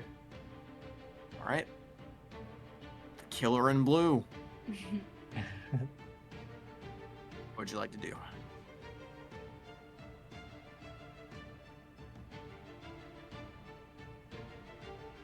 Hmm. Uh-huh. So, if I use a bonus action to regain a single rune by sacrificing 10 hit points, can they be temporary hit points? It's 10 actual hit points. Okay. Your temp will stay, but it'll be 10 actual hit points. Okay, and So then their if damage that's cannot be negated. that's a bonus action, can I technically still So have your action, yeah. have my action and then spend the runes as my As long item as it doesn't selection? require a bonus action, yes. If it specifies it uses a bonus action Yeah. to use the runes, then no. I was gonna cast an additional cantrip so I can cast chill touch on both of them. I'm pretty sure. No, casting additional cantrip doesn't use a bonus action. Okay, so we're going to Casting additional sacrifice. spell does, but it's a cantrip, so you're good. So she's gonna sacrifice her own vitality to regain a single rune back, which gives her 2. Sure. Take those points off. And then she'll cast Chill Touch on both of them. Go for it. Was 2 that attack rolls. 2 attack rolls? Still both at disadvantage. Ooh, Oh, I'm so sorry. natural 20. They're both at disadvantage. Yep. Okay, well, Okay, 24 still hits though. still gonna hit So, which one would you like to target first, red or blue? the red. Okay, so red's gonna go ahead and take 14 points and unable to heal. Gotcha. And on blue? 25 and 25. Both hit. Or it hits. 19 points. Hell yeah. Sweet. The 2 claws just rake into the sides, and the smaller forms are much more susceptible, as you can hear. Nails on chalkboard sounds nicer, man. This is bone magical nails tearing into crystalline and rock, and the scrapes leave behind this kind of faint white after image of the claw that just kind of hovers over them. They can't regain hit points. Good shit. Is that your turn? Oh yeah, that was a good Mammoth. turn. Yeah, good turn. Damn good use of runes. Mammoth, that's you. All right, we're gonna upcast guiding bolt To what to level? second level Okay. Second level guiding bolt to red or blue. to I forgot those two. To red. Gotcha. Go ahead. Which is a 14, and I guess that misses, I assume. Yup.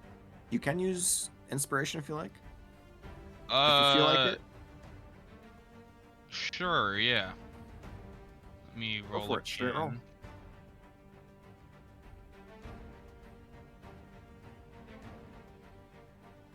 Uh, 25 hits? Wait, did I say? I don't know why the I second don't one say was third third one. level. Yeah. Click on the 14 and you'll get the second level damage.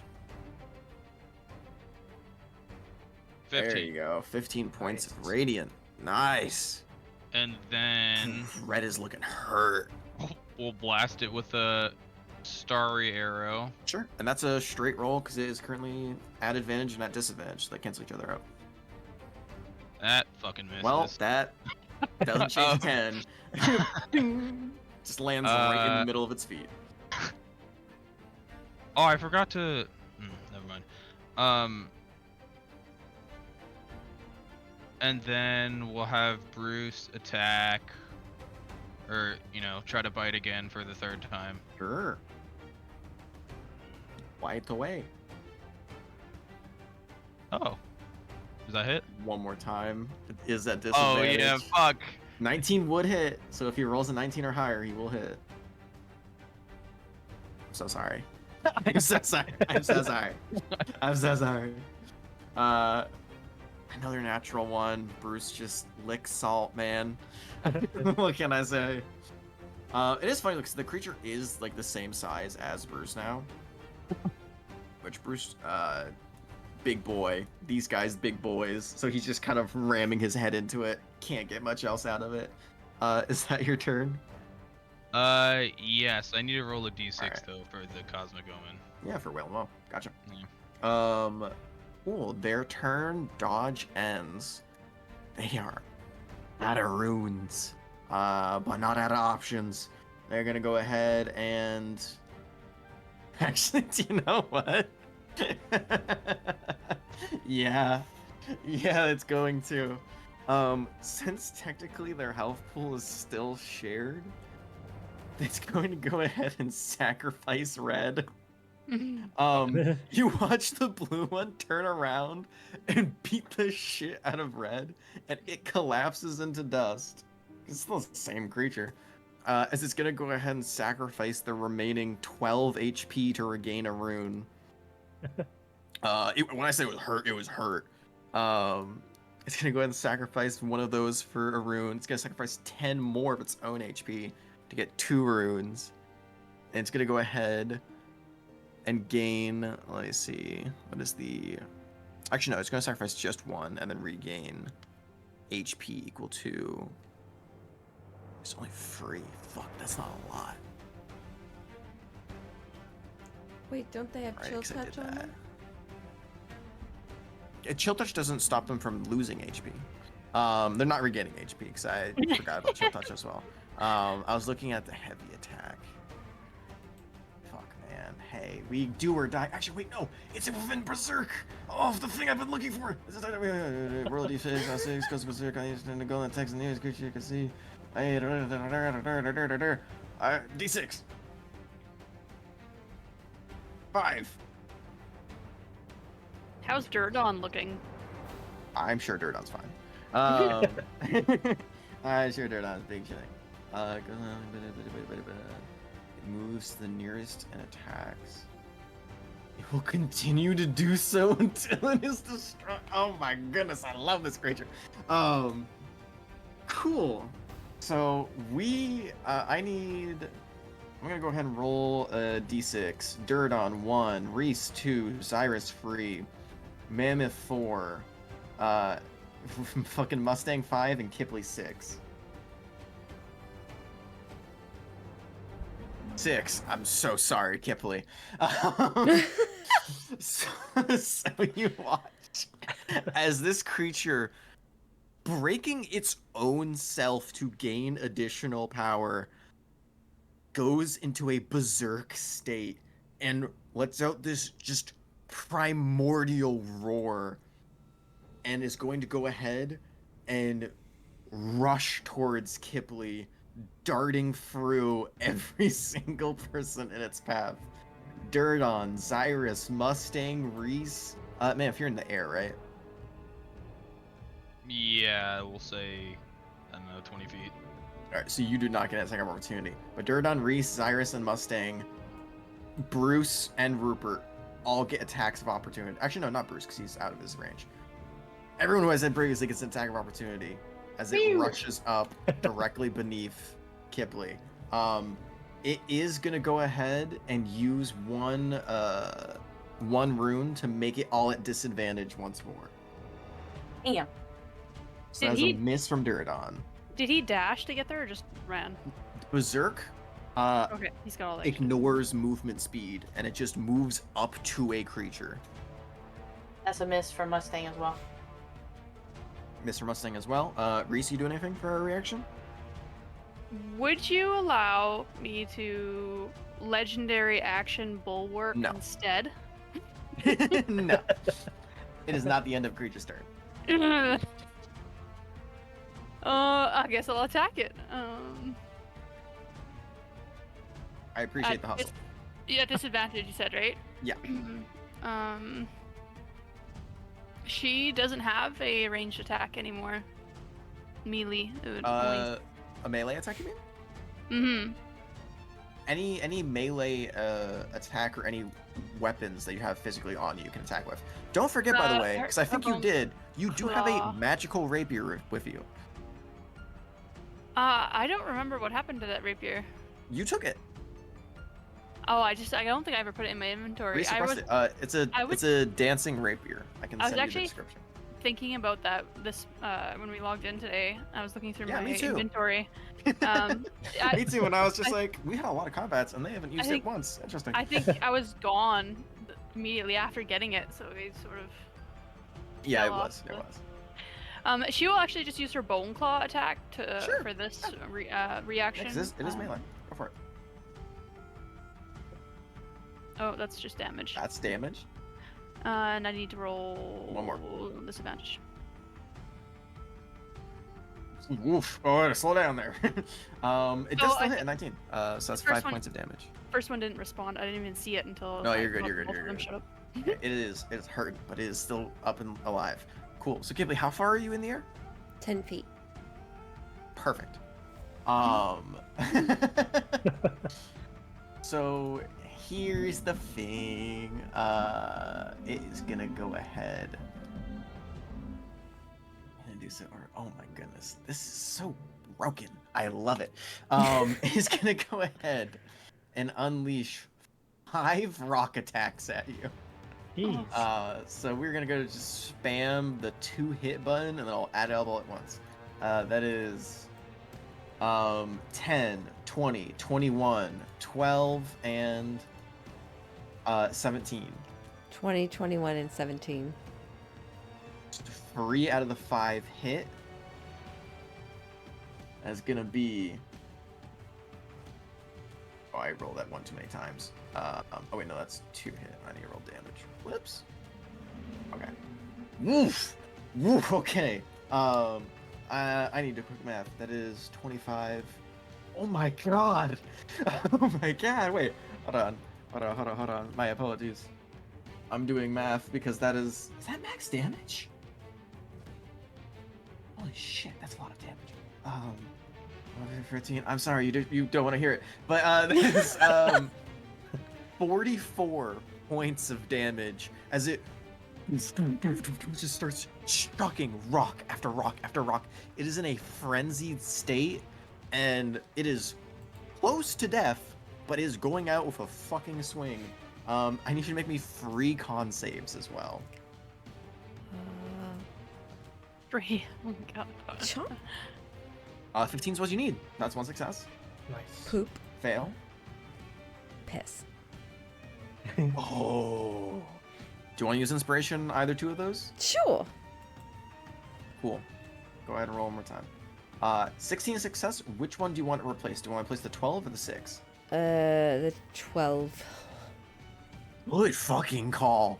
The 6 is only 12 damage. The 12 was 20. So, you don't get that reduced from your maximum hit points, but you do get 13 points reduced from your maximum hit points. So, okay, so an additional 13 damage, right? And that's Not an additional 13 damage. 13 damage reduced from your maximum. So you cannot heal up until that. Got it. Well, that's interesting. You don't see that very often. No, it's a son of a bitch, especially in a tournament where we have to continuously fight round after round. I was about to say, how long does that last? Well, none of you know what it is. Actually, well, no, you don't know, because you've never seen a weaponized this golem before. But out of character, it's not fun. Lasts I've for got a it long time. too. Yeah. Actually, I do need to read that. Let's see. nope. Target. Oh God, that's so much worse. That's so much. I thought it was a time limit. Nope. Cool. Did you get all that down? Yes. Fantastic. Duradon, that's you. Creature's on its last legs. It is hurting. 25. 40. I have a reach weapon. That's fine. Gang. Duradon is going to make 2 attacks. Go for it. He's still weapon attached. Not an advantage. The first one is only going to be a 10. I'll use inspiration to reroll that attack. Just a straight roll. Oh, 16, man. unfortunately, no. Unfortunately, miss. Second attack. That is gonna hit. 18. Gotcha. Fuck. You're gonna need to roll low. Oh, maybe. Maybe. That's 25. It's still up. It's holding on. I'm gonna use 3 runes to make another attack. Remember, you only get these back on a short rest. Go for it. That's gonna hit. Minimum damage. It's dead. Duradon, how would you like to do this? Duradon sees that it is attacking Kipley. It Yes, moves large. And so the first 2 are kind of carving a path. The last one, he doesn't know if it's going to take it down or not. So he ends up expending a Malice Burst to draw in. And these kind of black inky tendrils shoot up the weapon and kind of wrap around and pull this thing closer and just condenses it until it is a small compound and compact ball of rock. Hell yeah. And as it gets pulled in and tightened and pressurized and pushed down, you watch as the crystalline form begins to creak and crack and then just shatters, leaving nothing but a small clump of rock left behind. And you hear cheers rocket through the arena, something that you have never heard before in such loud capacity. The entire air around you begins to vibrate with everyone's voices ringing out and screaming. And you hear a few people chanting, "Savage Hunter! Savage Hunter!" Savage Hunter, as everyone is ecstatic of the first creature's demise and a first round successfully gone through. Ooh. And now I have to ask, because it is close to 1 a.m. on the East Coast, how we feeling, folks? That doesn't So we even could- sound. That doesn't even sound like a please. Let's end this because I'm tired. That was. You sound excited still. Hey man, I may or may not have taken something instead of water. I'm not going to explicitly say what it is, but I am slightly inebriated, so it is helping with the tiredness. If you want, we can start another combat. We can start the second round, or we can just end it here and pick up the second combat. I was gonna say I'm getting tired. You want to call Yeah. here for We tonight? can call it. Wonderful. Fantastic. Before we end, who here do be hurting? Me. I am at Who? Just list off hit points for those who are hurt. I'm at 25 hit points. Woof. 26. But the highest I can heal up is to 36. So. Woof. Oh, Define hurt. Duradon, how hurt are you? Out of what? I'm looking. If I had to put it on a scale, I'm looking like a 91 out of 102. Okay, fuck you. I'm sorry. Mustang, what are you looking like? I'm kidding. Mustang, what are you looking like? Mustang, he scraped his knees on that boulder. He's got a little bit of boo-boo. He's 41 out of 57. 41 out of 57? Yeah, right? Because it was, excuse me, I think it's actually 39. Hold on, I have to go up. I thought you took way more than that. I took 16 points. From a nat 20 boulder? I don't think so. I don't remember what it was then, because it got, like... Wait, hold on. Let me, I can view chat log. I should be way more than 16. Am I tripping? I might be tripping. I don't know. That's the number I remember hearing.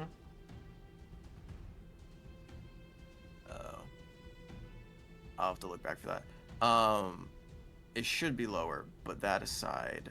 Oh, wait, no, Okay, I I'll have it make right it. here. Right here. I Hold on, don't. let me see. What is I don't it? see it in the chat log. Because it's to GM because Oh, I'm okay. using D&D Beyond stat sheets, and for some reason they don't actually roll the players, which is annoying as shit. But hey man, I'll post the screenshot of the nat 20 and the damage that follows, but I need to actually find it. I might have got it there confused it with some is. other numbers that got thrown around.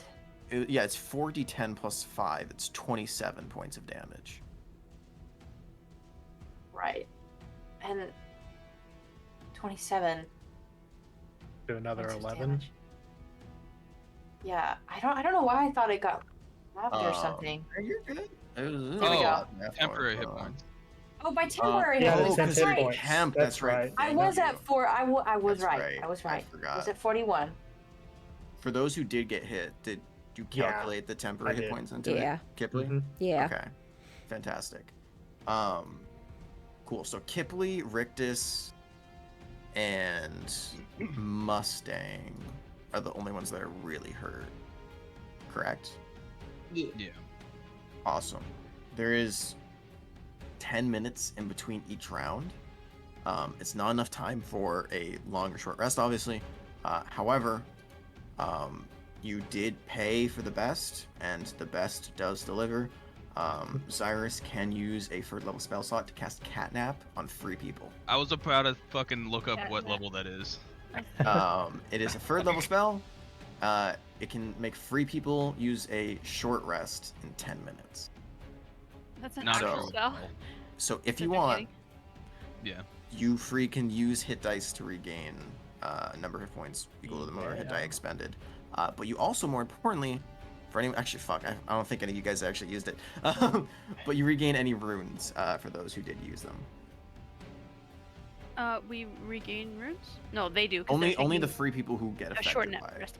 Okay. Reese would also go around and give a potion of healing to a greater potion of healing to both Mammoth. Oh, sorry, Rictus and Kipley, just to have in your guys' inventory. Oh wow, thank you. You said greater? Yeah. Okay. Greater, which is 44 plus 4. Thank you. Yep, just take care of yourselves out there. Let's scroll all the way back down. What? I'm gonna pop a healing potion, W. Alright, yeah. But you can roll all those heals. You do it now or make a note for yourself next session. But we will pick up at the start of the next round. And then if you don't mind sending me that information about the dancing rapier, maybe I'll Oh yeah, no, I can do that right now. 'Cause put it to that's use. just item. Shorts or long story short, dancing weapons can be used as a bonus action. So you can bonus action toss the magic sword in the air, speak a command word, and it will fly 30 feet and can make an attack roll up to on one creature of your choice within 5 feet of it. Oh, So it's okay. basically like a spiritual weapon That's fun. that comes back to you after 4 turns. I'll just send you the screenshot. It functions as a normal rapier, though. It is magic, but it doesn't have any magical boosts to it. Where is Slam? There you go. Boop. Thank you. I gotcha.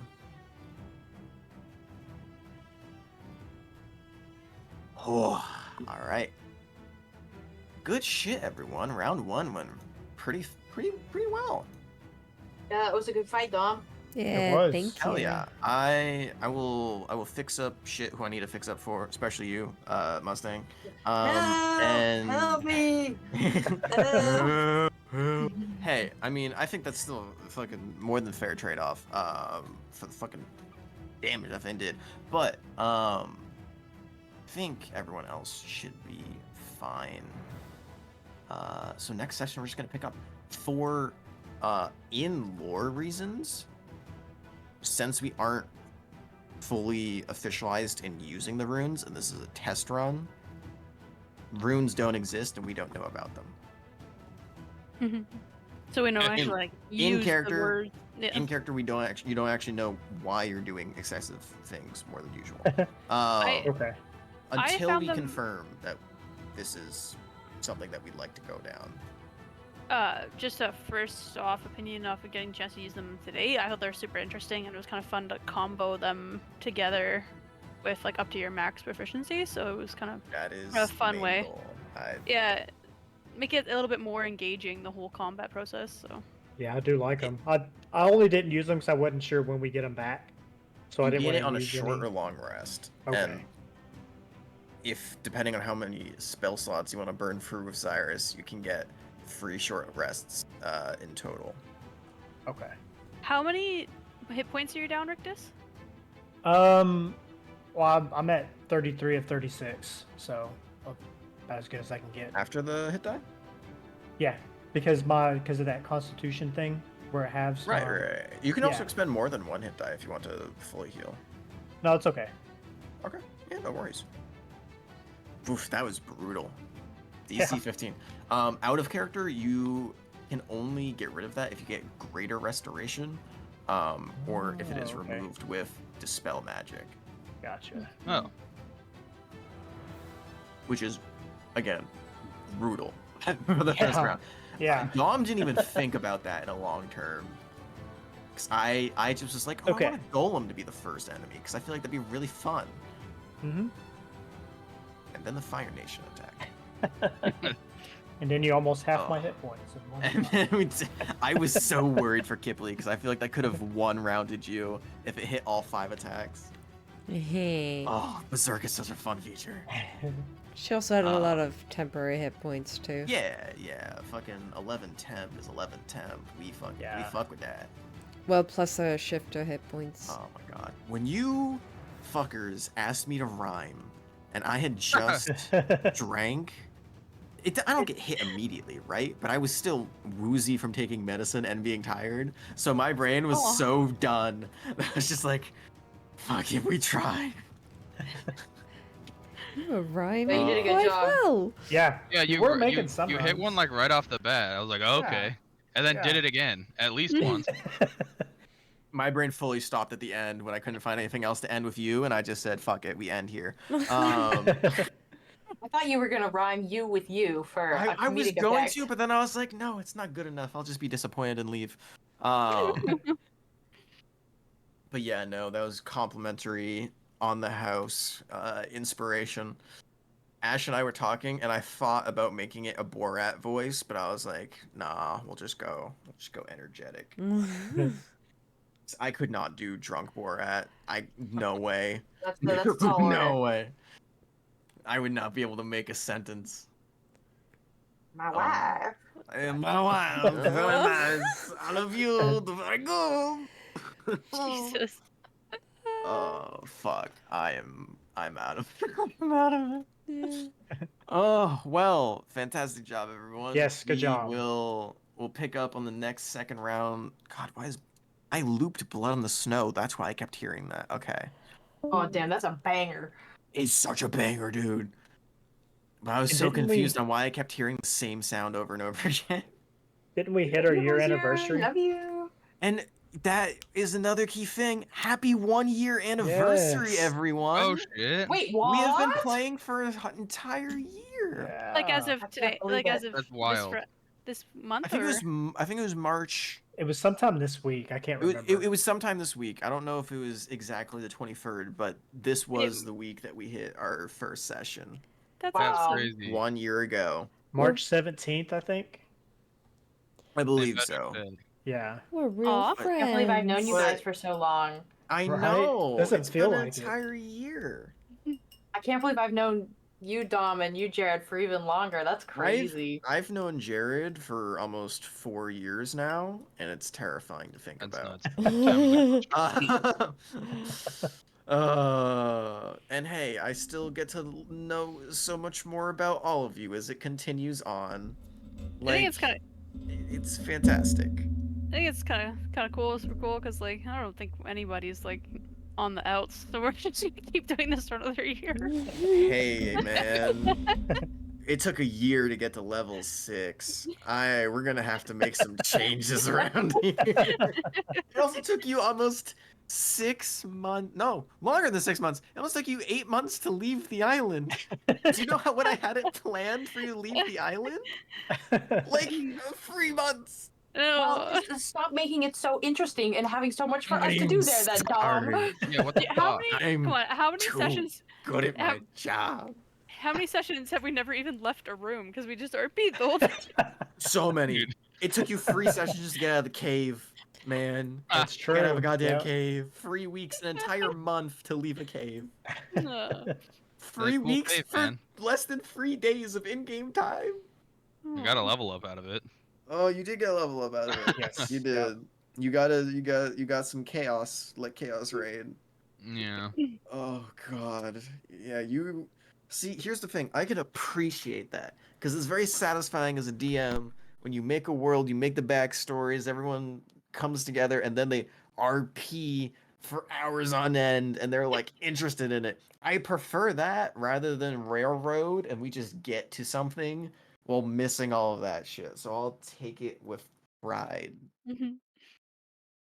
We got the good ones. Well, like, I don't Gotta know, say. except for Megan with the dragon shit. We're gonna have to look over that later. But Yeah, that one's going on your permanent record, Megan. I Yeah. wish. Big ass black. I'm so sad that I didn't have any fucking software to clip your high pitched squeal when you got your hit in, because that was so funny. I really thought it was a noise from Discord or something. It was hilarious. Oh And then you man. Is it on the Megan, is it on the recording or did you pause it Oh! while we had the break? Oh wait, were you recording on Twitch? No, I'm sure that part got cut out. No. Oh, that would have been so. No, good. it's on there. Oh, fuck yes. I'm going to go back. I will clip it myself because I am 100% going to use that for another enemy in this fucking fighting pit because one of them has ranged attacks, and you know for a fact they gonna be saying that shit. Oh fucking what is wrong with you? Holy I shit! don't dude. want to Sure. see. I do not want to see Harry Ches Shrek. I think my Oh, phone must be no. listening to me because I've never had anything like that appear on my Instagram suggested Dick page ever. Posting. It's called Dick Posting the account. The fucking genital hubris on the man's is insane. Oh I my know. god. Yeah, my AI has gone Amazon. too far, you guys. My Amazon's probably never gonna be the same after looking at Dragon Sex Calendar. Why does he have like just a bowl of shrimp and like wine? Yeah, I didn't even notice that. Bro, It's such a and in the weird morning combination. too. That's dawn. That's supposed to be breakfast in bed. That's what you have at the swamp. You get shrimp for breakfast. In bed, shrimp cocktail. Shrimp cocktail in bed is crazy. And then Urban Outfitters is the one beneath it. And Ritz crackers. Oh my god. And not to mention, Vivzy Pop has been hotel style George Washington. That my Instagram suggested place. It's wild and untamed, just like the West.